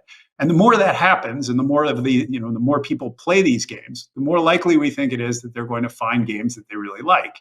And when they find games they really like, by nature, they're going to end up spending more money on those games. And when they spend more money, that's good for developers. So it's really good for the ecosystem. It's also important to understand that we think that this is part of the process. It's not a self-sustaining ecosystem in itself. It can be. Someone can download or someone can click on a cloud game and play it for as long as they want. We have no time limit. We have no subscription. We have no reason that they can't do that. But if they decide they want to install that game, call it in a mobile app store, they can do that, and they can bring their progression, and they can bring their purchases and app purchases and other things with them. So again, we're part of the process of getting consumers to find games, and then they can play them however they want. And I guess this is the path for better graphics and more extensive games, I guess. Something that gets you closer to the AAA space, I guess, as far as the quality. Yeah, that's right. I mean, we are currently streaming games that are Android-based. We're streaming games that are PC-based. So from a technical standpoint, we can stream any game. We've restricted ourselves to free-to-play because we really believe in the try as much as you want to try, no subscription, no obligations whatsoever space. So we've stuck to free-to-play up until now. So AAA quality graphics, yes. AAA premium, price titles, not yet. That's not something we've done. But yeah, this unlocks the ability to really deliver high quality graphics and things like that. On the flip side, we are not replacing our HTML5 business. And there's really good reasons for that. First of all, it's easy to download the games really quickly wherever you are. And if where you are is not near a server, for example, if you're one of our massive audience in India or the Philippines, or right now even Europe, HTML5 is the only answer that you have. Over time, we'll expand our cloud, but it'll take a while for the cloud to reach a lot of the territories that Facebook is large in. And we're really an international business trying to serve games to the widest possible audience. And HTML5 is the answer for that for right now, for a good deal of the world. Yeah. So it feels like all of this is targeted at removing barriers, right? Absolutely. I mean, the analogy that I give is I turned 51 recently. And when I was growing up, finding new bands was difficult because you went to the record store and you looked at an album cover, and you had to think about whether you wanted to spend what was probably the equivalent today of 15 to 20 bucks on a flyer based on the artwork on the front of the cover. Or maybe you had heard it on the radio, but you were buying 13 songs and the whole thing was a mess. And to be, digital downloads of music and the subscription to a Spotify or an Apple Music has radically changed music discovery. And I'm finding bands that 20, 30, 40 years ago I might have found and loved, but never did because of that. And I think digital download in games has helped take us from, for example, back when I was making Crash Bandicoot, you had to buy the $60 or $50 box. Yes, digital downloads are better than that, but digital downloads take a long time. There's still that barrier. As I said, when you go to an app store, you have to have the memory on your phone. You have to have the inclination to download it. Everybody has gone and looked at a game and not downloaded it. The beauty is we're finally removing that final barrier so that you find the bands you like, in this case, the games you like, right? It just makes it as easy as possible to do it. And again, what you do from that point on, we're not trying to lock you into anything. You can go play that game that you found and love in any way you want.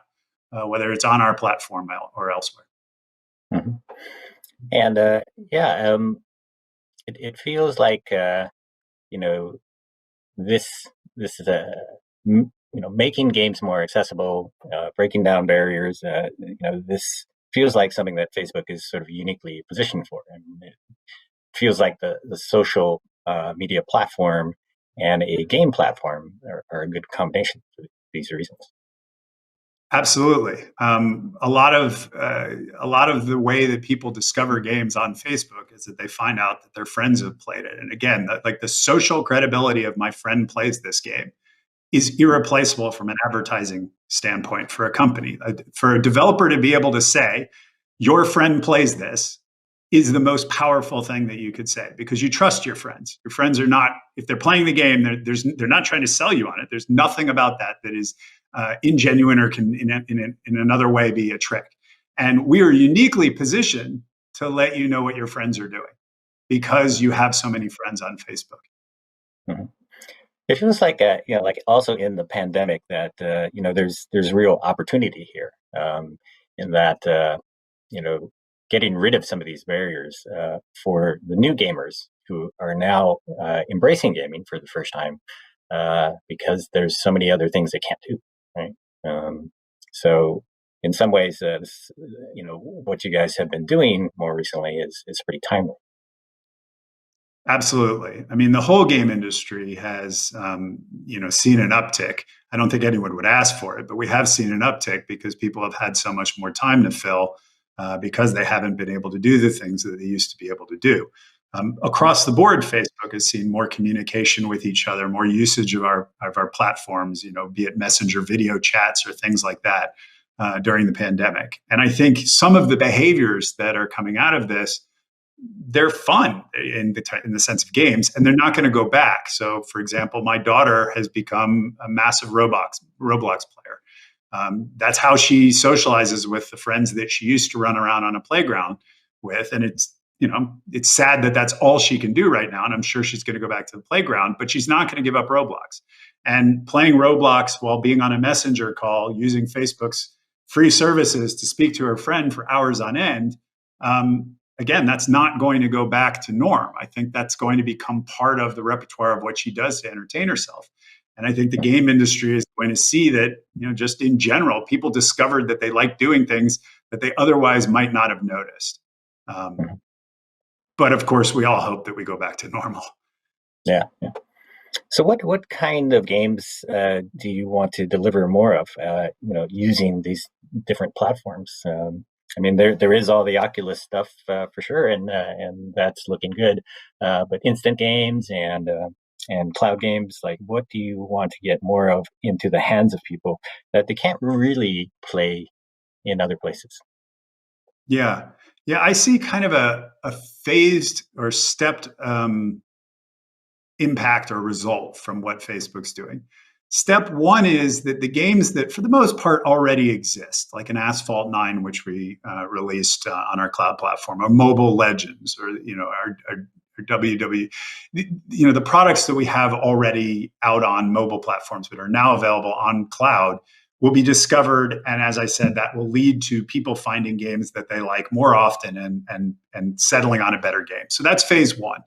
Once finding games becomes part of the way that people interact with the game business, I think some developers who are currently living in an app store world, meaning that they expect you to go download something and they focus on getting people to go to the store to download something, will start to discover some of the post-app store world that our instant games partners are using, which is to say that they don't expect you to discover the game in an app store. They expect you to discover the game by having your friends invite you or having some notification on your feed show up, whether it's a tournament that's been started and a few of your friends have played it, or something else that's really socially driven.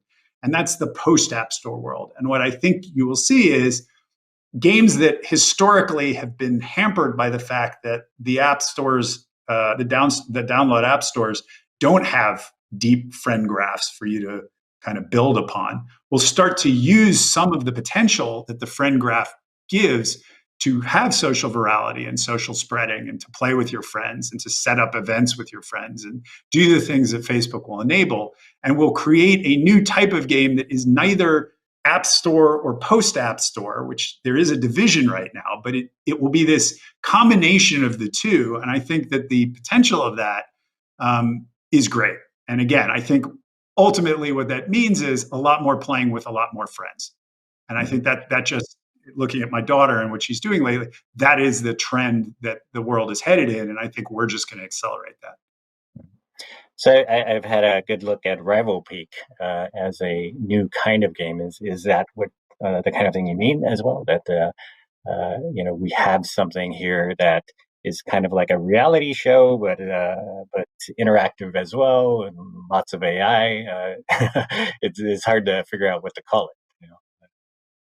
Yeah, absolutely. I mean, Rival Peak is the beginning of what is going to be an extremely diverse set of experiments to see how, connected, massive, multiplayer event things can happen.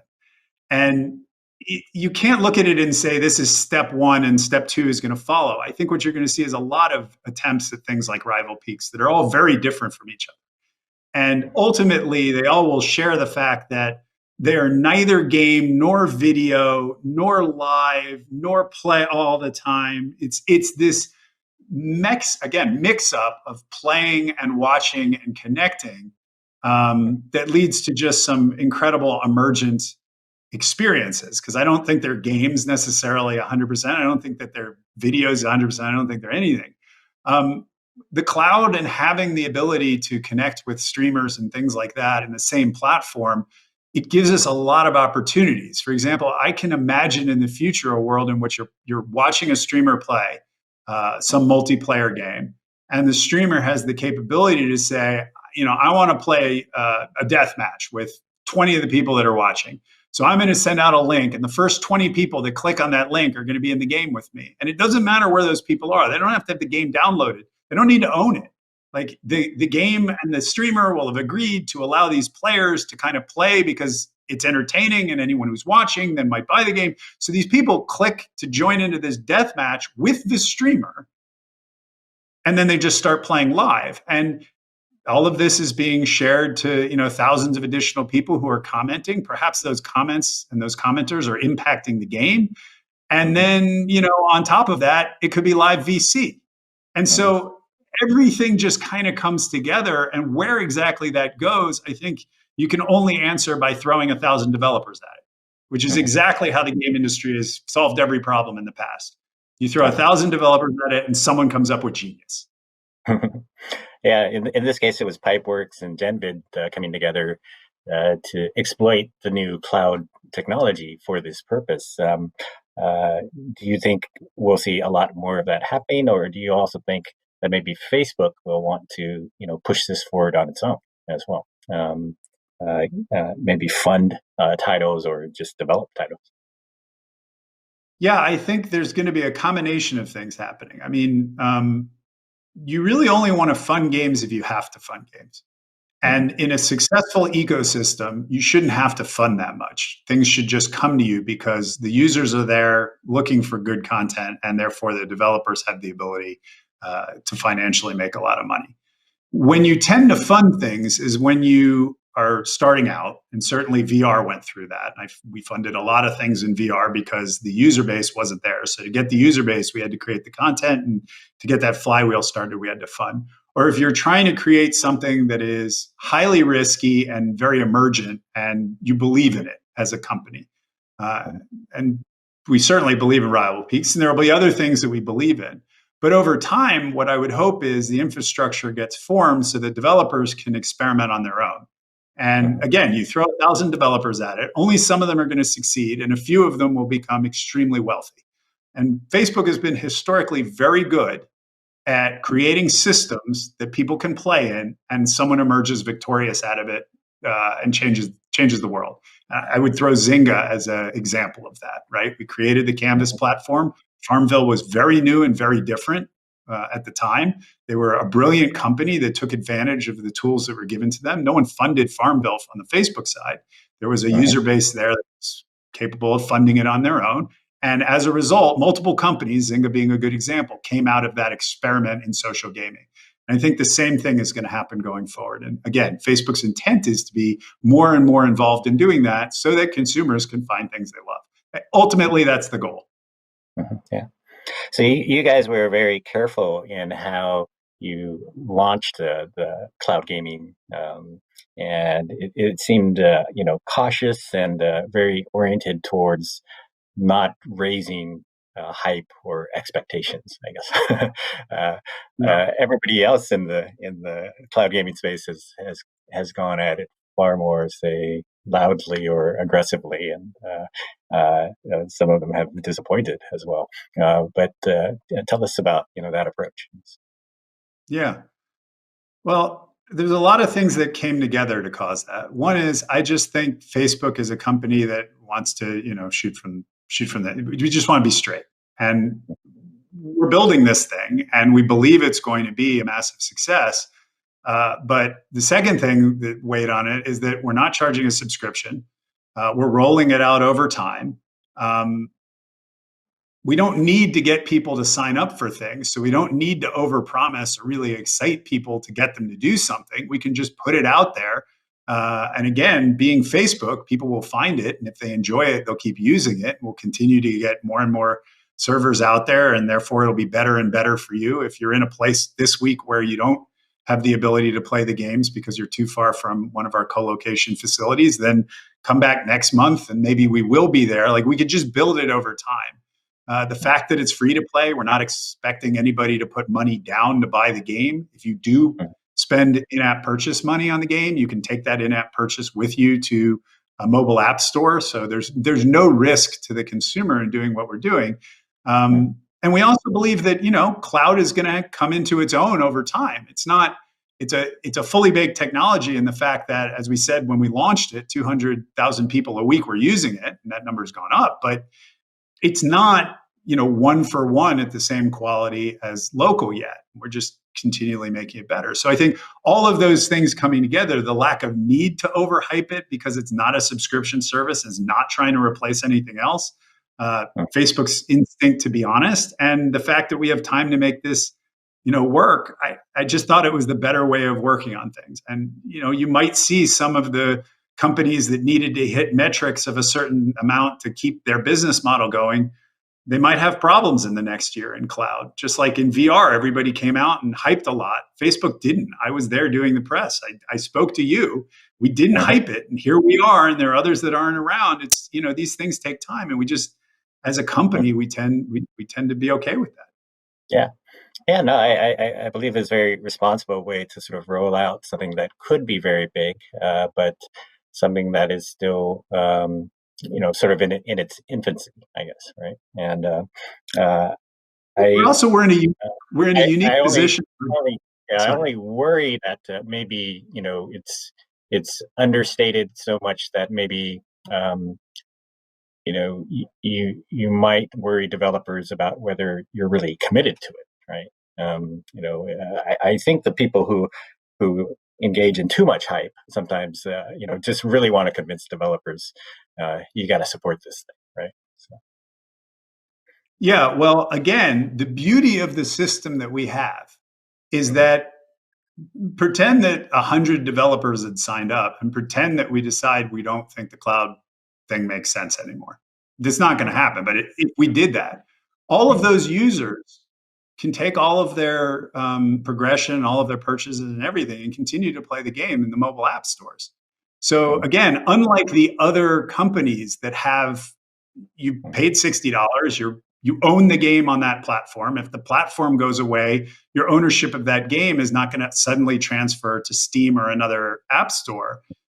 There's a lot higher risk there for the developers because you could lose that user and you could have an unhappy user, and we just don't have that challenge. So again, I think we're in a very different space. And we can speak to there's hundreds of developers that we speak to, so that's conversations we could have.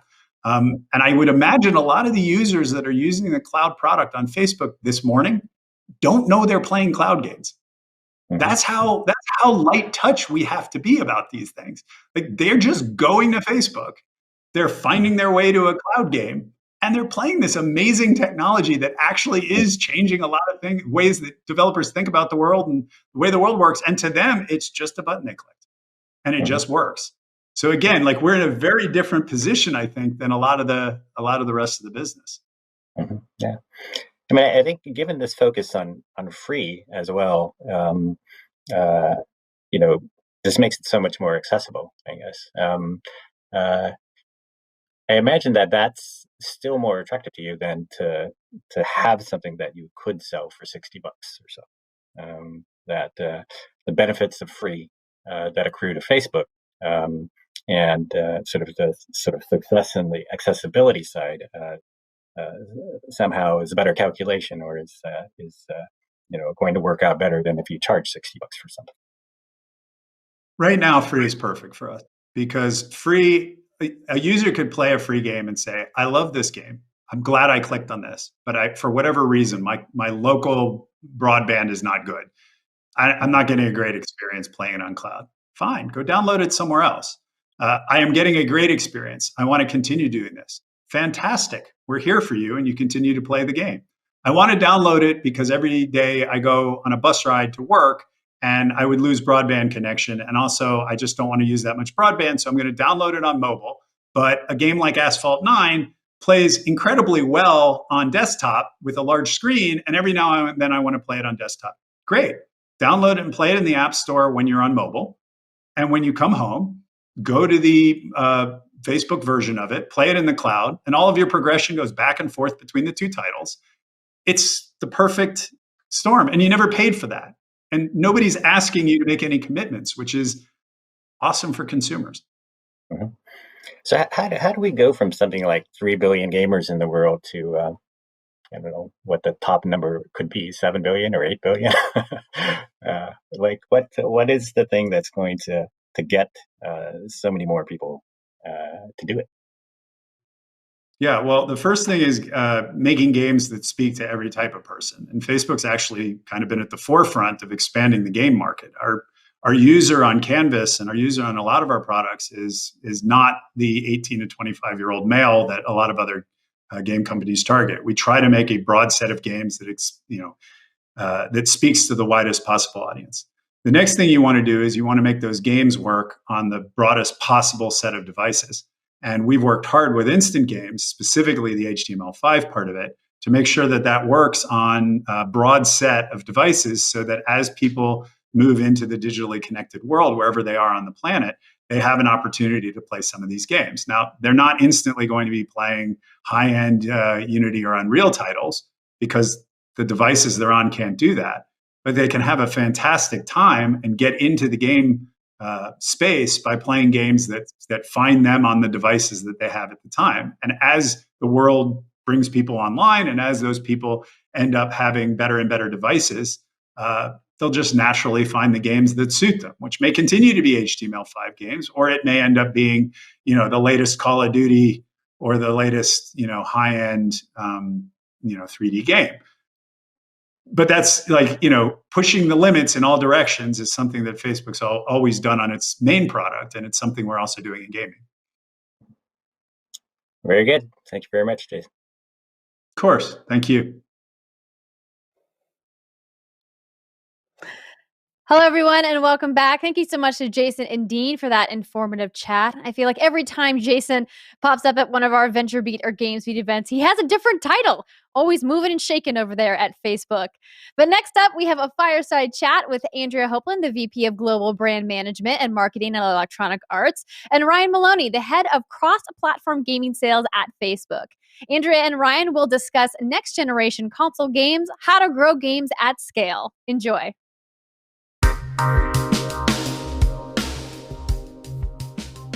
Welcome. Thank you for joining us today. I'm Ryan Maloney, head of console and cross-platform gaming at Facebook, and I'm joined for today's discussion by Andrea Hopland from Electronic Arts. Before we get started, I'll hand it over to Andrea and let her introduce herself. Hello, everyone. I'm incredibly excited to be here today to talk to you. As Ryan mentioned, I am Andrea Hopland. I oversee our brand management and marketing group at Electronic Arts. Spent the last couple of years doing this for our games, mobile, and subscription businesses. And most recently, I've taken on the role of overseeing our EA Sports organization. So I'm looking forward to chatting with you today, Ryan, and diving into this really fun topic. Perfect. Why don't we get started with launching a game? So, how are you thinking about launching a game for the next generation of consoles in 2021 and beyond?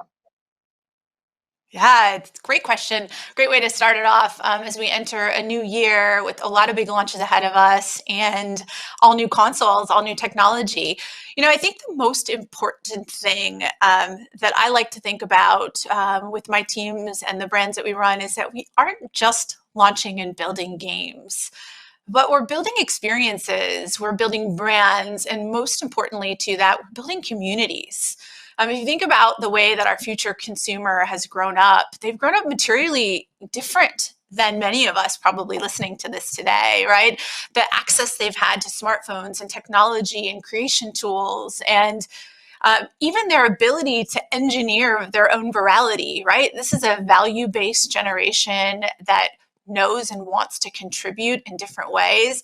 And, you know, you're even seeing consumers developing their own side hustles off of our brands and our games. And so it's really important, I think, that sure, not only is important as you think about next-gen console, right, to lean into the technology that they bring and to connect those players more deeply, but I think most importantly, to succeed into the future, we have to lean in and build communities, lean into our existing communities and expand those communities further. Perfect. As you talk about building communities, how are you thinking about, you know, identifying new players to bring into your established franchises and communities? Yeah, well, I think that, you know, as we're learning, our fans are our biggest advocates or our biggest adversaries, right?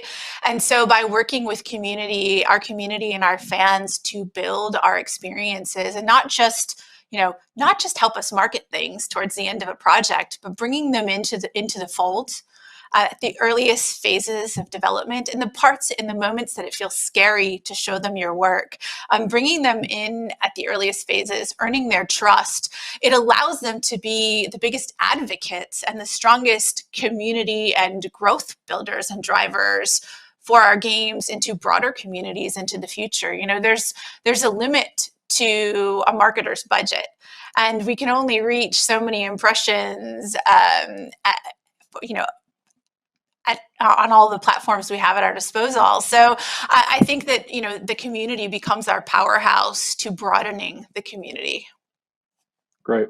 Yeah, thanks for that. One of the things, like, we've seen a lot of change in how games have been marketed over recent years. Like, what do you think has changed from the past? Like, if you look back at the last big game or franchise or brand you launched to how you're thinking about going forward in 2021? Yeah. You know, I think probably the biggest shift that you're not just seeing with games, but you're seeing across the board is that, you know, what we used to call sort of a set it and forget it or launch and leave model of, like, you know, you built up to this great moment where you launched something into the marketplace and then you were like, great, see ya, on to the next project. You know, brands are live experiences now. They're always on. They are two-way dialogues and conversations with players and communities. And so I think that more than anything, we're thinking about our brands, our launches as live services, and how do you continue to engage, delight, test and learn with the community that you have and with the brands that you have. We're always on now versus there's no turning off the lights. Yeah.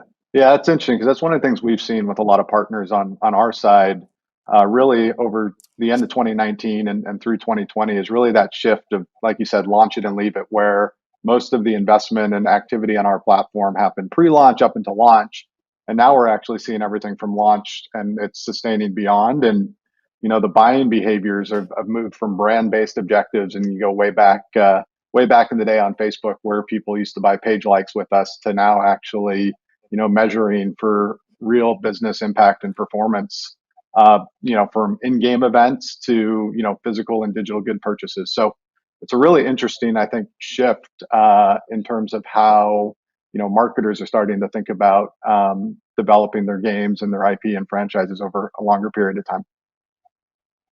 Yeah, I mean, it definitely makes you think about the annual launch cycle for some of the games, right? And at what point where will games that are typically on an annual cycle move into more of a live service, and which games are the right games for that kind of transition versus those that should continue to remain annual launches, and why? Yeah.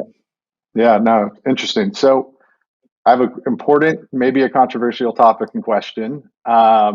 Like, what role do you think the big industry events are going to play kind of going forward after the experience we've had of this past 2020, where, everybody kind of has their own standalone event now or the capabilities to do that? I know EA was already an early mover in that aspect, but like, what do you think is going to happen to the importance of those key event moments to announce a new game, announce a new brand? Are you going to look to do it with everybody in the industry, or are you going to look to find your own moments in time? Yeah, as we think about things like E3 and Gamescom, you're right. Like Electronic Arts has built our own experience alongside some of those with EA Play Live, which we host in Hollywood, or we have hosted in the past in Hollywood over the summer. This past year, of course, the pandemic shifted the page quite a bit for E3 and Gamescom and EA Play Live. I think that those tentpoles, those moments are still going to play a very important role. I think that they drive the industry towards moments in time where mass player groups are looking for big announcements. But I think the role of the physical events has definitely shifted and will continue to shift. And so the question will be, how will we all evolve into even more, diverse ways of interacting and engaging with our consumers around those tentpole moments? Yeah, I'd agree. I think, historically what we've seen on our platform is the community and the user engagement around those moments in time just goes through the roof. So having everybody aligning on a key moment, I think, is really critical. And I think the role that Facebook and other digital platforms can play is it's just going to allow our partners to scale their announcements much broader and around the world, because we're no longer going to be limited to within the walls of a convention center. So I think it's a really interesting way to build and take a learning from this year and apply it forward. Yeah. Perfect. Why don't we transition a little bit to talk about driving engagement for like your existing games? We can talk about Sims. You mentioned EA Sports and FIFA.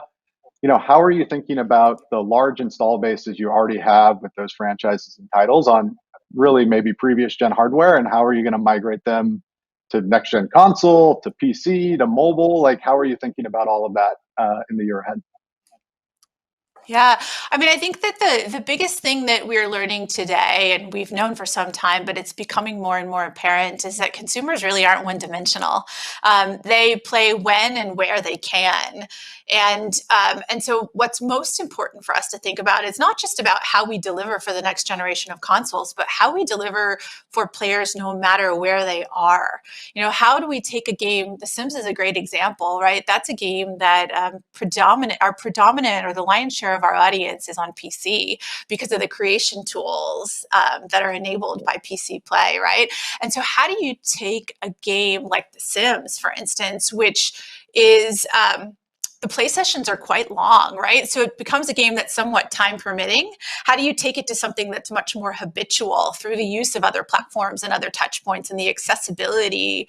And so I think that, the most important thing we can start to consider is what is that experience that we want to deliver? What is that brand experience per platform? And how do we show up for our players, in their palm or, while they're on their computer or no matter where they are with an experience of that brand in that game. Right. What are the challenges like with managing your brand from a communication standpoint across the various platforms? And there's obviously different business models in the mobile world and the console world. Like, how do you think about navigating all of that? I think you're just hitting on one of the most interesting challenges that will face us ahead as we start to build more games that are cross-platform, cross-progression, cross-play, is how do you model those out? I think that for the free-to-play games like an Apex or like Fortnite, it's quite easy to bring those experiences. I say easy. It's easier to bring those experiences across platform without a barrier to entry. But for the $60, $70 HD game, broadening that experience to mobile presents somewhat of a unique challenge, right? Because most mobile players are expecting a free to enter, a free to play model with very different energy mechanics, grind mechanics, monetization. And so it really is causing us to do a lot of digging, a lot of consumer research with players about the type of experience that they would look for per platform. I think that we'll be partnering very deeply and doing a ton of research as we continue to move forward on some of those business model challenges in particular.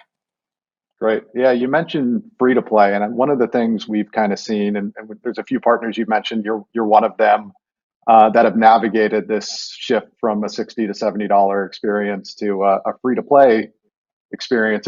There's definitely a unique difference a little bit, I think we're seeing in how they market their games. And because of the lower cost of the entry and the barrier with a free to play experience, we're seeing a lot more like broader audience targeting on our platform, going after people that are, maybe adjacent, and someone, if you were marketing to them for the $60 to $70 purchase, may not be in your primary consumer target. But how do you kind of maybe think about navigating somebody from that free to play mobile or console experience into the kind of the more premium full price SKU? Is there anything you're doing from a marketing perspective, targeting, segmentation, communications, messaging? Like, how do you think about that?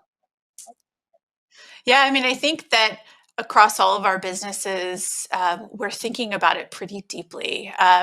You noted it. The addressable audience for gaming is really everyone, but finding the right player per game is, it's not a one size fits all, right? We have more players across more platforms.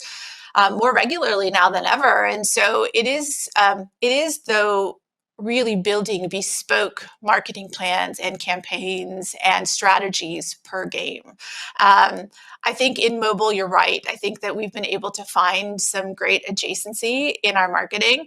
But on the flip side of that, so much of mobile-based marketing is still attribution based, right? And ROI, looking at what we look at is the lifetime value of that consumer. And so it still costs us money to bring them in. And so we want to make sure that we're not bringing in anyone, but we're bringing in the valuable consumers as well. So that's important. I think that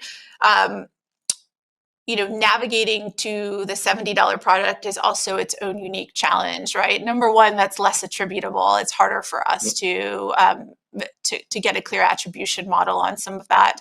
But I think more importantly, that's a big purchase. And so you really want to go after the player and you want to hit them a couple of different times on a longer journey of storytelling, because getting them to convert to that purchase is going to require multiple touches with a deep story that makes them emotionally want to connect to that product.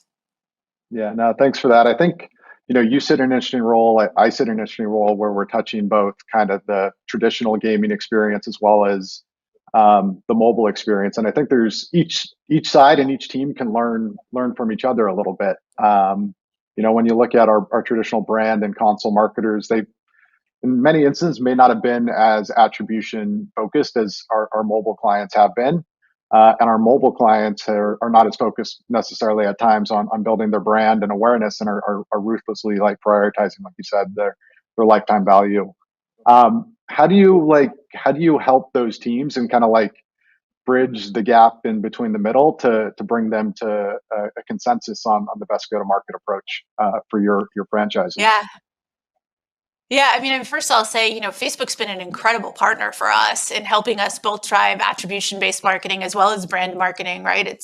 It affords us a very captive audience that's looking for great content, right, and great stories. And so, thank you for that. But I think that your question is right. The way I like to look at it as a brand leader is I tend to think about marketing in media sort of at a two-prong approach. One is there's sort of the war on the ground, right? And then there's the war in the air. And I think that, maybe some won't jive with this analogy, so apologies. But I think that, attribution-based marketing is really, the opportunity for us to sort of be on the ground and to really, one-to-one, and to find the right players and to find the right people that are interested in our messaging. And the war in the air, the brand-based marketing, that's really the opportunity for us to make big, bold brand statements that resonate. And but you need both, I think, as a brand leader to really make sure that your audience is surrounded. They don't just feel like you're asking them to purchase something, but they understand the story of why and why they should care. And so I think the combination of both as a market leader and a marketer is really important. Yeah, no, I think, we talk about sometimes on our platform, when you receive an ad in feed, whether it's in Facebook or Instagram, like the consumer doesn't know what the objective that the marketer has set up. They don't know if they're trying to, build their brand awareness or drive a video view or completion, or are they really focused on that purchase? And while there may be a call to action on the message, the communication can be really important in terms of telling that story or driving action kind of down funnel. And what excites me about the year ahead from Facebook's perspective is some of the products we've rolled out over the past last half of 2020, and both Conversion API, which will bring mobile measurement to console, allowing our partners to measure online, offline, and in-game purchases in the same way a mobile advertiser would attribute in-game events from a mobile perspective, but also from a brand perspective and video. And some of the products we've launched for long-form storytelling around Instagram TV, and being able to drive a person from feed into that long-form content to allow marketers to really tell that whole story. And whether it's a long-form trailer or a brand film, I think there's a really interesting opportunity to take advantage of some of the new products from our side in the year ahead. Absolutely. Perfect. So we're kind of getting to the end, and something I always like to do is a little bit of rapid fire, and I'll ask you the questions first, and then if we have some time, you can ask me the same questions on the back end. So to start, which of the Facebook family of apps is your favorite? We'll go Facebook, Instagram, WhatsApp, Messenger. I'm an Instagram fan. Okay. What's in terms of your favorite gaming device? PlayStation, Xbox, Nintendo, PC, your phone?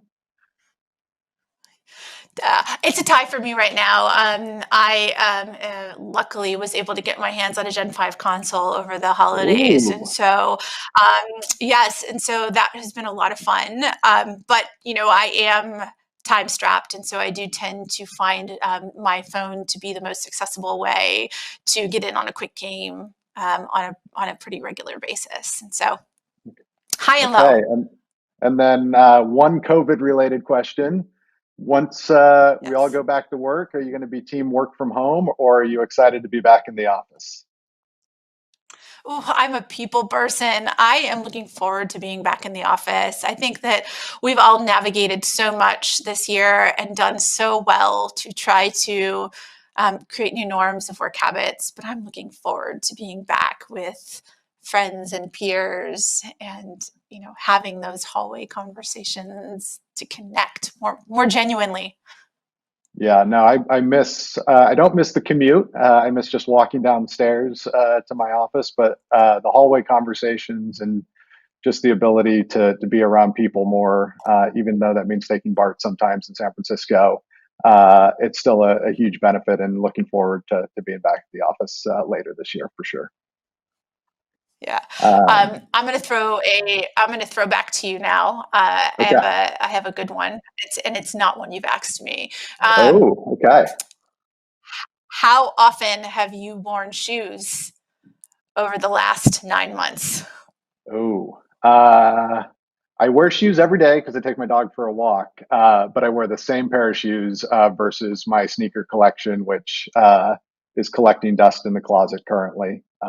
So a little unfortunate, but looking forward to wearing Jordans to the office again sometime soon. Awesome.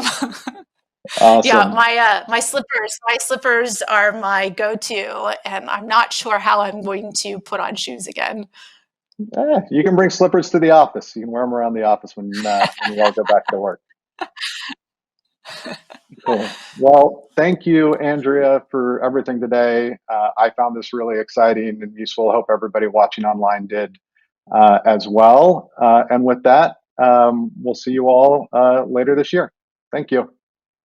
Thank you. Thank you, Ryan.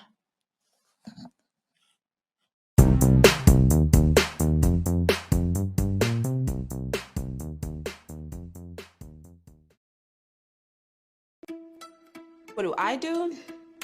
I'm an app maker. 我是一个出版商。 I'm a developer. Je suis un créateur de contenu. People love what we do. Les jeux que nous développons, nos articles, les vidéos que nous produisons et nos applications. And we rely on our audience because they support us when they engage with the ads that we host. 所以我们试图为他们创造一个良好的体验。 C'est pour ça que nous utilisons Audience Network. It's a suite of solutions for monetizing our business without sacrificing our audience. It's built by Facebook, who knows how to serve ads to real people. And with millions of advertisers on board, they know how to make the most of our ad inventory. Depuis, nos pubs résonnent avec le public. Elles sont pertinentes, optimisées pour les applications mobiles et prêtes à exploiter le potentiel que le contenu vidéo offre. 这意味着我们的营业正在随着满意度的增加。 It's not just any ad network. It's Facebook Audience Network.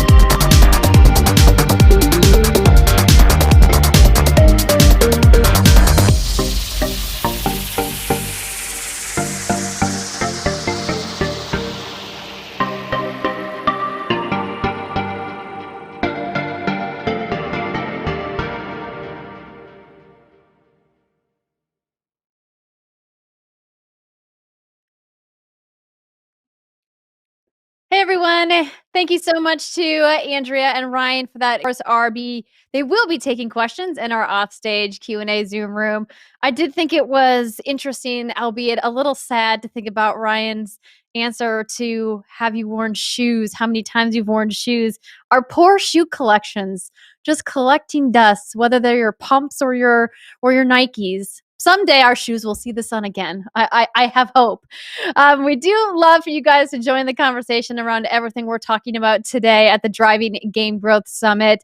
Of course, we want you to use that official conference hashtag GB Summit when you're talking on social media. You can also tag and follow us at GamesBeat.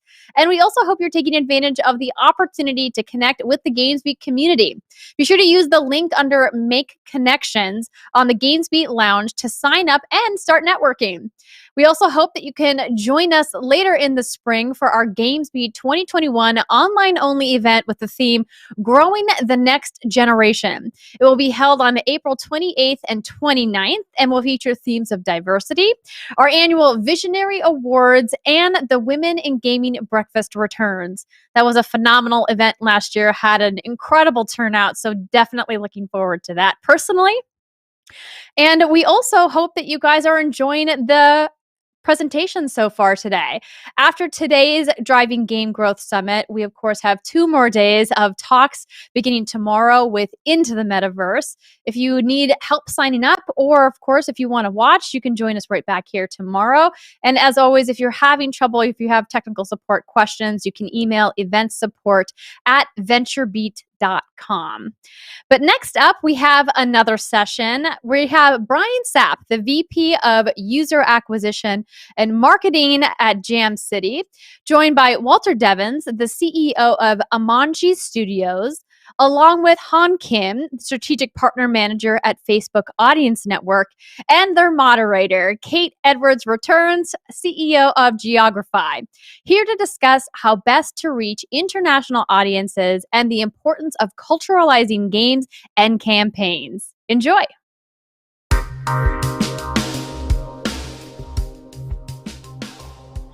Hello and welcome to the session on reaching international audiences about the importance of culturalizing games and campaigns. It's great to have you here for this conversation. What we are going to be talking about today is the importance of looking at content from a growth standpoint in terms of what more can you do to your game content to make sure it maximizes its global reach. A lot of us are aware of the fact that localization has been around for a very long time, doing language translation to make sure that the content is going to be compatible with different markets around the world.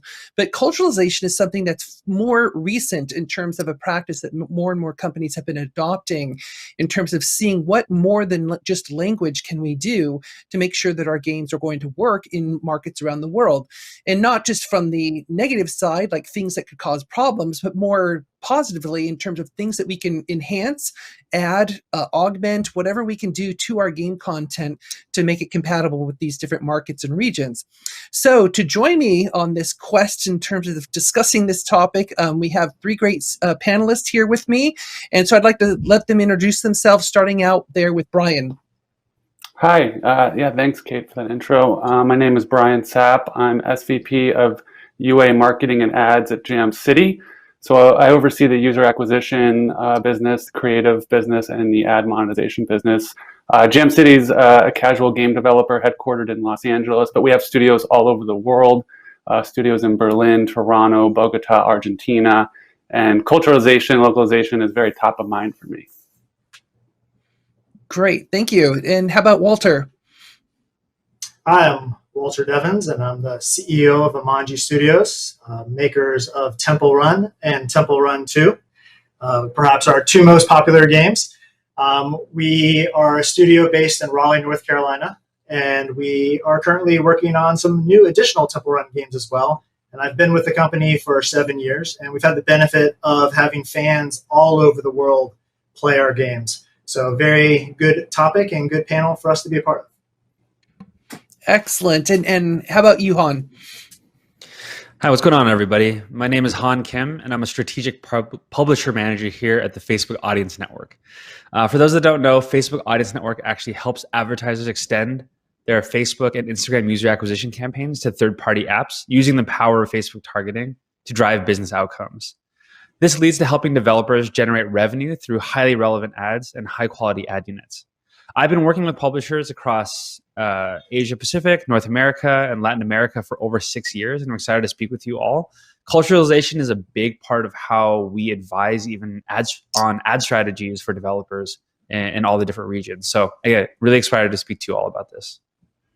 Well, excellent. Great to have you all here. And, you know, we've been already tossing around the term culturalization several times already, and I kind of alluded to what it could mean, but how about we talk about how you would define it? Because I think a lot of people might approach this word a little bit differently, even though a lot of us know what localization is.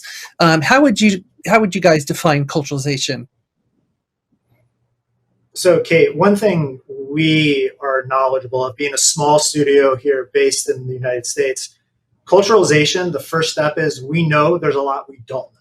So we wanted to learn if we, for example, we were creating a new map to be based in Southeast Asia, what are the cultural significance of symbology, of temples, of religious iconography, you know, all of those sorts of things. And we simply don't know all of that. And we want to make sure that we're inclusive and not offensive or tripping over anything that maybe would be no-go areas. So I'd say the first summarization to us would just be trying to learn what we don't know. Yeah, I see culturalization having several different levels, if you will. And I think, you know, you mentioned that localization being level 1, right? So just localizing the copy, and that we can't really call that culturalization. But taking that a step further, especially with the product, it's how am I monetizing my product? What do my game mechanics look like? And do those make sense in the culture that I might be looking towards culturalizing the product? So to give you an example, there's many games in the West that monetize through gacha mechanic, which is trying to obtain certain objects in the game. If you bring those same gacha mechanics to Japan, Japanese users expect much more free gachas in their game experience. And so we have games, for example, like Disney Emoji Blitz that monetize through gacha mechanic. And so when we look at Japan, we ask ourselves, you know, does the way we have this game designed right now make sense for a Japanese audience? And that's a product question, ultimately. And so you can go to these different levels of culturalization to almost completely redesigning your in-game economy to make sense for that audience. Yeah, I love the way you said that, Brian. I think taking it to different levels is really the best way to think about it. I think for me, simply, it's looking beyond just language, right? I think language is the bare minimum when we're talking about culturalization. In fact, actually, Facebook conducted a study with 2CV back in 2020, looking at various topics, one of them being how to expand your game globally. In that research, we do say that culturalization is defined as adapting the game's look, feel, and tone to the culture of the market, and learning and adapting to the market, to that market's value and belief systems, right? So it's just understanding beyond not just the language, but also just how each of these regions actually value different things. These great answers. Thank you all. I mean, it's as someone who's been doing culturalization in the game industry for almost 28 years now, as a geographer, it's all of you, in my opinion, pretty much captured it exactly.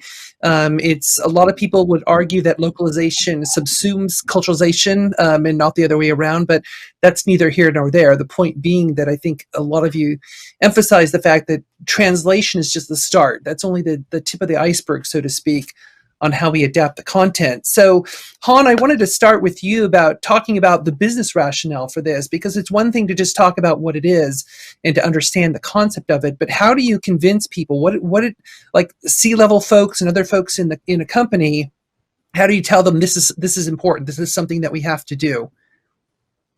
Yeah, I mean, I always like to put things simply first and not kind of dive into the rest, but really putting it simply, like, do you want to follow the money, right? As they say, and we're seeing that internet and smartphones are just becoming more and more affordable worldwide, and we're seeing more smartphone users every day. But those new smartphone users actually aren't coming from North America. They're coming from international markets, right? And we're expected to see that this industry become that over $100 billion industry by the end of 2020, based on the current growth and spend. And of that 100 billion, we're actually seeing that in-app ads is actually growing faster than in-app purchases. And a big part of that also has to do with a lot of these countries are still new to even making purchases through the mobile phone. So there's a lot of these nuances to understand as more and more people come online. But your original question was around what's the business rationale, right, for actually investing in localization and culturalization. I mean, to be successful in these markets and to capture that growth that I just talked about, you need to take the time to properly understand the markets you're planning to expand into and adapting where necessary. To kind of flip things on its head, because I know this is probably from the perspective of how do you take US games out of market. Just in my experience with working with an APAC publisher back in 2017, they were trying to actually break into the US markets, kind of the other way around. And they had a game where they actually had something like 5 to 6 minutes of storyline before you even got to the tutorial. And they found that it worked really well for their market because it kind of built up the story and you kind of got engaged in it. But they actually found that US users were dropping off before even getting to the tutorial. So things like that, by moving the gameplay up sooner, they're able to retain users much better, right? And be able to expand in the market in the way that they wanted to. That's just one example. But at the end of the day, you want to follow where the growth is coming from. And for US publishers, at least, it's going to be making sure that you're following where the growth is, and that's in international markets. Yeah, most certainly. No, sorry, go ahead. I was just going to say, I think being a studio or a company, you need to, especially in the U.S., the U.S. is admittedly worse at culturalizing our products and moving them overseas. And I think, that's because we're an insulated culture and we're used to looking inward, and most game developers are focused on playing, games here and culture here, not looking at top grossing in other countries. But I think for a business, it's about opportunity costs, and it's about understanding whether your game can be successful there and what it would take to make that successful. So, there are certain types of games, plug and play games like PvP, first person shooters, Clash Royale might be one example here, Fortnite might be another, where that game will probably be pretty accepted overseas because that's very, very easy to get into. Whereas if you have a story game like we have Harry Potter Hogwarts Mystery, which is very content heavy, IP holder. So for us to take that into properly culturalize it for China or Japan, the lifting is much more heavy, right? And so, I think for a studio, you have to really understand the opportunity cost versus the trade-off and the benefit. But if culturalization is incredibly important for you, you would think about designing something from the beginning that can be kind of like pick up and play from the very onset. Absolutely. Walter, do you have any thoughts on this? Yeah, so I'm thinking right now of what we talked about, the different layers and localization versus culturalization, and it's very nuanced, but each game is specific. So Temple Run might be surprising to most people to hear. We're not localized, but we have culturalized. Let me explain. So our gameplay essentially in every single market except China is exactly as it is in the US. So it's in English. The UI is exactly the same, but it's a very simple game, as Brian just kind of alluded to, works in the worldwide market. So you pick up the game and it says, grab the idol if you dare, you do, and you start running and you're instantly in the gameplay. And most cultures around the world understand how that game works. However, as we've expanded the maps and characters within our game to be representative of the entire world, we wanted to be sure that we were being culturally sensitive and we were being respectful of the different cultures that we brought into our game. So we haven't localized, but we have culturalized. And the effect of that has been the first map. In fact, Kate, we worked with you on this. We went to create a map called the Lost Jungle, and we culturalized that, and it was based in Southeast Asia. And to this day, we have a huge, widely successful audience in India. Very popular, wide success. And I think a lot of that is because we were able to properly culturalize the game into that region. So again, not localized, but we have culturalized, and that's made business sense and has been really resonated well with our fans. No, that's great. I mean, that's a rare example, actually, because a lot of games will absolutely do localization first, always, and culturalization tends to be something of an afterthought, at least in my experience. But that's a great example of where you can actually succeed even without the localization component, especially if the gameplay supports such a universal access. Something like what one of the reasons why Angry Birds was so successful way back when. So just back to you, Walter. I'm just curious then. So what does success look like for this process, and what does success look like for you? I mean, you kind of alluded to it right there in describing the success you've had, for example, in South Asia. So when do you know that you did it correctly? Is it just based on sales, or is there something more to it? Yeah, there's a little bit of more of a, I would say, well, let's again use this kind of like there's layers of success, I guess how you would define it. So first, as a company, we strive to be culturally inclusive and sensitive and really want to be aware of the entire world and these different cultures. And as Brian said, again, not wanting just to be kind of US focused. So I think to be successful at the first level is, are we growing our knowledge base and being inclusive and sensitive to other cultures? So that's success one. And many times that success is no news is good news, right? you just want to almost represent the cultural values of your company and your brand. So that's kind of success level one. We learned that then translated into higher downloads, higher adoption rates, and that's kind of a secondary benefit for us. But we still would consider, as we expand into new maps and new characters, that simply just being inclusive and making sure it's a part of our cultural DNA and that we are aware of that and becoming more culturally accepting of that is success to us, and that has downline benefits as well.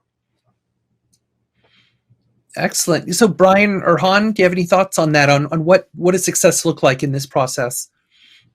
Yeah, I mean, I think almost every developer has probably seen this, at least in the U.S. When they localize to a different country, and it's not done well, which usually means it's not culturalized. They will see some negative app reviews, right? And so you'll get some negative feedback from consumers who get upset. So I think first and foremost is like, are the fans of the game, are the consumers happy? What are the app reviews saying post this culturalization effort?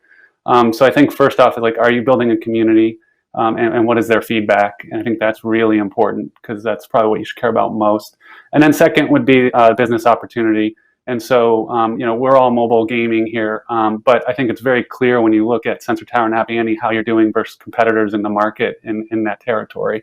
And you can look to see if you're gaining market share, if you're able to successfully market the title and grow in that country.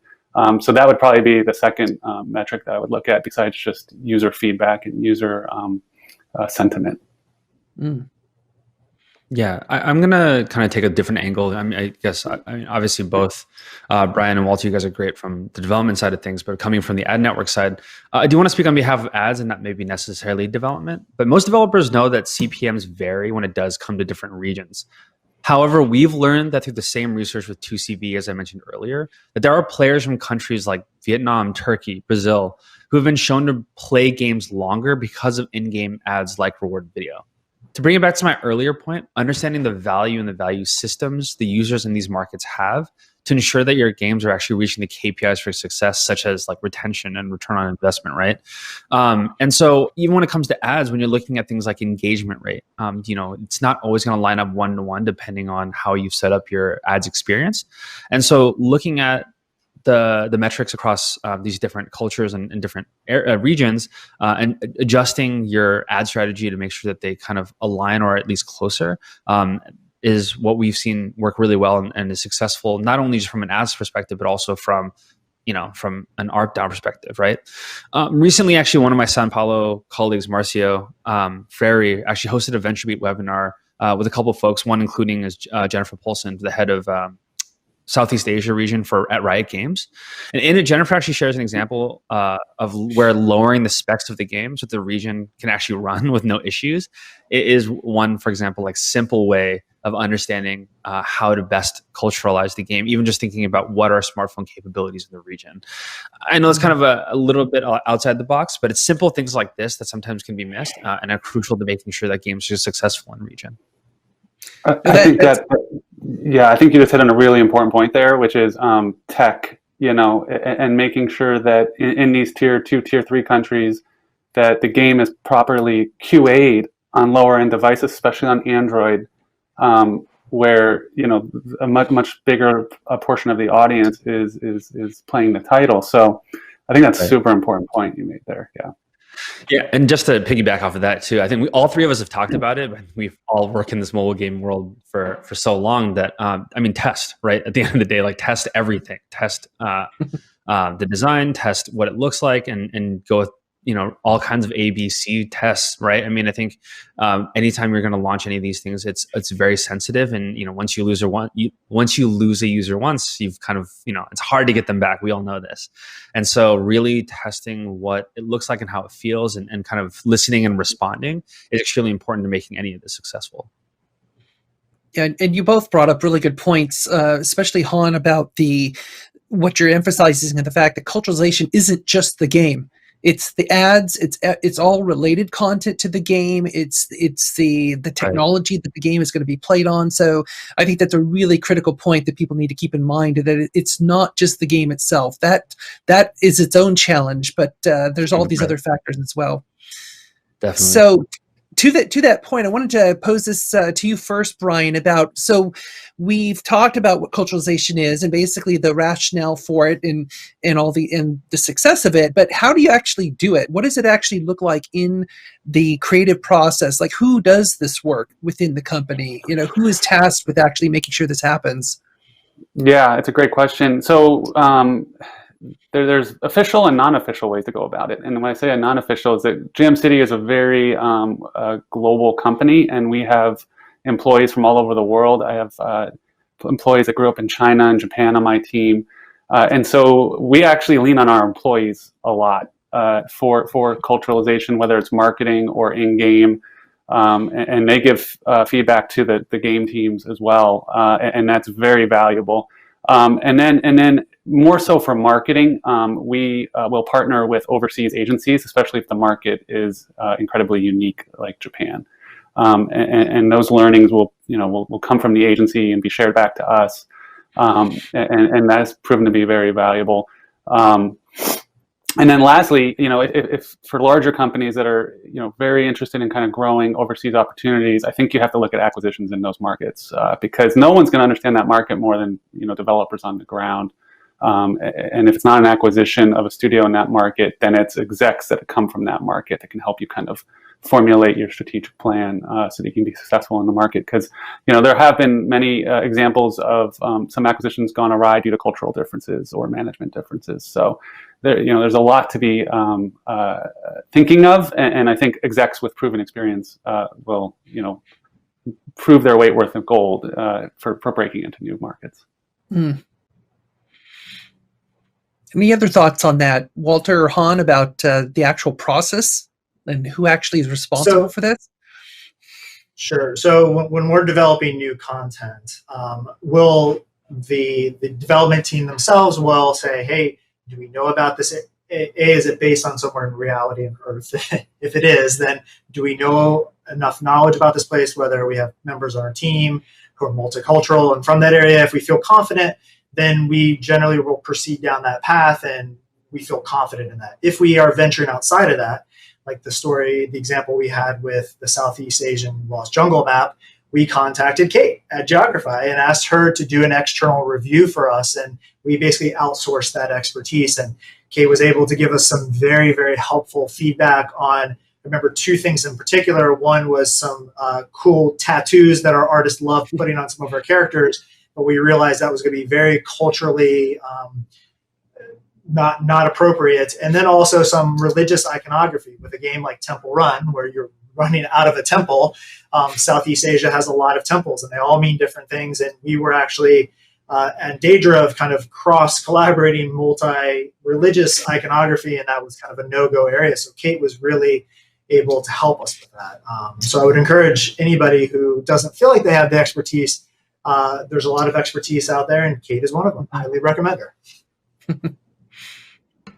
Love it. Yeah, I think a lot of what I wanted to say has already been said, so I won't repeat them too much. But I think at the very, base of it all, it's just doing the research. There's a lot of great free resources out there. Also, I think there's, like this own webinar, shameless plug for all four of us. But like this webinar is a great example of free tools that are out there. And And there are plenty of articles and other resources that have been written on this. I think starting there and just understanding kind of the baseline of how to even start thinking about these things.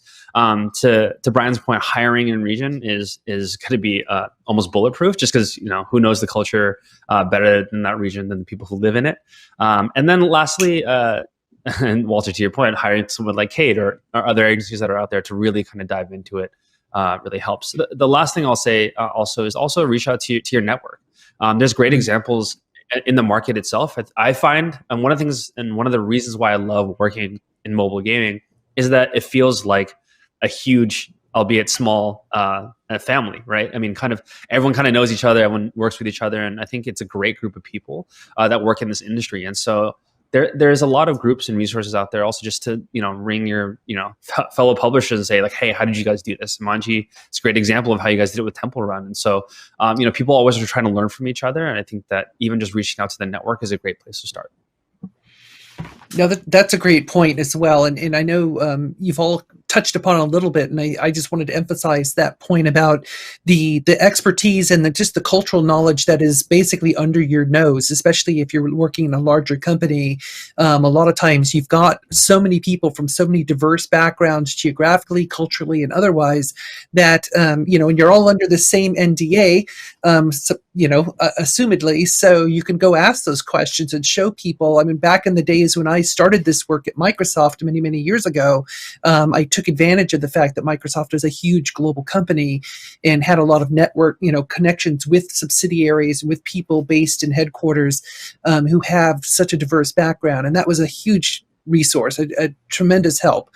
And these people, they may not be like social scientists and political scientists and all these expert types, but a lot of times with these kinds of issues, what you're looking for is that knee-jerk reaction. And oftentimes you just, you ask someone who's from that cultural background, what do you think about this? And you'll get that knee-jerk reaction, which is pretty much the same as the kind of reaction you're going to get from your consumers.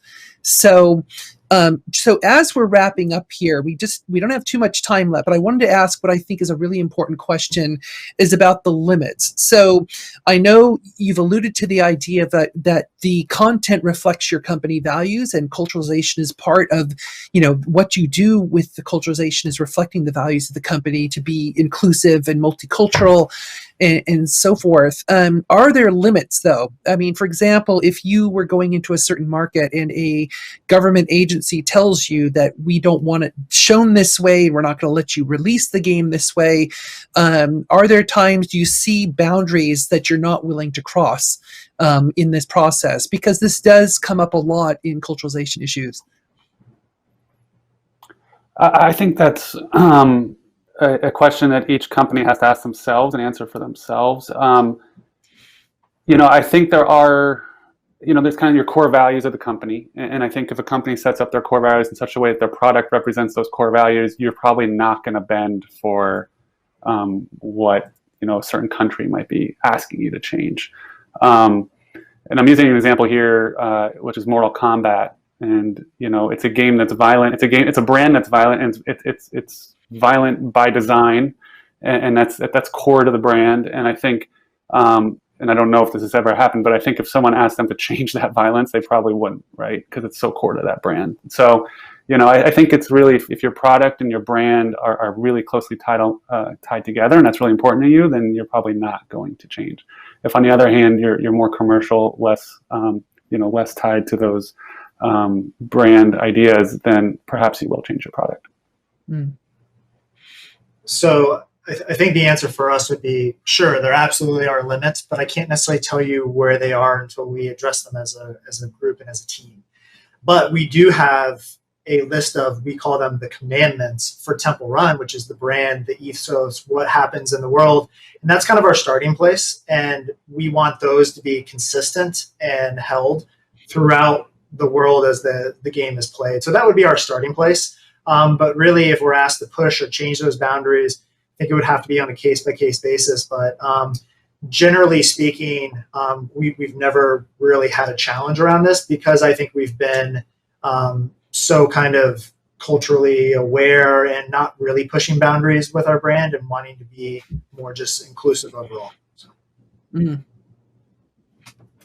Yeah, I think Walter and Brian kind of hit it really on the head, and obviously being from the ad network side, facing less of this, I would say, in terms of having to culturalize the game. But I think one of the things that I've learned from some of the clients that I've worked with and some advice that I've gotten is we're all in this industry because we want to make great experiences for players, right? At the end of the day, and so we want to have our games be fun.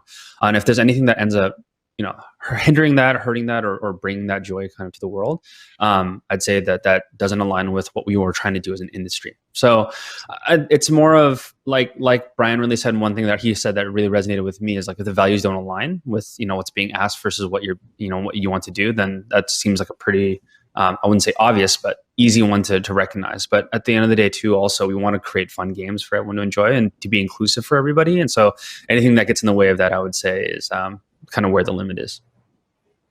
And I think that's an excellent point on which we can end this conversation, because we've come to the end of our time. But I think that really succinctly sums up what we're trying to do with culturalization. It's not just about, ticking boxes. It's not about, there are certain policy factors to it and following local regulations, but really at the end of the day, we're trying to make sure that the games are fun for everybody, regardless of their cultural background, regardless of their geographical location. So with that, thank you so much, panelists, for your insights and for your answers. We really appreciate it. And we're going to close out this panel, and we really hope that you will stick around for the next panel, which is Moving the Gaming Industry Forward, Impactful D&I Initiatives. So thank you again for joining us. Thank you. Thank you. Thank you.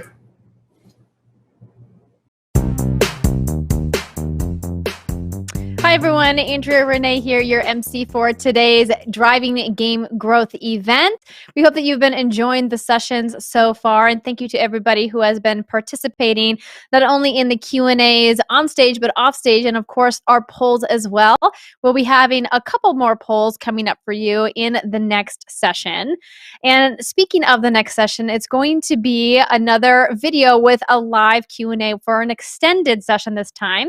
So I hope that you guys have your questions ready, or we'll prepare them over the video. Here to discuss moving the game industry forward with impactful diversity and inclusion initiatives, certainly things that are incredibly important to this industry.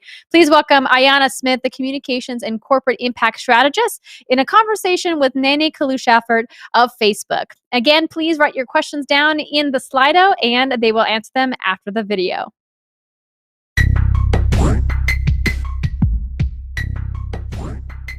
Hi, everyone. Thank you so much for joining our session. Today, we're going to talk about moving the gaming industry forward, impactful diversity and inclusion initiatives.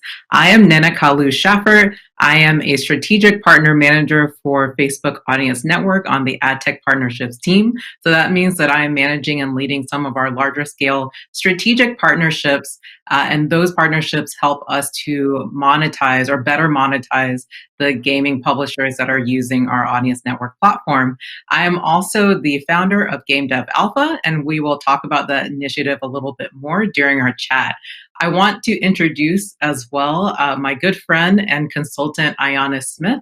And Ayanna, maybe you can give a little bit more about yourself to our audience. Yes, thank you for the introduction. Nene, I'm Ayanna Smith, and I am a Communications and Corporate Impact Strategist.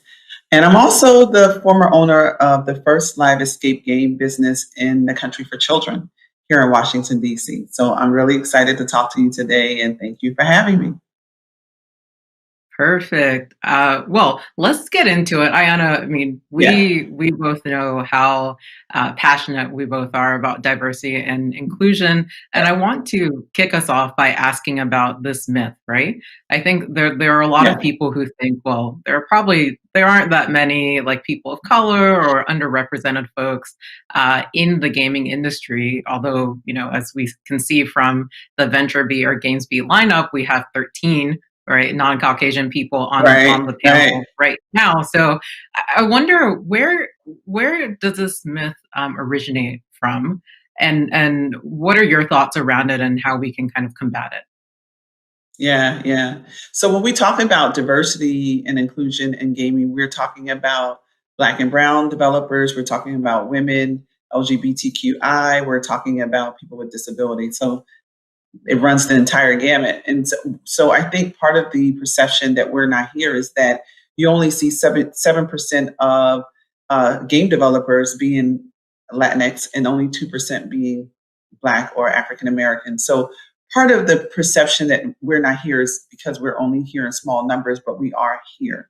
And so we want to make that clear that we're here. But I think there are also some missed opportunities to spotlight the people who are here in the gaming industry. I know that Black Voices in Gaming, Black Voices in Game Development is doing the work of spotlighting Black and brown people in the industry. But there are so many other opportunities to spotlight the folks who are here in the gaming industry. But then we also have the issue of there being a lack of leadership of underrepresented people in the gaming industry too. So I think all of those things kind of feed into the perception that is not a very diverse industry. And it isn't. There's so much room for growth, but we are here. Yeah. Absolutely. And I think too, we've had so many conversations about this just through talking about Game Dev Alpha, but there was a really great analogy that you gave about a party that I think really highlights the issues around this myth and like why people of color as well as other people from underrepresented groups don't feel welcome within the gaming industry. Yeah, we always talk about imposter syndrome, you and I, and just a feeling of just not belonging. And so one of the barriers to entry in the industry, I think, is sometimes us just kind of self-sabotaging. There being the feeling that we don't belong. So, I talk about if you were to go to a party and everyone were to show up in very expensive cars and expensive clothes, and you showed up in your Honda Accord and your clothes from Marshalls, you may not feel like this party is a place that you belong, despite the fact that you were invited to the party. It's just natural for people to feel like they don't belong in places where they don't see a lot of people who look like them. So I think that ends up being a barrier to entering the industry for a lot of people. Number one, they don't see a lot of people who look like them who are in the industry, but then there are also those barriers that come from just a lack of access, the lack of exposure to the industry. I mean, when you think about like career day at your school when you were growing up, how often did you see a game developer show up on career day and tell you about how you could be a part of this industry that you love so much as a child? I don't ever recall meeting a game developer when I was a child. And so I think also just that lack of access to information about how you can, join the industry and the various ways that you can have a role in the industry. It's not just game development. You have composers, you have artists, designers. There are so many different elements to creating a game in so many places that young people could fit. And I don't think that is well known and well advertised. And so we definitely, you and I always talk about this pipeline and this gap that you're helping to fill with Game Dev Alpha, but definitely there's a gap between like entering underrepresented people who are interested in the industry, entering the industry and just like having the opportunities to find internships, mentorship, or just simply opportunities to learn about the industry. Yeah. Absolutely. Yeah. And I think it's really important. Oh, go ahead, Ayana. No. I wanted you to tell me more about Game Dev Alpha. For sure. Yeah. Game Dev Alpha is going to be a program for underrepresented, not just underrepresented minorities, but game developers who have an idea for a game, but they're not quite sure how to move it forward and where to take that game. And so I wanted to use Facebook's resources and the partnerships that we have to really put people together, put the resources that we have with the people who have these ideas but might not be able to move it forward on their own. So we will have training for them. We have business coaching for them. We'll have experts from the Facebook side talk about user acquisition, monetization, storytelling, you name it. We are really excited about this program. It is a pilot, so it's the first time we're doing it. It's US only. And we do hope to open applications in February. Actually, we are planning to open applications in February. So yeah, I'm super excited about it. And if there are any more questions on it, please feel free to ask during our live Q&A, which will be coming up right after this. And then also you can submit questions through the Contact the Organizer button on the GamesBeat registration page. So we are very much looking forward to it. We will be recruiting from Facebook developer circles. So if you're a developer or know a developer who's interested, please feel free to sign up for developer circles to stay posted. Yeah, I love that you guys are really, really zoning in on this need to fill this gap in the pipeline. And there are so many other opportunities for gaming agencies to do that, just like even establishing an internship in your corporation, an apprenticeship program, a mentorship program, because we not only want to see underrepresented developers make their way into the industry, but also find their way into leadership positions. And so when there are opportunities, yes, to kind of groom the talent that exists, and then also to spotlight the existing talent, I think that's great. And so what we want to see is more programs like this Game Dev Alpha program that Facebook is doing. We want to see more gaming agencies reaching out into their local communities, setting up programs with schools, with local school districts, going to visit schools and speaking to students, setting up STEM programs and programs with community colleges, and just trying to find as many opportunities as possible to connect with their user base. Because you and I always talk about how diversity and inclusion is not charity work. You're not doing us a favor. It's smart business. These are opportunities for the gaming industry to draw a closer connection to their users. We know that 83% of teens report playing video games over versus 71% of white teens. 83% of Black and African American teens report playing video games over 71% white teens. And so there's an opportunity to connect, make a closer connection to your user base by engaging with diverse cultures, diverse communities.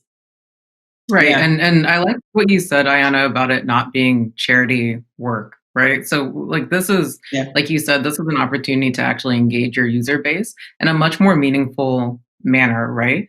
You actually can have people on your team with these lived experiences who understand the feedback that your users are giving and are able to honestly spot those issues before your product or your game, whatever it might be, makes it to market. I like giving this example because it's really, I think, important and relevant. One of the top apps on the game store right now is called Project Makeover. Super fun game. Oh, yeah. I like I love makeup that. and all sorts of things. Yeah. So I've actually downloaded it and played it. And one of the first avatars that you see that you're supposed to make up and do over has glasses. And so one of the first, I guess, actions of the game is to remove glasses from that avatar so that you can continue with the makeover. Some people have actually commented in the App Store about this very event or issue, saying, why must, it's a big issue, right? Like, why must her glasses be removed in order for you to do this makeover? Yeah. Like, does it mean she's not pretty because she has glasses, right? So, it's just those sort of things that if someone who had glasses, or maybe a female identified person, a woman, like whatever, what have you, who has that experience of, being was on that team and has an experience of like being held to certain beauty standards, if that person might have been on the design team or whatnot, or what have you, it could have been prevented so that you don't have these sort of comments. And I think one of the effects of it, of course, is that you turn your users away from your game before they even have a chance to engage. Absolutely. Right. And you might say like, oh, well, I can't account for people being offended. That's true. But you can definitely mitigate the risk. And I think what we're trying to say here is that with these sort of diversity and inclusion initiatives, D&I initiatives like Game Dev Alpha, like Black Gaming Creators Program, and a bunch of other initiatives that Facebook and other players within the ecosystem are doing. With these initiatives, we're really just trying to combat that, the chance that user experience could be impacted. And in fact, we're trying to But also improve the user enrich it. experience. Yeah, enrich the user Absolutely. experience as well. I mean, we know that corporations pay millions of dollars for market research. And in the gaming industry, it just seems like a low-hanging fruit to be able to engage your users who are saying, we want to see more characters that look like us, that represent us. We want to see storylines that we can connect with better. And so here's an opportunity to fill that gap without spending probably any money. You know, there are gamers who are more than willing to share the feedback about what they want to see in games. And so we want to help facilitate that. Yeah. Yeah. Yeah, absolutely. And I think too, going back to your point, Ayana, about education and why, people don't seem to know about the gaming industry, I think it's really important. And one initiative, or one type of initiative that companies could do, is to definitely have this sort of pipeline going from historically Black colleges and universities, or ERG groups focused on game developers. There are a lot of them out there working and partnering with these organizations to really get people to understand the opportunities that exist within the industry, right? So, I've told you many times before, Ayana, I went to university. I majored in Middle Eastern, Near Eastern studies. Has nothing to do with gaming. It took me moving out to California, working within startups, and then making my way to Facebook and ad tech to know that the opportunity even existed. No one came to me and told me, "Hey, there's a multi-billion-dollar gaming industry out there, and you can be a part of it." I had to seek that out. So yes, you can seek it out, but I also think that the gaming industry and gaming companies can meet people halfway and partner with these institutions that are already in place to educate and mentor. Yeah. We can start early. I mean, kids should know as early as they start playing games that there's a place for them in the gaming industry. Just about any skill that they have or anything that they're interested in kind of can fit in the industry. There's a place for you. And I think that is one of the main messages that we want to send out, is that there's a place for you. If gaming is something that you love, there's a place for you in the industry. Yeah. Absolutely. And I think another way to highlight that point, that gaming is for you, the gaming industry is for you because games are for you, is to definitely have those companies, or any company really, within the gaming industry, if you have people of underrepresented groups in your design teams, your business partnerships teams, highlight the great work that they're already doing. We want to know about them. Yeah, I want to know about them. Ayana wants to know about them. We all want to know about them. And I think it not only helps your company and your business, but it also helps those folks who are coming up, who are thinking about gaming or play games all the time and wondering how they can turn it into a career. They see someone who looks like them or someone who's had the same experience as them, they'll be more apt to join the party, right? As Ayana was saying before. So that is very low-hanging fruit, I think, for anyone listening to this talk today. Absolutely. Well, I appreciate you inviting me, and I look forward to our next chat. Yeah. Thank you.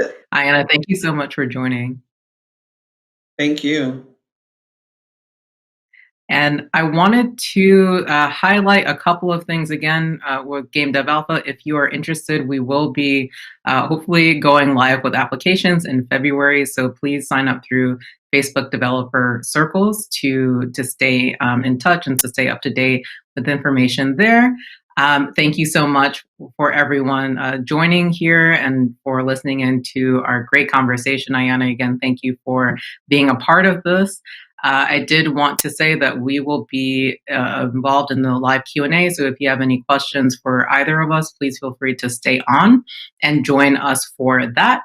Coming up is the panel that we have next, another diversity and inclusion panel called You Can't Be What You Can't See, Driving Positive Change in Gaming. So please stay tuned for that. Thank you, everyone. Thank you. Bye. Bye-bye.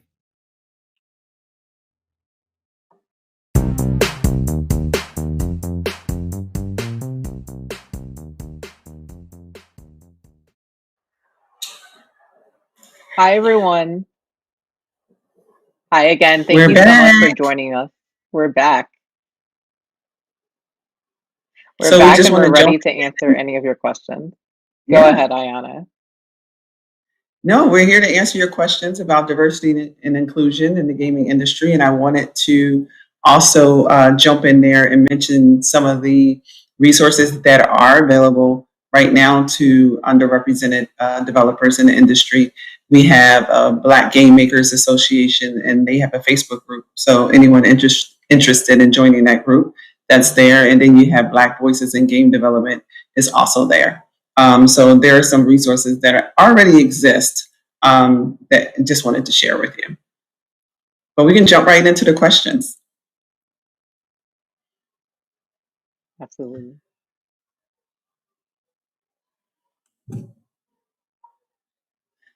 What do we have? Any questions?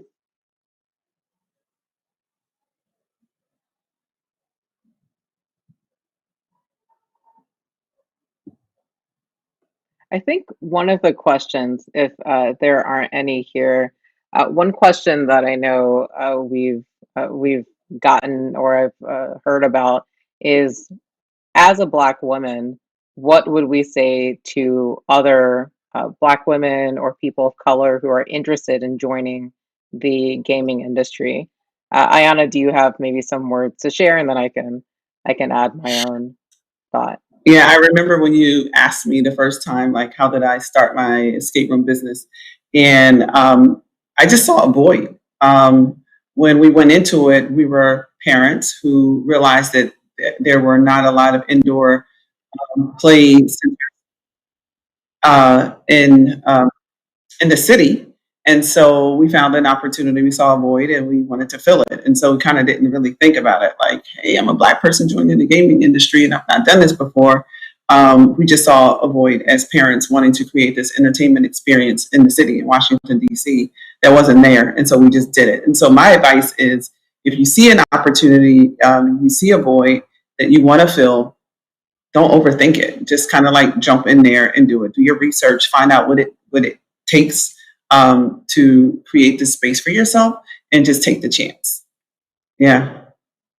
Yeah, absolutely. And I like, just to piggyback off of that too, I think it's really important to take that opportunity that you're getting and to take a chance. But I also think it's important to make your own way here, right? So we've talked about before, there are so many programs that you can be a part of that want, people of color, people from underrepresented backgrounds, and the like. And so I think it really does take a bit of research on your part if you're interested in the gaming industry to really understand what's out there already, as there are quite a few resources and organizations like the ones that Ayana named earlier, and that there are companies like Facebook, like many companies whose representatives are on this call, that are interested in hiring that sort of talent. So it really definitely is, the ball's in your court, I should say, in terms of Absolutely. researching the opportunities. Right.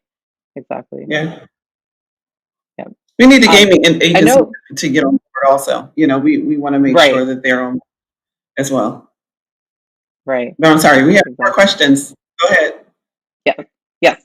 So I think another question too is, there are many companies that are interested in this sort of work, but there can be a sense that, okay, we have other business priorities, we have other things that we need to focus on right now, even though we know that this is quite important. What can we say to those people in terms of how they can actually move forward with D&I at their company? It's going to take some work. It's I can't say it's a huge undertaking, but it's going to take work. It's going to take effort and attention. And so I would just say that in the industry, we just have to just get started, like commit to doing the work and get started. And there are a lot of agencies out here that do diversity and inclusion work, can help build leadership programs in your agencies. But you just have to they have to be committed to doing the work. Right. And so that's just kind of like the first step is the commitment to the work. Right. What do you think? Absolutely. Yeah, no, I think that's a really big first step is being committed to actually doing the work. I think too, having someone, like you said, in terms, commitment is one thing, but there's also a matter of actually hiring people who are dedicated to this work. So making diversity and inclusion an actual business function, right? Like we already listed some reasons why it's important to actually have D&I as part of like a pillar within your strategic kind of thinking when you're thinking about games and game design. I think it makes sense to have someone who's actually driving those sort of decisions and to have that person be on the senior like creative teams, for instance, or the like senior biz dev teams. I think more on the creative side definitely would lead to the sort of change that we would like to see. Yeah. Another question, Ayana, do you have more to add there? No. Those are good points. Awesome. So another question too that I'm seeing here is, what will success look like, right? Like, what do you think? What do you think success looks like, and where will the industry be in terms of DNI, and how would that look? How will it look like when we've actually reached completion? I should say, in your opinion. I definitely think that having people of color in leadership positions, women in leadership positions, people with disabilities in leadership positions, that looks like success to me. To be able to see diversity in the characters that are represented in games, that looks like leadership to me. When I can look at a game and see Black people represented, but not always violent characters, that looks like success to me. So, I mean, success looks like when the gaming industry looks like what the world really looks like. That's real success to me from the top all the way down. Yeah, absolutely. And like 100% on that. And I would like to add too that for me, success looks like, when we can have these sort of conferences without needing, right, a diversity and How about inclusion that? panel. Right. Yeah. Right. Not to say that, Yeah. we're all grateful to be speaking about this topic, but I do think that when we've reached success, there will be no reason to talk about diversity and inclusion because it'll be the way that the gaming industry does business. And therefore, it would not make sense. And no one would even think to bring it up because we're already including people from diverse backgrounds or all sorts of like backgrounds and Yeah. You think you're going to get thought there processes. anytime soon? Do I think think we're we'll going to get get there? Certainly. Yeah, I'm Any- optimistic. We exist, right, within the gaming industry. We know other people like us who exist within the gaming industry. So I do think that we'll get there. We're definitely, we're making steps toward that sort of summit or like nirvana of inclusivity within the gaming industry. But I do think we'll get there. Might take some time. I think it'll take changing the way people think about the gaming business and what sort of decision making goes into the creative process. But I do think that there are people within the gaming industry. I have a lot of hope for gaming, actually. Like, I think there are people within the gaming industry who come from just atypical backgrounds, whether it's neuroatypical or differently abled or like what have you. I do think that there are people who understand what it means within the gaming industry to be on the outside or to be an outsider. Yeah, And I do think that absolutely. tapping into that, yeah, right. I think tapping into that psychology and really, having those people on board will move the industry forward, which is the title of our discussion today. Will move the industry forward in terms of in terms of inclusivity. So I'm very optimistic. So what would be your charge to gaming agencies? I know about the Game Dev Alpha program that Facebook is doing, but what would you kind of charge gaming industries, gaming agencies to do to help support this effort? Yeah, it's a really good question. I think I would, uh, first and foremost, like I was saying before, uh, people need to take this seriously. And by seriously, I mean having people whose remit is to increase diversity, whether it's diverse characters, diverse features, mainly within the characters, or diverse experiences and storytelling to have Yeah. people who are exclusively dedicated to being inclusive, if that makes sense. I think that's something that I'd very much like to see within the gaming industry, within mobile apps, especially. And I think it's possible for sure. Again, Yeah. I think it does take a change in how people think about the sort of business outcomes that they want, but Mhm. it is something that can be done. Do you have more to Yeah. add there, Ayana? No, I don't want to take up time from the question, so we'll move on to the next question. That's a good one. Sure. So another question is, in terms of like game development, do we think that we would see more diverse characters within games if we had more diverse people working at those gaming companies? Absolutely. It's just natural for people for developers to create characters that look like them or that represent their personal experiences. So absolutely, if we had more developers, diverse group of developers in the industry, you would see more diversity in the characters.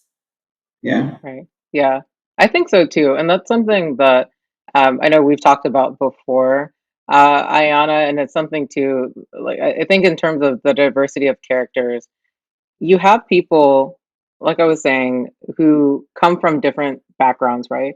They bring their selves to work, right? I mean, we talk about bringing your whole self to work, that sort of thing. I think it's Yeah. even more important in the creative industry. So if you have someone, like for example, someone who understands what it's like to, I don't know, like be picked on, or understands what it's like to have natural hair, or like whatever it might be, then that person is more readily able to create characters that blend in with a story that might benefit from that sort of like background. So not to say that Right. people from another background, right? Yeah, it's not to say that people from another background won't be able to tell those stories, but I mean, surely it's like it's common sense. Of course, if you come from a background, you are much more able, much more likely, I think, Right. to want to tell that story and to kind of vet the sort of narratives that are being told around that character, right? Right. I Right. know that I'm sure Ayana, you know this too. Like when, and I am Black, so I can speak about what I Your see, personal or what experience, I think right? when I see, yeah, my personal experience and what I see when or what I think when I see Black characters. Oftentimes, especially Black female characters, they'll be, hypersexualized, like, the hair is like quite Right. like straight, lighter skin, that sort of thing, and that doesn't represent all Black women, right? For Right. instance, and maybe if there was someone on the creative team, not doesn't have to be the creative director, but someone under that team, maybe if there was someone who was a Black woman but didn't have those features, that person would be able to call out, the fact that not all Black women look like this. Maybe we want to be a little bit more inclusive. Maybe we want to add more Mhm. options for like hair that aren't just straight, because not everyone has straight hair. What have you? Right. Yeah.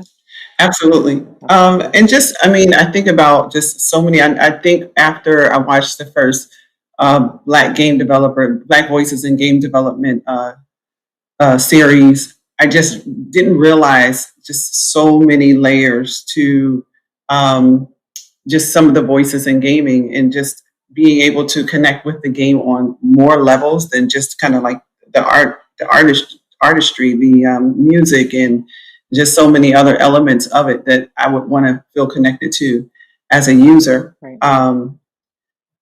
But you and I always often talk about just like textured hair and just kind of seeing Right. yourself represented there visually in the game. And so, yeah, Right. I definitely think that we would see more of that if we would have more people of color represented in the industry. Right. Absolutely.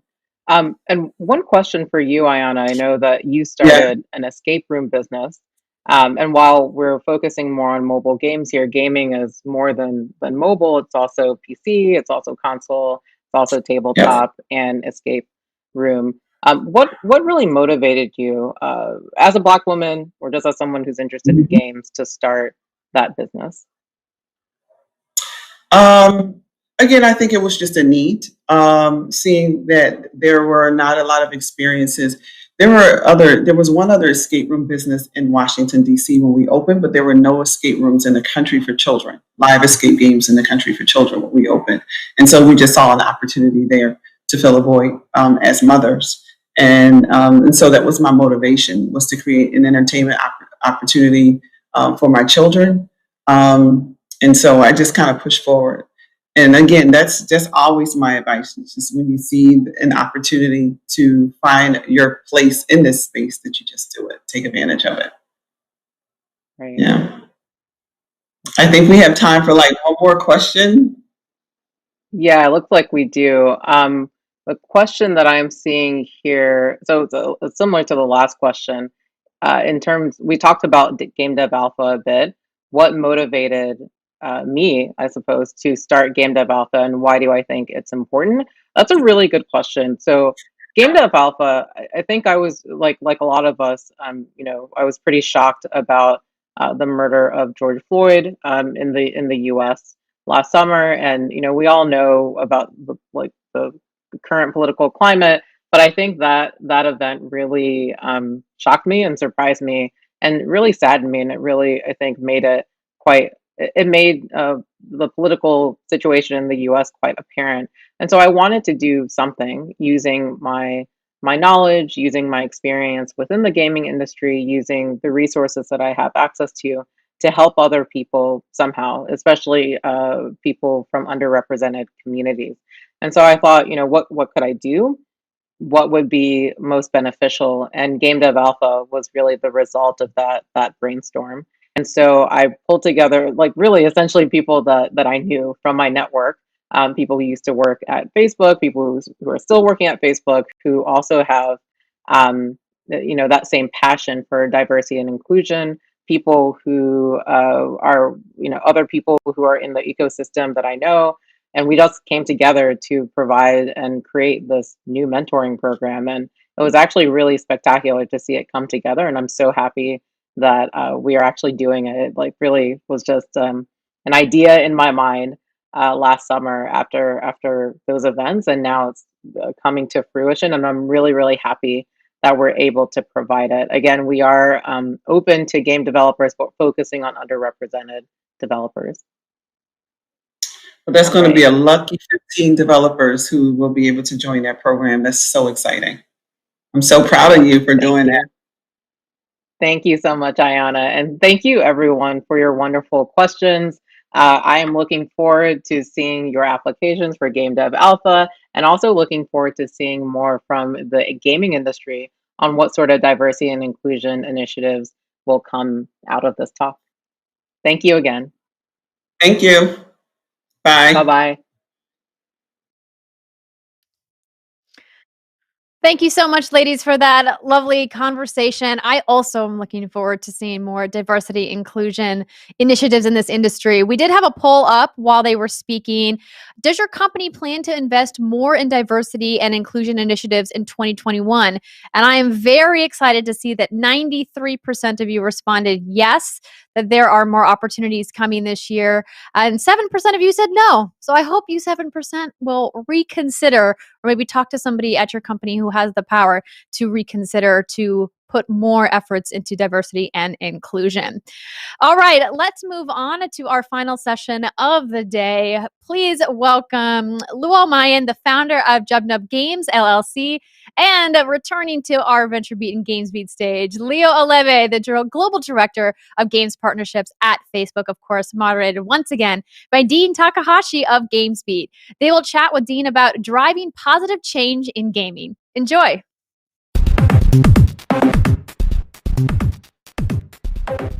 For our final session today, I'm delighted to be here with Luol Mayen of Jubnub Games and Leo Alebe of Facebook. And this will be a fun session. So Leo, can you tell us a bit more about yourself and what you do at Facebook?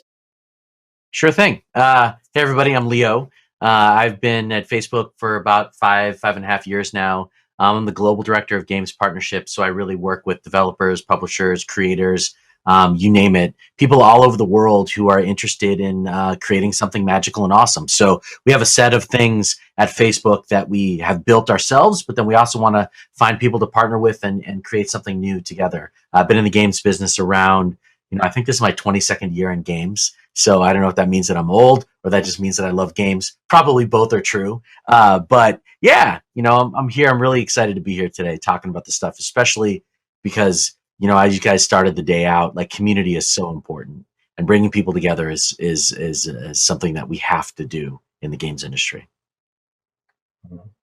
So, Lual, this past October, CNN named you one of its esteemed champions of change. And so, by way of introducing yourself, for those of people who don't know your story, can you tell us what led you to receive this award, and then also what you're also currently working on? Yeah, my name is Lual Mayen, as mentioned, and I'm the CEO of Genu Game. So our focus as a company is we make video game for peace and conflict resolution. Recently in 2020, CNN named me as the Champions for Change. So the Champion for Change is a program that actually help people and recognize people that are using the power of, that are using the power of game to be able to like bring global communities together.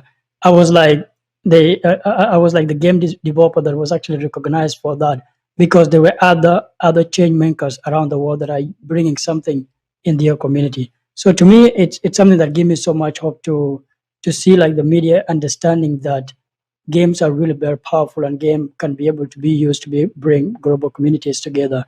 As for me, as someone who grew up in a refugee camp, I'm here to be able to use my experience and my past to be able to create a sustainable future for other people and make people understand, what refugees go through, and that's my mission. That's what we do at Genu Game. Yeah. Now, Lual has become famous for telling his story. He's told it so well. Absolutely. But I'm kind of curious about some of the backstory. Like, how did you meet Lual, and sure, what did you find compelling about his story? Yeah, so Lual and I met when we were working on the Global Gaming Citizens work recognition that we created in partnership with the Game Awards. And there were a bunch of people that I guess had known, Lual previously, or had heard like snippets of his story, and recommended him to be recognized as a Facebook Global Gaming Citizen. People using the power of games to drive positive change in their communities. And the first time we met was in December of 2018 when we actually met in person, and we hit it off right away. Just, yeah, right. Like telling stories and, talking about games and opportunity. I mean, Lual's story is absolutely compelling. What he's been able to do is extraordinary. We also share, Lual grew up refugee camp in Uganda, northern Uganda, right? My tribe is actually from eastern Uganda, southeastern Uganda. So all of my family still lives there in the bush, and so I think we've also kind of bonded over the fact that we both have like this Uganda background. I think to me it was just amazing, meeting Leo in 2018. To me, like, being able to see somebody like that, in the industry, it was something that really gave me so much hope and so much inspiration to be able to put, and for me, like the Global Gaming Citizen was like the only recognition that actually helped me connect with people in the game industry. I remember I was at GDC first, but then like I didn't have that opportunity to be able to like to connect with people that really understand the power of game. And through that, I was able to connect with like Game for Change, and I was able to like really keep building during the years. So I think, meeting Leo was really a great opportunity for me, in 2018. Yeah. It sounds like you actually learned a lot from Leo. There's a lot, but for me, when I was growing up back in the refugee camp, the first thing I realized was, what can I do in this industry to connect with the right people that are able to like to keep pushing me, because it's a very hard industry, and it's so hard for somebody to like go into it because there is so much competition in it. So, but for me, as someone who feel like games are so powerful, I need to like find a ground where I'm able to find support and mentors and people that can be able to even like connect me with the same like-minded people in the industry, and that's something that was able to like help me to become who I am today and be able to like even get more inspiration in building game and also understand, for me to first start making game, I didn't know everything about game, but during the journey, I was able to understand everything and also like connect with different companies and so on. And I think having this kind of platform, it's something that help, people like us to be able to like, bring their ideas to reality. I remember like when I was speaking with Leo and talk about Salam and the whole idea of like, having in-app purchases. You were like, wow, is that something that is going to be possible? And I was like, yes, that's something that we can be able to do. Yeah. So it's just that platform. Yeah. Yeah. So, sorry, the COVID crisis continues, and this session is about inspiration. And I wonder what has kept you both resilient or inspired, both personally and professionally during this time. Leo, do you want to start? Sure. I think every single time I have the opportunity to talk to a developer, a creator, somebody who is taking what they're passionate about and bringing it to other people, like that's what's given me strength and or resolve and or resilience. And the reason why is because we're in an amazing industry that's filled with amazing people who are ready to tell amazing stories. And if we're listening, if we're doing the best job we can to listen, then inspiration can't help but to come through. So I think Lual's story is an incredible example of this, but there are a lot of people who are fighting adversity and they're fighting challenges in their own way as they're presented in their own lives, whether that's, getting COVID or dealing with digital learning, or we have a new pet in our house and it's like, really tough to stay up all night. There's just different things. Everybody has their own version of what, COVID life is like. But what gives me strength is just seeing that, passion wins the day. And people do have the opportunity to take these amazing experiences and share them with as many people as possible. So that's what really kind of roots me and helps me go, okay, there's always something good just around the corner. Mm-hmm. And Lual, how about you?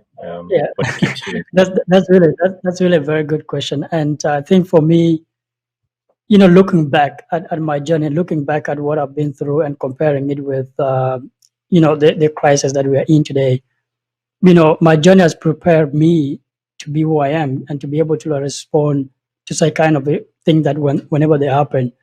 To me, 2020 has not been an easy year for everybody, but it was like a great year for me because I was able to plan. I was able to like just look back at the thing that I used to take for granted, and also think back about what can I be able to do to be able to respond to some kind of in the pandemic, and with that, that's why it's very important for me to connect with the right people that can be able to push me, people that I think that they have done so much in their life that when I look at them, they encourage me to even do more. They encourage me to even think to play even more game. They encourage me to like just keep pushing because I think that's the only thing that is very important. That's the only thing that I really learned during the pandemic because anything can happen, and if you're not prepared for it, and then you won't be able to like respond to it in the right way. But if you're ready every time, if you think about it, for me, like thinking about the thing that I've been through and thinking about, what I can be able to do today, I've already been in that journey. And then that means that it's for me now to use the lesson that I learned to be able to like, create something, for myself and for other people. Yeah. Mm-hmm. So, the theme of our conference is all about growth, and gaming grew dramatically during the past year. I wonder what you guys think about how it's all going to keep going.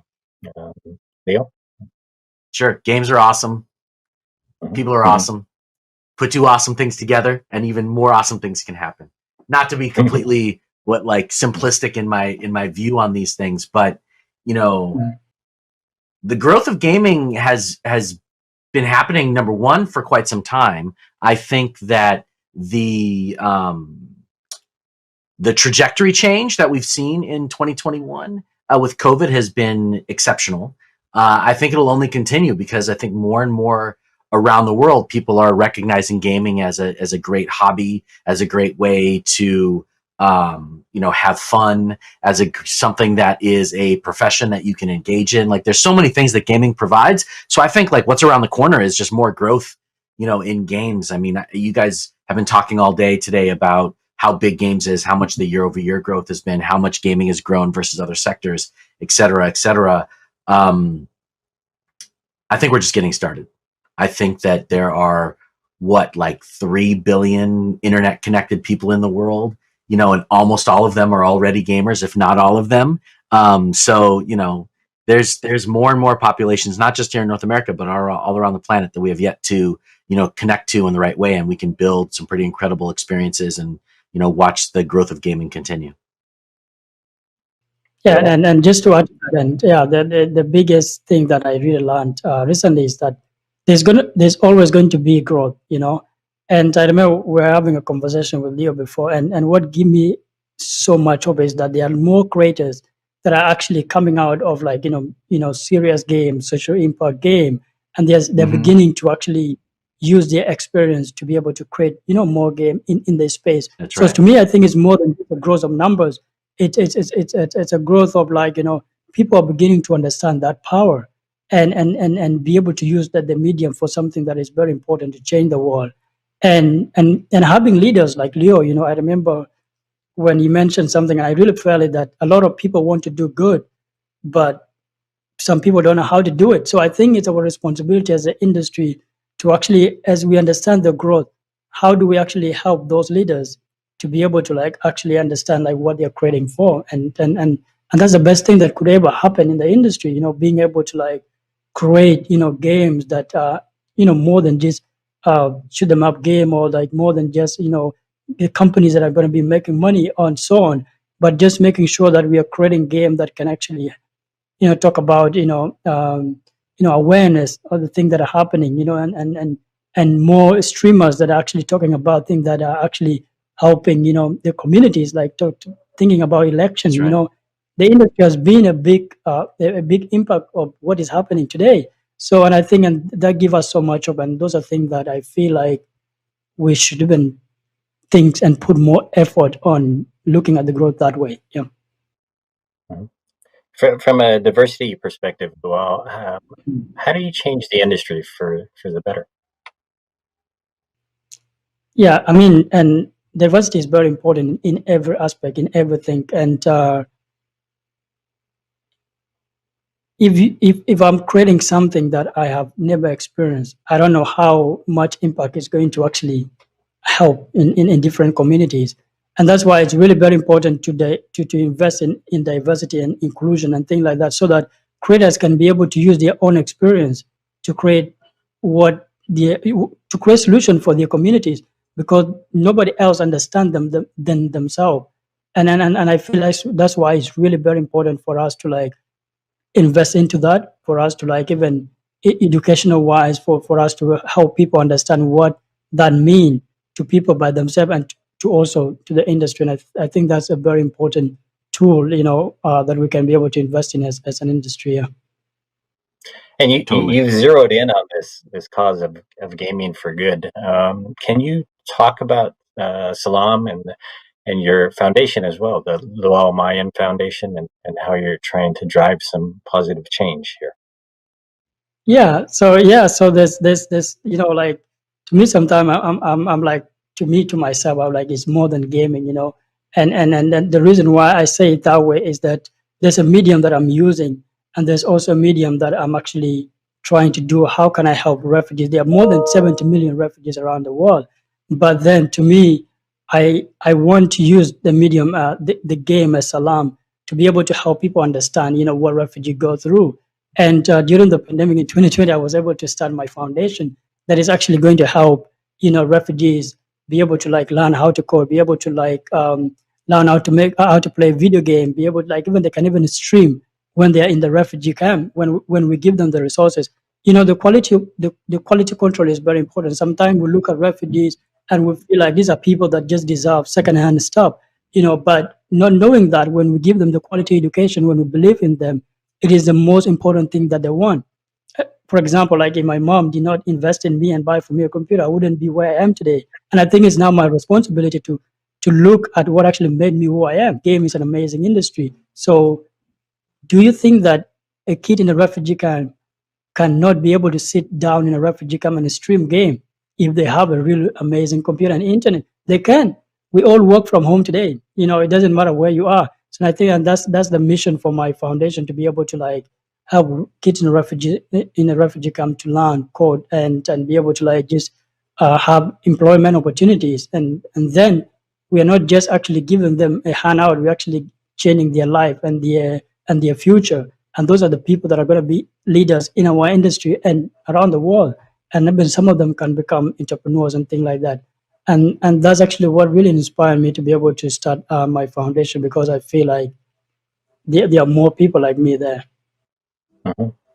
And Leo, you're in a much different situation at a big company here. And you've said many times that there are misconceptions when it comes to D&I. And industry leaders often think it takes a big budget or lots of resources. But I think you've noted that it's everyone's job to find great and diverse talent. Can you talk us through some of these beliefs? Sure. I mean, I kind of love the way that you put it, Dean. Like people tend to think that creating any sort of positive change in the world has to be this extraordinarily complicated process. That creating an opportunity for people of diverse backgrounds to, contribute to whatever it is that you're building or thinking about has to be extraordinarily complicated. And it doesn't, right? It's as simple as talking to people. It's as simple as recognizing what somebody is trying to do and giving them a chance to even talk to you.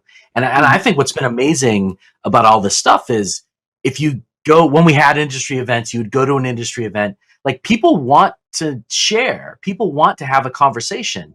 And there seems to be a reticence to just having that conversation. It's really not that hard, I guess is what I'm trying to say. So yeah, it's amazing to be at a big company. It's amazing to have resources. It's amazing to be able to be connected to developers, publishers, creators all around the world and try to inspire others to take action. But the reality is it's just not that complicated. And anybody watching this panel, anybody coming to the conference today has the opportunity to create, positive change for somebody else.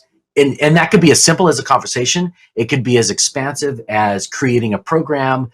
We just launched our $10 million Black Gaming Creator Program at Facebook. Like, that's huge. That's amazing. That's what we were able to do. But this didn't start from some big, complicated thought process or exercise. What it started with is like, how do we do something positive for people? How do we create positive change? And if people are asking themselves that question, then you can do something. Like even we talked about global gaming citizens earlier. That was created simply because Keely and I were having a conversation just saying, wow, we really want to create opportunities for people to be recognized in the game space. What can we do? And then you just start talking. Like I think like today is a great example of Facebook and GamesBeat coming together and creating opportunities to talk about growth, having this panel. Like this stuff doesn't have to be hard. You just got to do something.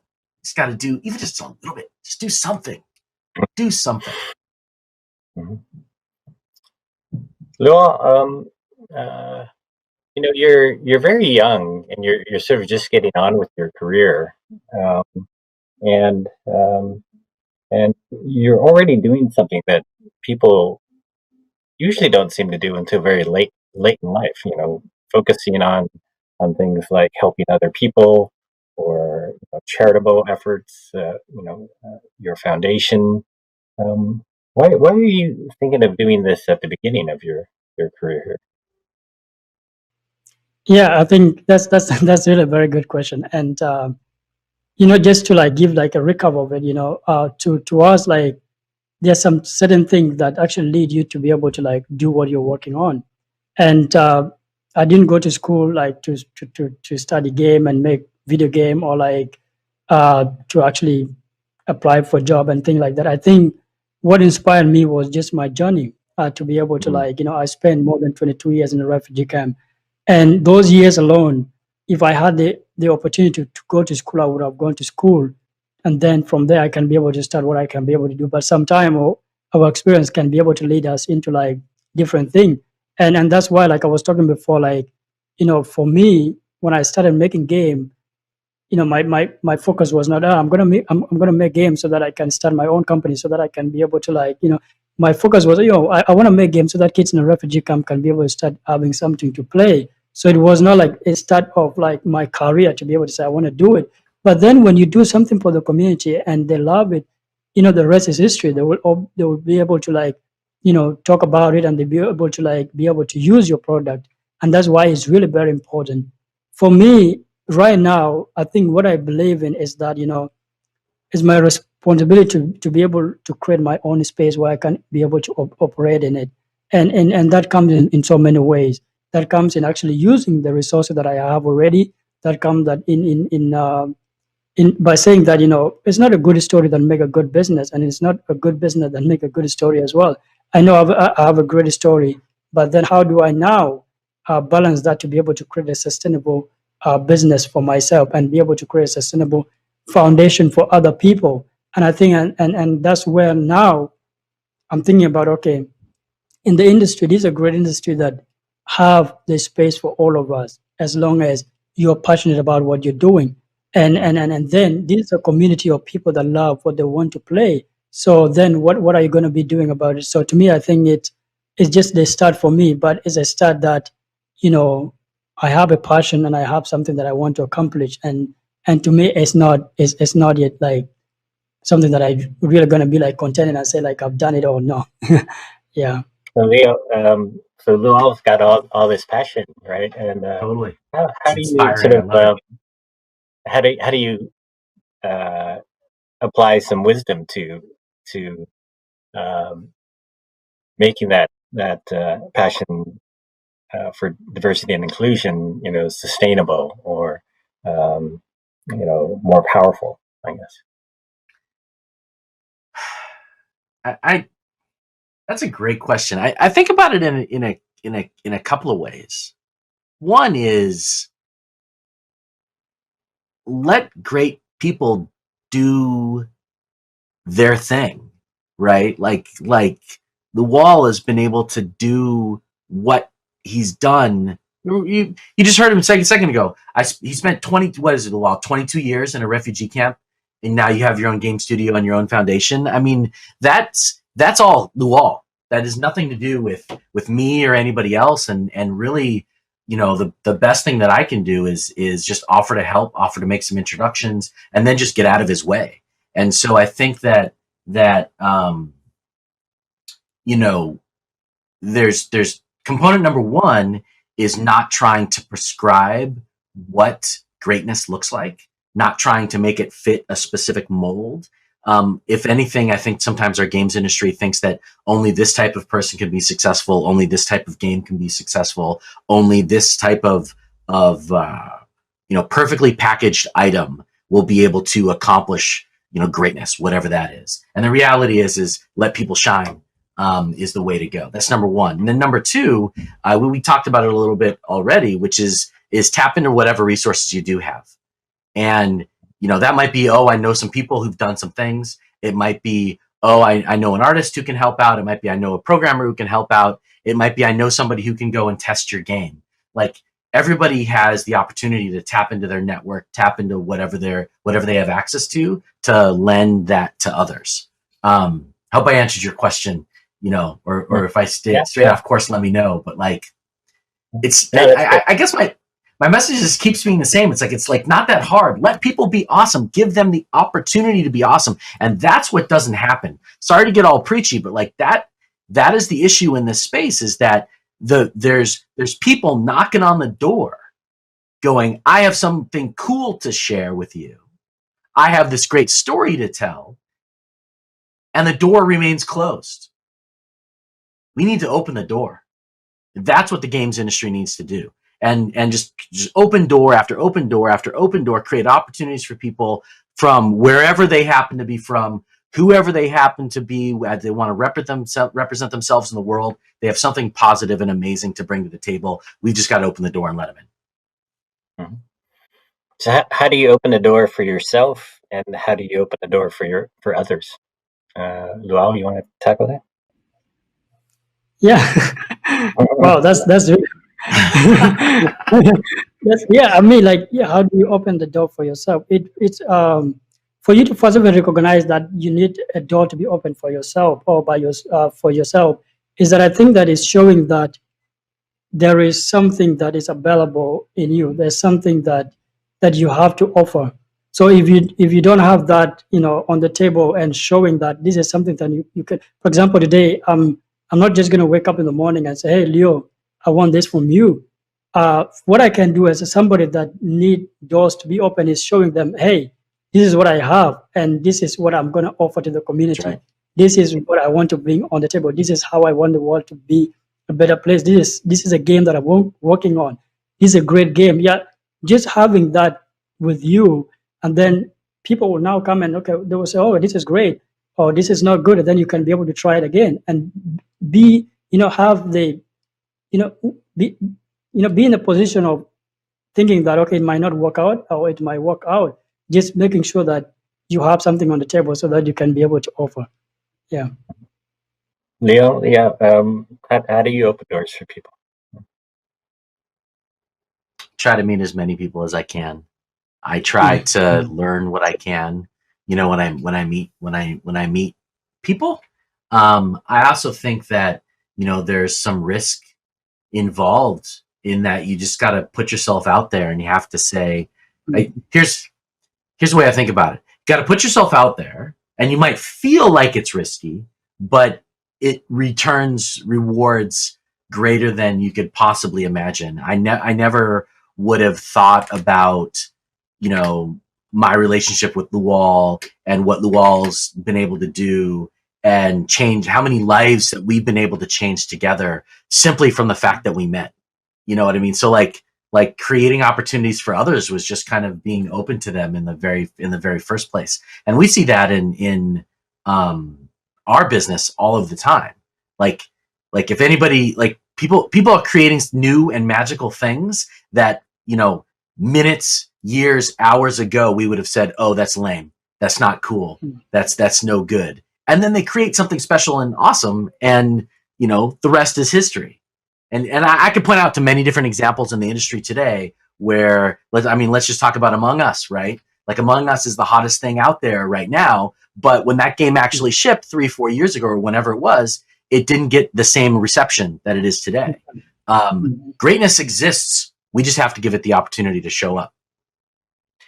Just want to say a big, big, big thank you to GamesBeat, Facebook Gaming, Audience Network for an incredible day. Really appreciate the opportunity to just have some really strong, powerful conversations, about growth and about the future of games. So thank you. And thank you, Leo. If you'd like to find out more information about what Lual is doing with his foundation, please go to the foundation website.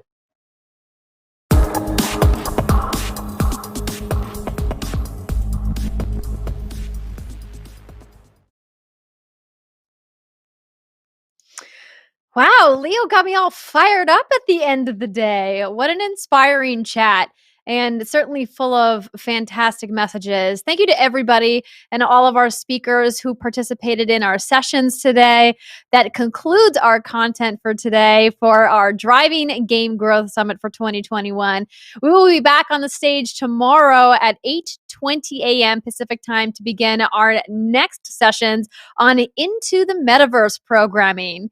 We also want to remind everybody that to be sure to join the lounge for networking opportunities. And if you want to take a look at all of the upcoming sessions, you can check on the agenda, or of course, you can check your VIP email for access to those backstage Q&As and other opportunities. I do want to once again remind you that we have another event coming up later in the spring that I hope you will join us for. That's the GamesBeat Summit 2021 in April on the 28th and 29th. So mark those dates in your calendars. And we invite you to become a GamesBeat Insider, or VIP. Membership includes VIP access to our events, full-length videos, GamesBeat's private Discord, and more. You know you want to ask Dean all those burning questions. He's in the Discord sometimes. Speaking of Dean, welcome. I hear you have a couple things to say, and you've been writing down some notes from all of the sessions today. Yeah, I guess I'm the one more thing for this event, I guess. I'm glad I didn't start bawling my head off in that last talk with Luol and Leo. They almost got me, but I... You're steely faced as always, Dean. Yeah. So thank you, everybody, for listening. Now, I've identified 6 interesting quotes from today, and kudos to you out there if you know all of the speakers who said them. So here we go. Quote, "We are a Hollywood studio. That's the point. Translation is just the start. Our fans are our biggest advocates or our biggest adversaries. Pushing the limits in all directions is something Facebook has always done. In 2021, we'll be saying goodbye to waterfalls. And lastly, we want to see more characters that look like us." So yeah, those are some pretty solid quotes. And if you can figure out who said all of those, big prize for you. Anyway, thank you for listening today and being so generous with your time. Thank you to our partner, Facebook, for stepping up and making our event and our community possible. Thank you to our wonderful speakers and advisors. Thank you to Andrea Renee for brightening up our event. I'd like to thank our crew at VentureBeat, Lauren O'Brien, Kathy Simpson, Megan Pedal, Ben Ilfeld, Dylan Yüksel, Gina Joseph, Alex Oshansky, Todd Boken, Pavan Soni, Nicole Patricio, Nikki Ismaili, Brendan Bone, Alexei Ilinik, Matt Marshall, and the rest of our team.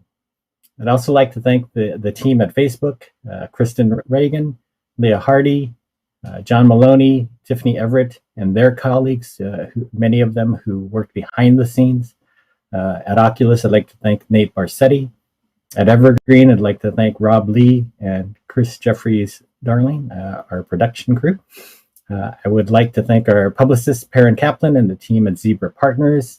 We had wonderful volunteers, more than a dozen of them, including our speaker wrangler, Elizabeth Olson. I'd also like to thank our writers on the VentureBeat team, including the 3 other GamesBeat Musketeers, Jason Wilson, Jeff Grubb, and Mike Minotti. There are many, many others that helped with this event. I appreciate all of you, my family most of all. Thank you. So now let's move on to our networking reception, and also don't forget about the Metaverse event starting at 8:20 a.m. Pacific tomorrow. So thank you.